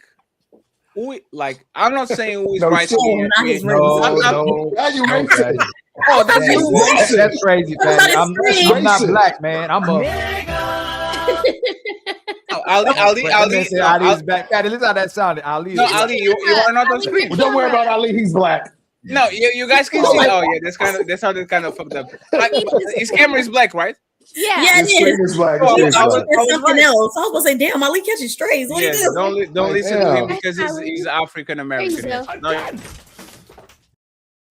Before I ask you the question again and see, CEO, what's up, CEO? How you doing, my brother? Don't let that man represent New York. He from Jersey, I heard. That is not New York. New Jersey is New York from Nah, that's the AliExpress. Y'all have to take area, it. man. Yup. Y'all have to go. out. Jersey are New Yorkers that couldn't afford Manhattan. Okay, so I will ask these roses, right? And don't do it as Fatty versus Damien. Do it as a focus. Like, what should we prioritize to keep our relationships and our woman, right? Being right or win. See what I'm saying? Even if win comes with a lot of nasty things that you might not see, but it is what it is, right? Like, what would you tell men to prioritize, winning or being right? Oh, I would say winning. Oh shit! And I would say for women, it's not about winning; it's about being right. Can you explain that, please? Okay, so I made vows to be with my husband. I should not be taking up with other men completely. That is the wrong thing to do, right? But I don't think it's the same for men. I think that, I mean, when I don't. Good job. I'm so proud of you. Keep going. This is like, okay, Please it's hard. explain. I love you both. I love Fatty and I love Dame. So I get what you're saying, Dame. Like, you're a married husband. And so some of like what you're saying is definitely what I want to hear from my husband, right? But at the same time, I need him to be out there winning, right? And sometimes the winning comes with the little fringe benefits on the side. I mean, honesty. I mean, And you still, so knowing that, I don't right? like it. With I you don't knowing like that it. information, you still don't want him to tell you? Listen, Melanin, if my husband comes home and tells me about every woman that flirted with him or every woman that he flirted with or whatever, that's going to disturb what's going on in the house with my 15-year-old son, right? Okay, but why though? Is it because how you feel about what he's I will be saying? depressed, because I will be zeroing in on. So you would internalize it. Yes, I would be thinking that I'm lacking somewhere, that I'm. But why would you not go good there? enough. Why would you focus in on you about what he's doing? Because you, to me, it's the just person that I met, natural. you seem like a great wife, right? Yes, and I I don't think know that you I am. personally, but you seem like a great wife, right? So if you know you're a great wife, why would you internalize and make it be your fault what he's doing? No, I'm not saying that it's my Well, not your fault, but like think you're not equipped or you're not doing enough of something as to why he's doing that. I can't answer Yeah, that. that's the question right there that I wanna. That's what I want. I can answer that. I can answer. You want to know? Okay. Yeah. Okay. Everything in a relationship, when you're in a relationship, is predicated for women around one word: security. Women want to make sure that they're secure financially, physically, emotionally, sexually. They want to know security. I think is the main thing. If you think anything women want in a relationship, it all comes back down to that word: security. And if you know when your man is out there smashing other women, it does fuck with your sense of security, because what if this woman's a little bit better? What if she's a little bit slimmer? What if she sucks his dick a little But bit? that's not who he's married to. No. I'm sorry. Let me finish. But I'm saying, so if a woman thinks her position isn't secure, that's when it's going to give you all the headache and the worry and the stress and stuff like that. That's when a woman is going to start pulling back or possibly looking for alternatives outside of the home. If you can continuously guarantee a woman's security, you got her for life. She's going to give you 100% of who she is or whatever. But if you do things that fuck with that security, you've opened the door for other men to have access to your woman. That's just the way it is. It's one way or the other. Whether or not she physical I cheat. wouldn't be able to live right anymore. I would be thinking about doing wrong. And I would probably be thinking that I'm wrong. And I would definitely be thinking, is she better than me? I would be. But that's not the truth, though. Damian has good intentions. I think in a great world, that's how it should be. But women leave good men all the time because they're boring, or they grew apart, or irreconcilable differences. Like, they leave good men and they'll stay longer with toxic guys. So that's not true. If a man gives her security, she's gonna find a way to leave that as well too. The worst thing you can do to women into 2026 is to give them everything they want, and we keep talking about that. She becomes a bored, woman, because a lot of these women, once you give them what they want, they have to upkeep that. They have to be responsible for it, and they actually have to love you. And they see that peace as chaos. They're going to self-sabotage and destroy all that to the ground. So as long as you keep this woman kind of working for it and not feeling security, she may work harder to try to get you. Then when she gets you, she loses you. So I would agree, Damien, in a perfect world or in 1943, that would have worked. But in today's time, that boring guy, that good guy, that righteous guy, that security will be compromised way worse than a toxic guy who lies to her and runs all over her. Hey Mel, hold on. says this? Hey Mel, who says this? It's just this saying, right? Who says this?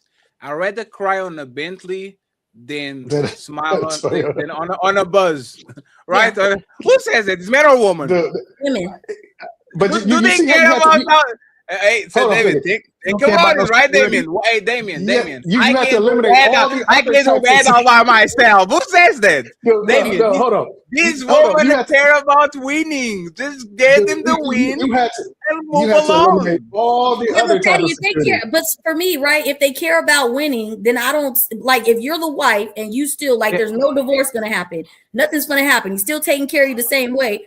Why can you not know about what he's doing with the other women if nothing changes? So, Right? so Melanin, women stay for a good time, not a long time. So if she's there just for the good time, she don't need to know. As long as she's feeling good, that's as long as she gonna stay. Soon as she don't feel good anymore, it's over. So most of these women are riding till they don't ride no more. Once they start getting to what makes a man peaceful and happy, that's when the issues start coming as well too.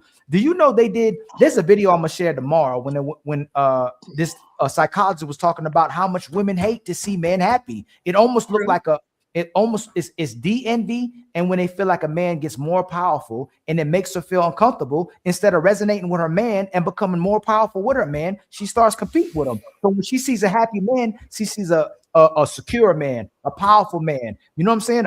A man who has his life together, and she gets insecure because of it, and she starts competing with it because she don't feel like how he feels, trying to make her feel that same way as well too. Well, I think those are women who aren't happy, who don't want to see the happy. That's most women. If I'm winning, any wins I get in life, my wife is happy for me because number one, she gets the benefit from it long term, and it just puts me in a better mood. You know, so she's happy when I'm happy. So there's no, oh, you made X amount of money, I need to make X amount of money. I mean, it's just like cool, you know.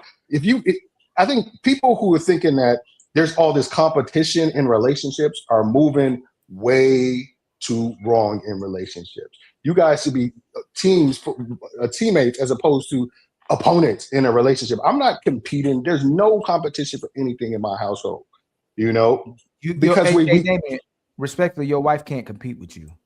And most women can't compete with men, but we know they're envious because they don't cooperate, Damien, and they're competing. So they want to be number one. They want to be the most valued in a relationship, and they want to be the leader of the relationship. So I agree with you. If you have a woman that's cooperating with you, she actually loves you and she wants to be part of whatever you got going on. But for the most part, Damien, women are competing with men in these relationships. That's why they don't listen, and they're envious and jealous of a man's peace, of the ability of a man to take care of her, of the ability of the man to love her. Most women are fighting with the man. That's why they don't listen, Damien. Like I said, can you answer to this, to Damien? Right? Pay very attention to what Ali said, and then answer to what he said and I said. Right? Do women leave you when you start losing, on you when you are wrong? Think about it. Right? When a man is wrong, right? They will call you, they will fight you, they will say, and this is why the machine was open and you let the door this. Like, women love when you are wrong because they stay and they throw that shit to your face for years. Oh, my mama, my dad, nothing better than when my dad is wrong. So my mom can nag the shit out of him and say, and this is why you leave me. Like, it's funny, right? But you know what? No, let me finish. When a man starts losing, when he loses his job, when he loses his car, when he can't get hard, when the time goes rough, like when a man starts losing, this is when women are gone. So why would you prioritize something that literally actually makes women more excited to be around you because they love to be right? Like that was what Smell the Rosy said. It made me think a little bit. What does she mean with women love to be right? Is that haha, you are wrong, I'm right, I'm going to nag you with that. Why would I prioritize something that actually gets women more engaged with me when they actually can stand to be can stand with be with the loser instead of somebody that is wrong? Like, why would I Hold on a prioritize second. that? There's a difference between a loser. Taking a loss is not doesn't make you a loser. And that's what I'm saying. So if a That's not loser what is, they I think, think. That's not what they think. hold on. A loser is a perpetual state of being. That's what I think. That's A not loser their is a loser. opinion. Hold on a second. Hold on. That's not woman's opinion. Don't get me wrong. Look. Like, say for example, and I'm gonna stop using me. I'm just using manage. Well, I'll use me. If I lose my job tomorrow, if I come home and I'm like, hey, they laid it off, everybody got fired, I'm out of a job. Now, she's not going to be like, oh my God, you lost your job, you're a loser, because I've had a history of success and good judgment and stuff like that. And she knows my motivation to get us back where I was going. So there's a difference between somebody living in a state of, oh, woe is me, I'm never going to win, and what's called it, and saying, okay, I'm taking this loss. I'm going to use my emotion that's around that loss as jet fuel to get me back to where I'm going as soon as I possibly can. And So you that's wanna what win it people want to again. see. No, I'm saying, but you always have that winning mentality. You always have that, I'm going to get back where I'm going. If I lose my job today, I will find another job that makes the same or more money. So you become a winner again, right? So you become a winner win. So you know why you're right now. You know why you're wrong? Let me lose my lawyer job to work as a supervisor in Walmart, which is actually good money, but is not lawyer money, and see if that woman is going to think I'm a winner. She's going to say, I didn't marry you a loser that is a supervisor on Walmart making 80,000. I married a lawyer that had a law firm making $1 million. So if you can get me there, I'm not being with you. If your woman One leaves second, you, Damien, you are talking about males' perspective of winners and losers. Get back on a horse. If you try, you are a winner because you never gave up and all that. Women don't care how many times you try. Women don't care how much harder you work than other people. Are you in front of the line by the time that you did that 14-hour shift? They'd rather be with the lazy motherfucker that gets all the results. They'd rather get with the guy that never goes to the gym and is hyper attractive than be with the guy that is five times a week. Is, oh man, look at me going to the gym, and you will still have a belly. You still have floppy arms. They want the finished product. The 6'8" guy will never, ever lose for a righteous man that is right, because women care about winners and the motherfucker winning. hold on a second. If you are prioritizing women that put that as the value set, 6'8", tall, they all whatever. do it. Hold on a second. I'm willing to hold on. Women don't care about looks. Are we talking about that King 6'8" guy? Is that what you're talking Women about? don't care about looks now, Damien. Okay. Well, that dude's a good looking 6'8" guy, so I can understand. Like, women are going to put some attracted to that. He's like, that is just. Yeah. So I mean, yeah. So, but it's just like, hey, Damien, I apologize. But you want to let me finish. Damien, I apologize. No, it's because of that dude. No, it's Okay. because of that dude, right? Remember that date that he had with this girl, like hyper attractive, like dark skinned girl, And she said she had 8 babies. like he wanted to spook her, and he said, "Hey, how many kids do you have?" He said 8. She looked at him, stopped, and says, You should. Yeah, you should. You should have. You should have your 9. genes are good. You should reproduce. Hey, 8 kids in any single metric. There's a loser if he's like 8 baby mamas. But on his thing, they don't care about if he's right or wrong. Motherfucker, you are a winner. Let's do another one. Let's do the 9 and the 10. Because her value was his genetics.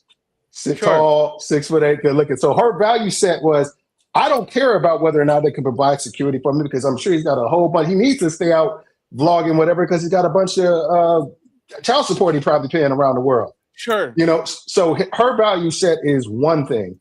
But if that's all you guys, then those women are going to be attracted to it. But if a woman says, "Oh, you're an attractive guy, 6'8", attractive," and he says, "I got baby mama," if your value set is, "I ain't trying to deal with baby mamas. I don't want a dude who's out on the scene all the time," and blah blah blah, you're not going to find him as attractive as other women. Aesthetically, he's going to be a good looking guy, and women are going to be attracted to him. But he can that shit. If that's not the priority, that just gets him in the door. If that's not the priority, he's not going to have no longevity there. It may smash or whatever. I have 2 questions, Damien, and then we have to close out the show. Okay, Mm-hmm. Damien, this guy that was divorced was 6'3" and has a bajillion dollars. Can we accept that women value money and looks as probably top 2 priority in the level of attractiveness they have? Like, how do you look and how secure you are financially, Yep, right? 100%. We can agree on that. So these are the 2 questions. Does money make you right or make you a winner? You know, the things I don't think either one. I don't agree that money makes you a winner in life. So if I have and $1 it doesn't make billion, you right. if I have $1 billion, does that make me, let's go to the eyes of a woman. If I make $1 million per year, does that make me a winner in the eyes of most women? Yes, most women, I would say, Okay. if you make it $1 million, you're a bit, but. And now, one second, so you get there. I'll give you the disclaimer. What about genetics? Nothing about that dude is a lottery. You won the genetic lottery. You are 6'7". There's nothing we can do. You can born 1,000 times. Probably nobody's going to be 6'7", right? Is looks and genetics about who is right or about who is the winner? Yeah, it's about who's luckiest. He's the winner in the luck in the DNA. What's called he won. So think about this, right? When it comes to looks and when it comes to money, nothing on that is about right or wrong. You can be a very attractive asshole. You can be a very rich piece of shit. But you know what makes a lot of money and a great looks and a big booty and some big titties? A motherfucking winner, because you won the genetic lottery. You can still be wrong as 2 left shoes, but if your wagon is dragging, we go.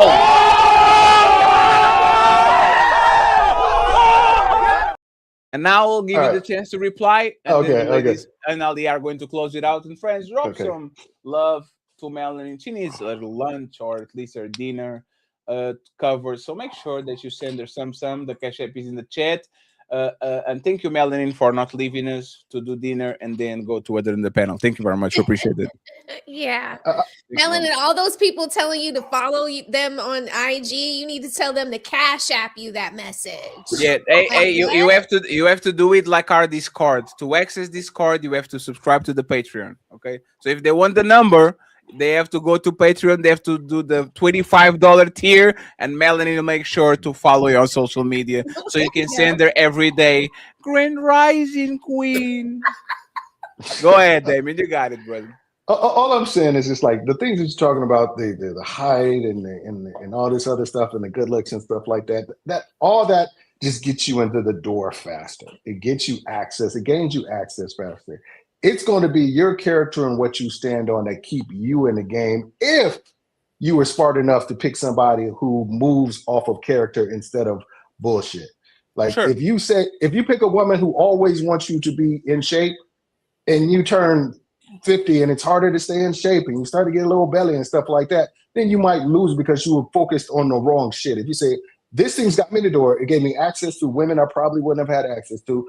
It's my character that's going to keep me in a situation if I choose wisely. That's what I think men need to focus on. And they shouldn't be about, I think we spend way too much. How do we get women to do X, Y, and Z? You don't. Let me finish the statement, and I'm muted. So God damn it. It's what it's the character that keeps you in there long term. So trying to get women to change, I don't think is the move. I don't think I would advise to. I say what you need to do is set yourself up, make yourself so solid that a woman would be foolish to do something to lose you because she ain't gonna find another dude like you. Hey, you want me? Hey, you want me back, Damien? I agree with you.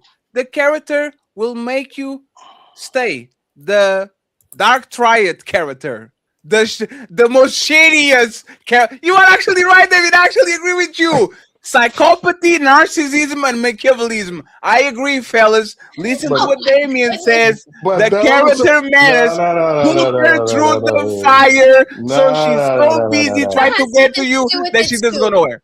Go ahead. I think that has something to do with it too. Like you can't be a man of good character and be a pushover punk BITCH. That doesn't mean. See, Like you that's have what to people be get able it to put your thinking. foot down, and your wife has to be able to take you seriously and know that Hold you on, mean hold on, what hold you on. say.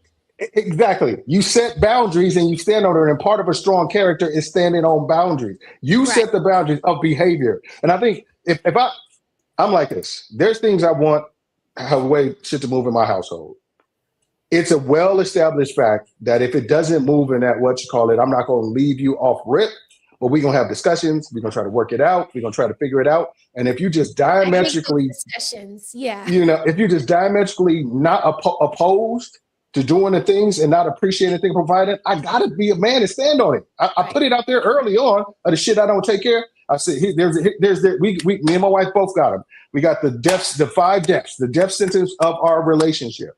And if either one of people do any of those 5 things, we got to be out. We got to stand up. And I'm ready and willing to be out in that relationship if these things if you violate these 5 things that we discussed. So I think that's what it is. Men don't, if you're saying, oh my God, she did these things and I stood and I tried to change her and she took advantage of me, she did stuff like that. Well, she's not going to respect you because you didn't stand on shit. Stand on your boundaries. Set the boundaries. This is where it is. This is the line, and stand on it. I guarantee you, if she do leave, she's going to be missing you and wishing you, and other women going to be like, God damn, I can't believe she fucked that up. I'm going to be all about what I do. Hey, Damien, one day when we have the lead attorney, I'm going to ask him, who usually is your clients? These goody, respectful, righteous, right dudes, or these badass, cutthroat? I don't give a. Hey, Lee, I'm going to ask him, hey, brother. Like you are inside of the court, left and right. Who do you think knocks at your door more, saying, "My mama, my woman is going to leave me. I don't know what I did." If you had to bet in one word, Damien, what horse do you think actually would go and say, "Leave attorney, she leaving me"? Like, what do you think it would be? The cutthroat piece of shit, or it will be the righteous man and the man with character that has boundaries? Like, which one do you think it gets divorced more and woman leave more? As a person who's been divorced once, it's the person who is the most mad or the most the angriest who come in with the most vitriol and this shit. I'm telling you, that's the way it is. Am I wrong? It is what it is. It is what it is.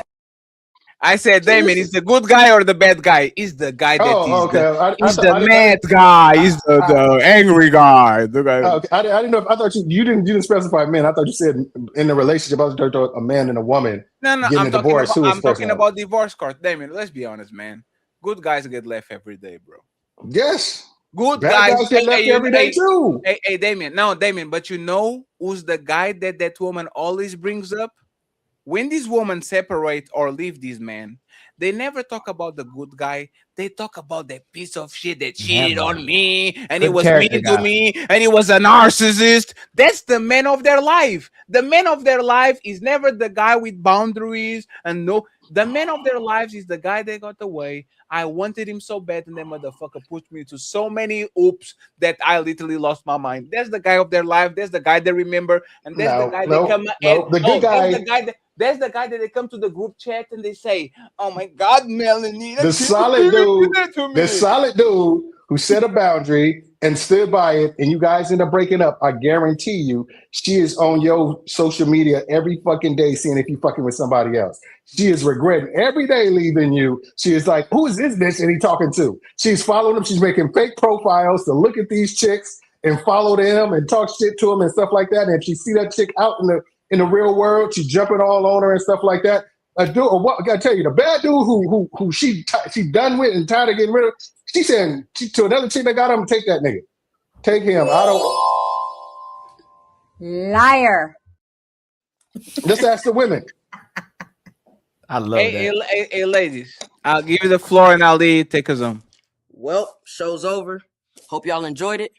But nah, don't dip yet. We still got them final thoughts coming. Y'all really tore it up tonight, huh? But don't dip just yet. Let's hear them final words. Hey, that's it. Show's done. Now shut the fuck up and let the panelists speak. It's time for final thoughts.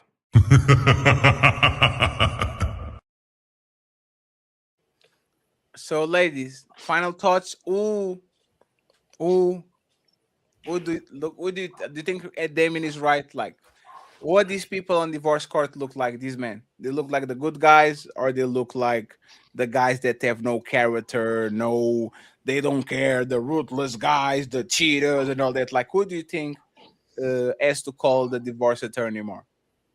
The woman. Well, yeah, but the woman is the one that probably initiates the divorce. But from my friend group, it's always the, you know, softy pushover guys that are, you know, in divorce court, getting the shorter end of the stick, getting the smaller portion of the pie when it comes to dividing the assets and selling the house. Yeah, I mean, yeah, I mean, I know, I only know a friend of mine who dated a football player that was a complete dog, you know, and you couldn't get him into court for, you know, whatever, you know, he wasn't going, and he just accepted whatever the courts decided because he was just that much of a hellion that, you know, it didn't matter to him. He just didn't care what she did at that point, you know, but that there's only been one guy like that I know out of all the husbands that was like that. What were you saying, Fatty? What was it? The Machiavellian guy or the dark triad? Is the dark triad, like, Yeah. and this is scientific, okay? It's not opinion. Like, women are highly attracted by men that display narcissism, Machiavellism, and psychopathy, and that's a evolutionary trait because narcissism, you're going to put you and your family first. So because narcissists are great manipulators. Usually, people like you attract a woman because you know that man is always going to put his self-interest first. The Machiavellism is you are willing to plan and to ruin everybody's life for you to win. Means that you are going in a wild space. If you are on the caves, you are willing to steal everybody's resources, make plans to fuck everybody up, and to actually get it. And psychopathy because you are willing to kill and to alienate anybody without feeling no remorse. You don't want in the dark ages for your man to be kill Damien and all of a sudden he's I'm traumatized. You want the man to get rid of the body and then keep going. So these evolutionary traits actually made women gravitate towards men. And even today, when we're on a safe society and all that, women usually are repugnant by the man that is sticky and fluffy and kind and nice. But when they get these men that kind of has these traits, they are attracted to them because that's how we are wired and that's how we evolve. So yeah, women want a man. Niceness is not going to get you nothing. Women don't want to. Women, hold on a second. Hold on a second. I don't know what you're talking about. I wish you would come to America. My friends would the way it's like you talking about Dave.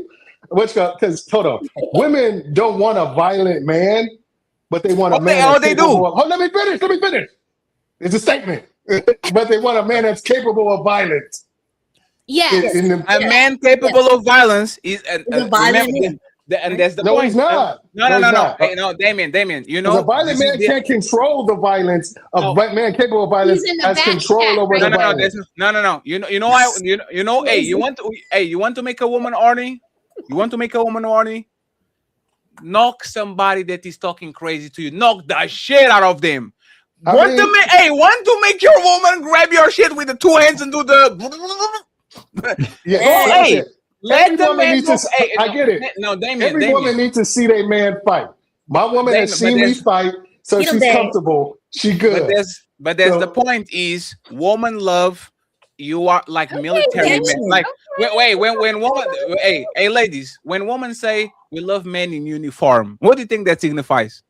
Is a man that is capable to do damage with their hands. Is a police officer, a military man, a firefighter. That is like this is what women are naturally attracted to. So that's why they're dressed up as usually as strippers. Yes, the strippers are always like a very robust type of situation, and this is what I'm talking about. Hey, Damien, have you ever saw a bachelorette party and the men pull up as accountants and I'm here to make I'm here to do your taxes.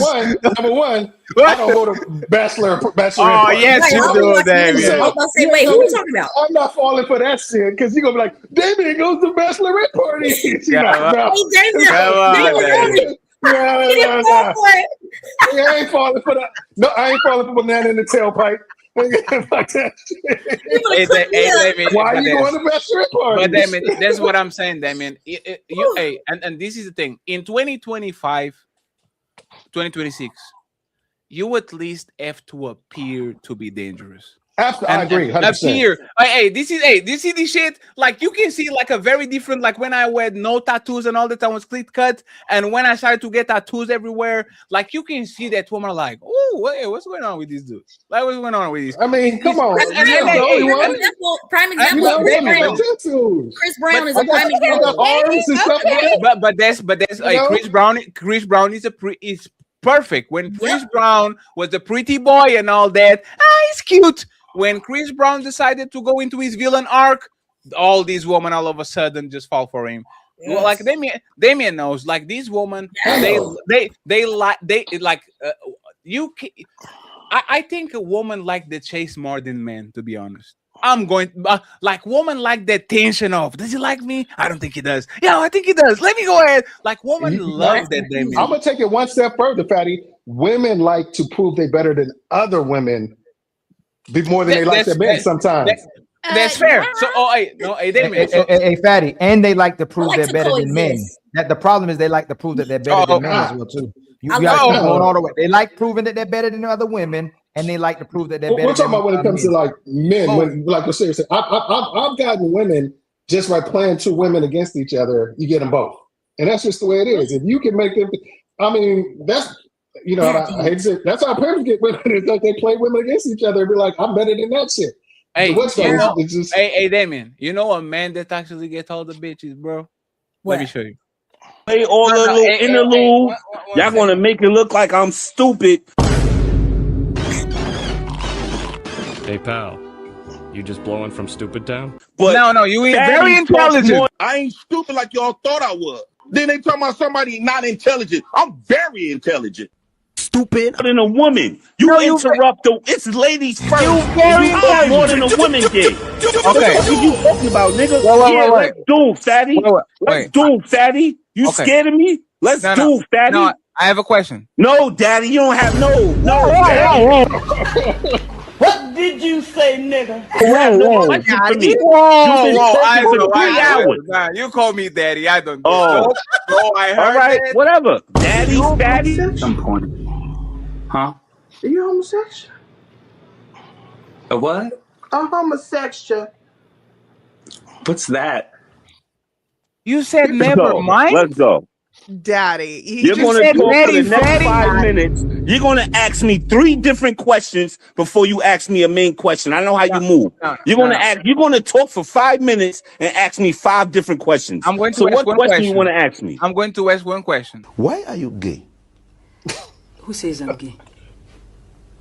You are gay.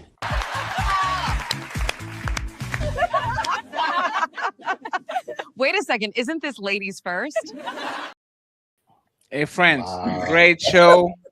Great show. I gotta get the Aunt Esther clip. Wait, Daddy, who did that? Who clipped that up? I have an editor called Player One. Is that Player One? You are amazing. Shout out to Player One. Sanford and Son is the best like sitcom ever. I don't know how many of y'all actually even took time to watch Sanford and Son.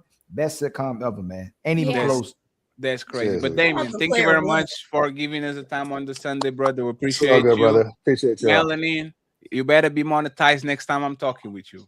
Yeah, Melanin. Come on now. I'm just a girl. I'm just a girl. That's really how I'll be acting with him too. I see not monetized yet.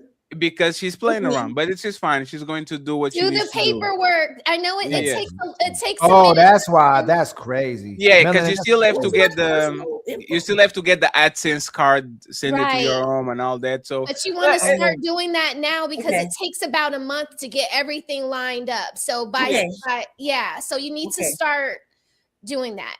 Yeah, Okay. and most important, thank you very much, Rose, for jumping in. When people decided to just go have dinner, okay, we appreciate you. Next Saturday, I'm going to have next Saturday I'm going to have a show with Rose, okay? After like a what At Rose? I don't know. 9 o'clock. Yes, a Or nine. whatever time you feel good. Now You went we on all day today. I don't want to do that to you. yes, yes. We're going to go love as Rose. kind of to 8 to 9, but we're about to decide. But we're going to go there because Rose is showing tremendous amount of love to me and Ali. So between Kemi going live, we're going to go there, stay 2 hours and have fun. And on the same Saturday, friends, we go back with the debates. Warfare Wednesday, Leosha versus Lucky Marie at 5 p.m. Eastern.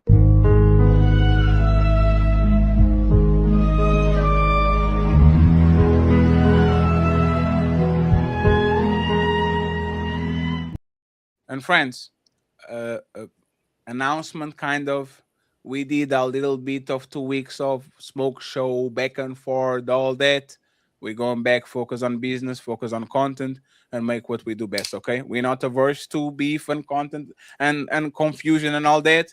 But once again, this is what we do best. We're going to start to hit you with a lot of variety. All the shows coming back, Ali, on a consistent basis. Hopefully on TikTok 1 day a week too.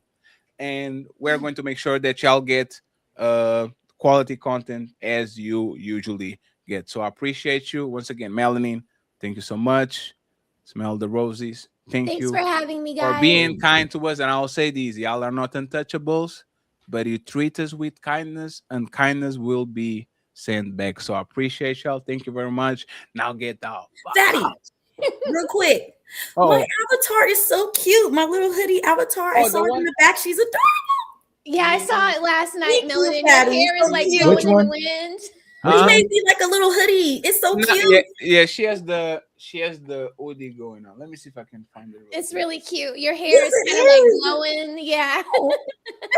Let me see if I can find it. Ali, yours is really cute too. You're in all white.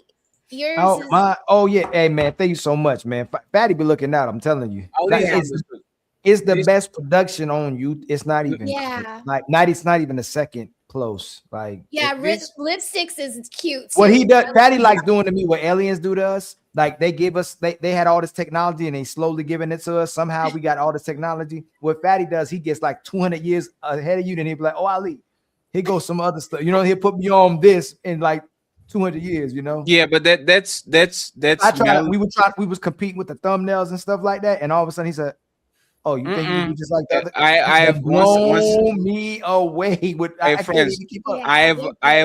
I have an editor that actually is like player one teach me a lot of things, and it's kind of funny that y'all at this point can't even see the difference between what he does and what I do. But everything you see on this wall is actually player one. Like I kind of make everything go and all that. But once again, there's a reason why he's the MVP. There's a reason why he's one of the best in the game. And Miss Rose is by the time that we get on that show on by the time we get the show on our Saturday, we're probably going to have your up because I remember that he sent me yours, but I actually can't find it and show it. So Well, yeah, Fatty, I said that I would. Yeah, I'll talk to you offline. No, that's but I will like pay. like I will pay for things, but and I that's don't know like if I I said. can reach out to player one for like stuff. I don't want to step on anybody's Absolutely. toes. With that, you're Okay. good to go. But there's the thing Okay. is with me, you're good.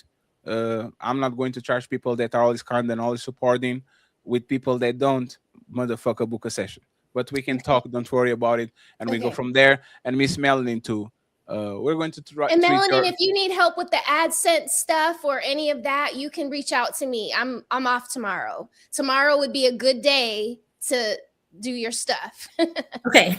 Thank you. All right. And by I'm the sorry. way, oh yes, I'm done.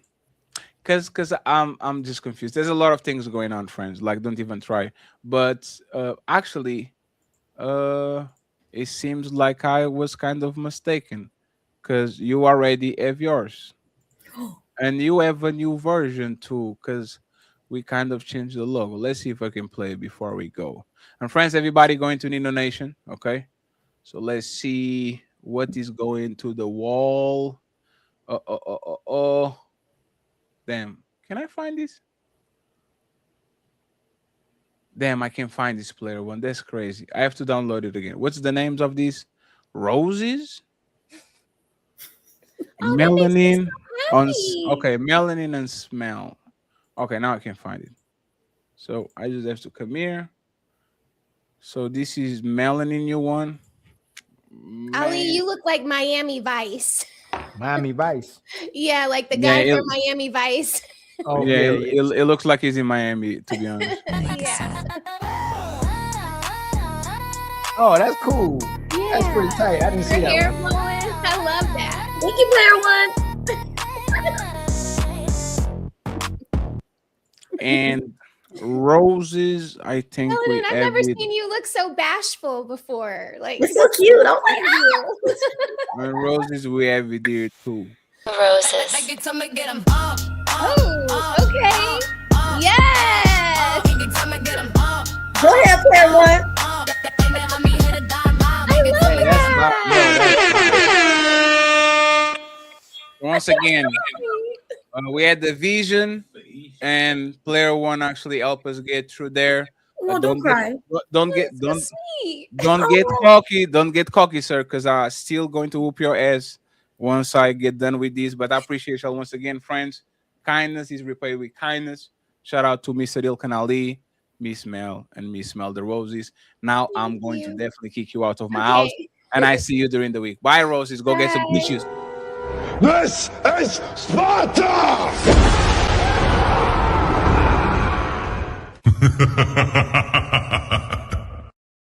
Actions speak louder than words, and we like to do actions. That's all. No more talking, no more. It is what it is. So I appreciate y'all. I'm going to read the super chat since Ali actually read them, and I'll check the cash app, see if there's a euro. I don't think it is, but we'll see. Stan Audrey. Patty, thank you for the advice the other day. Salute. Thank you very much, sir. Shout out to Miss Doris Myers. Doris, we miss you, Doris, but I know it's football season. She's going to be more around during after the playoffs. I appreciate you. Thank you very much. We love you. We hope you're doing good. She sent $10 to me, and I think $10 me to too. Il Canali too. Okay, so thank you very much. I appreciate you. I appreciate you. 30K. The untouchable empire, baby. With the 5 untouchable memberships. Thank you so much. And then the lovely lady Adrian Nicole, she gifted 2 memberships to me, and I'll The untouchable empire, baby. The untouchable empire, baby. thank you very much, Adrian. The Admiral, Mr. Ray Midnight in the building, says nothing. He just says The untouchable empire, baby. thank you very much. I appreciate you. Salute to you, salute to you, salute to you. We keep going. We have Zero Fallout in the building. It says, this is why we had ladies of the night for married men, and it was normal. The oaths of woman, I scribe on water. Even 500 years ago, we knew woman words are useless. Tradition is the sum of what works. It's actually funny because that's the version of what I say. Is the woman's word is written on sand next to the water. Every time a wave comes, it washes it away. This is actually the ancient version of that shit. The oaths of a woman is scribed on water. Look at you, Zero Fallout, with the poetry. The real black lexicon. Shout out to you, man. Long time no see. Cheating for a woman is a man who's hasn't been granted endless access to the kurakata, but cheated his way into some. Ooh-wee. Bars. Zero Fallout says, women lie. They don't care about sharing. They were sharing most of the men they were wet for. Most women today are sharing the same man. Another one. Facts. Hey, Zero Fallout never ever missed, bro. This man is a sniper.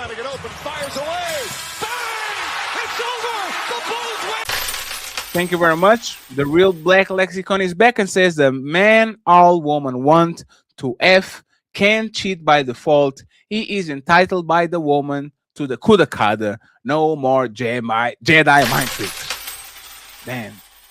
If you are him, you can cheat. That's what he said. more M for your mom.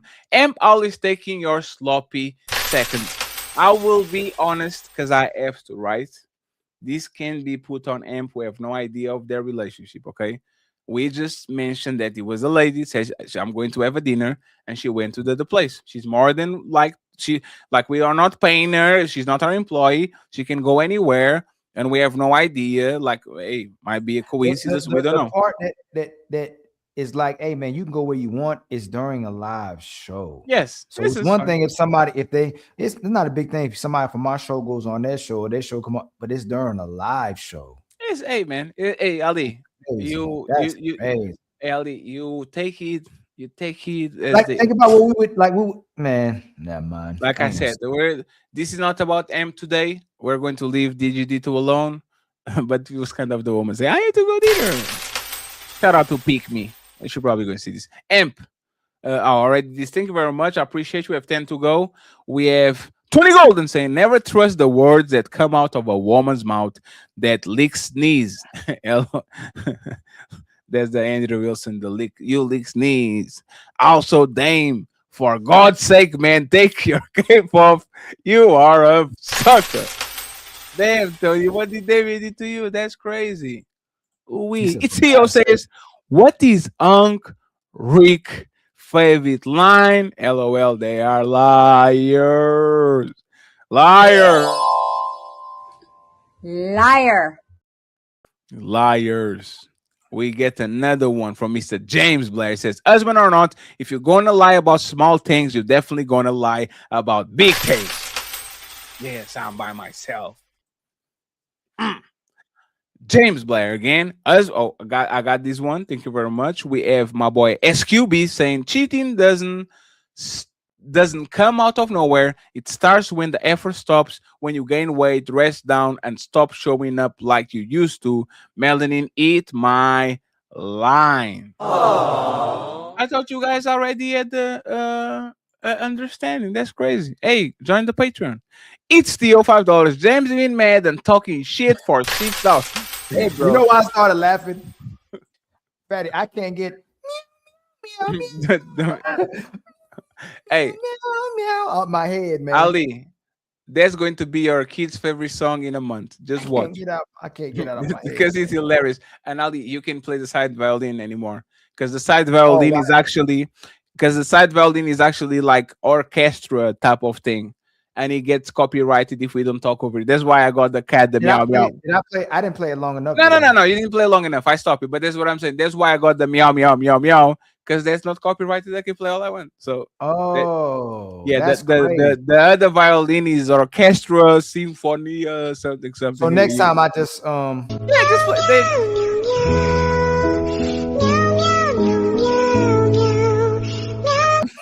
That's CJ. CJ. Last chance, man.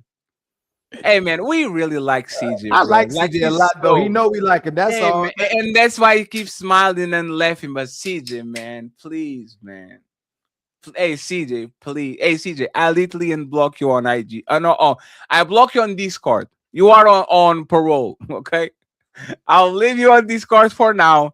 If you behave well, I unblock you on WhatsApp. But CJ, come on, man. Please, man.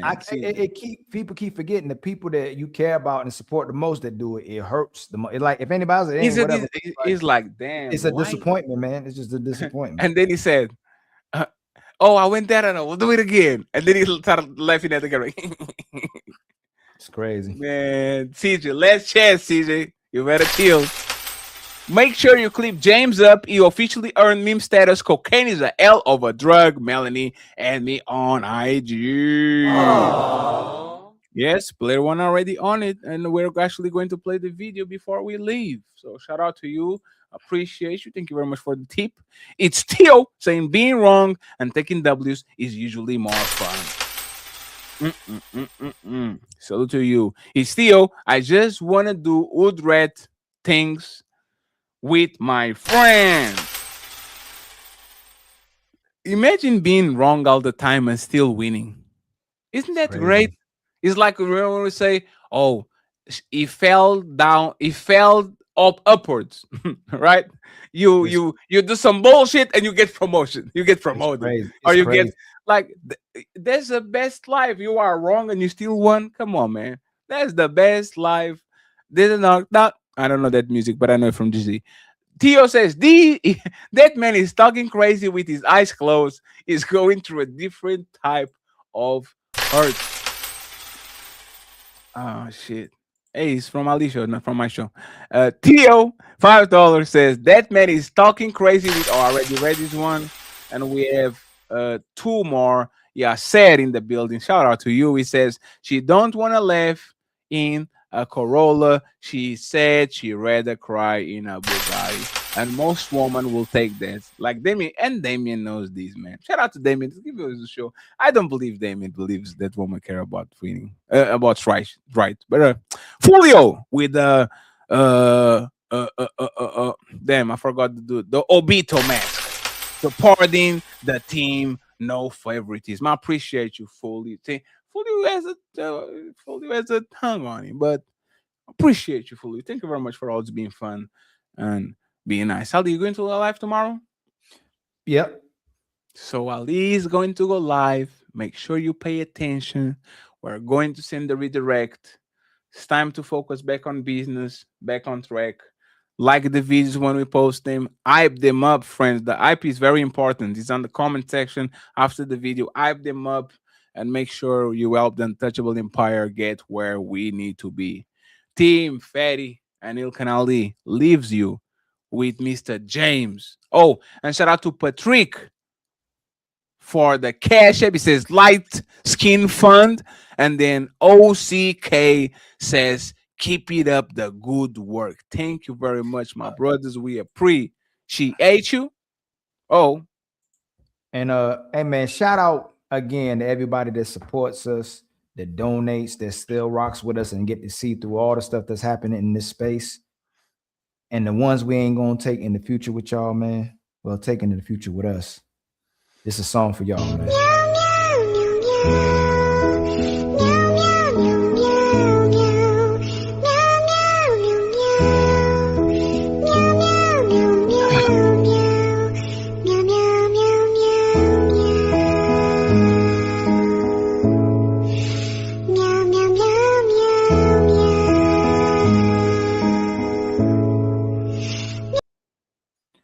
Friends, the Untouchables are signing out. Everybody, Nino Nation. Peace. Interlude. Y'all gonna make it look like I'm stupid. Hey, pal. You just blowing from Stupid Town? But no, you ain't very intelligent. I ain't stupid like y'all thought I was. Then they talking about somebody not intelligent. I'm very intelligent. Stupid than a woman. You interrupt the. It's ladies first. You talk more than a woman did. Okay. What you talking about, nigga? Wait. Let's do, fatty. Let's do, fatty. You scared of me? Let's do, fatty. No, I have a question. No, daddy, you don't have no, daddy. What did you say, nigga? You have no question for me. You've been talking for 3 hours. Nah, you call me daddy. I don't. Oh, bro, I heard all right, that. whatever. Daddy, fatty. At some point. Huh? Are you homosexual? A what? A homosexual. What's that? You said never mind. Let's go. Daddy. You're going to talk for the next 5 minutes. You're going to ask me 3 different questions before you ask me a main question. I know how you move. You're going to talk for 5 minutes and ask me 5 different questions. I'm going to so ask what one question question you want to ask me? I'm going to ask one question. Why are you gay? Who says I'm gay? You are gay.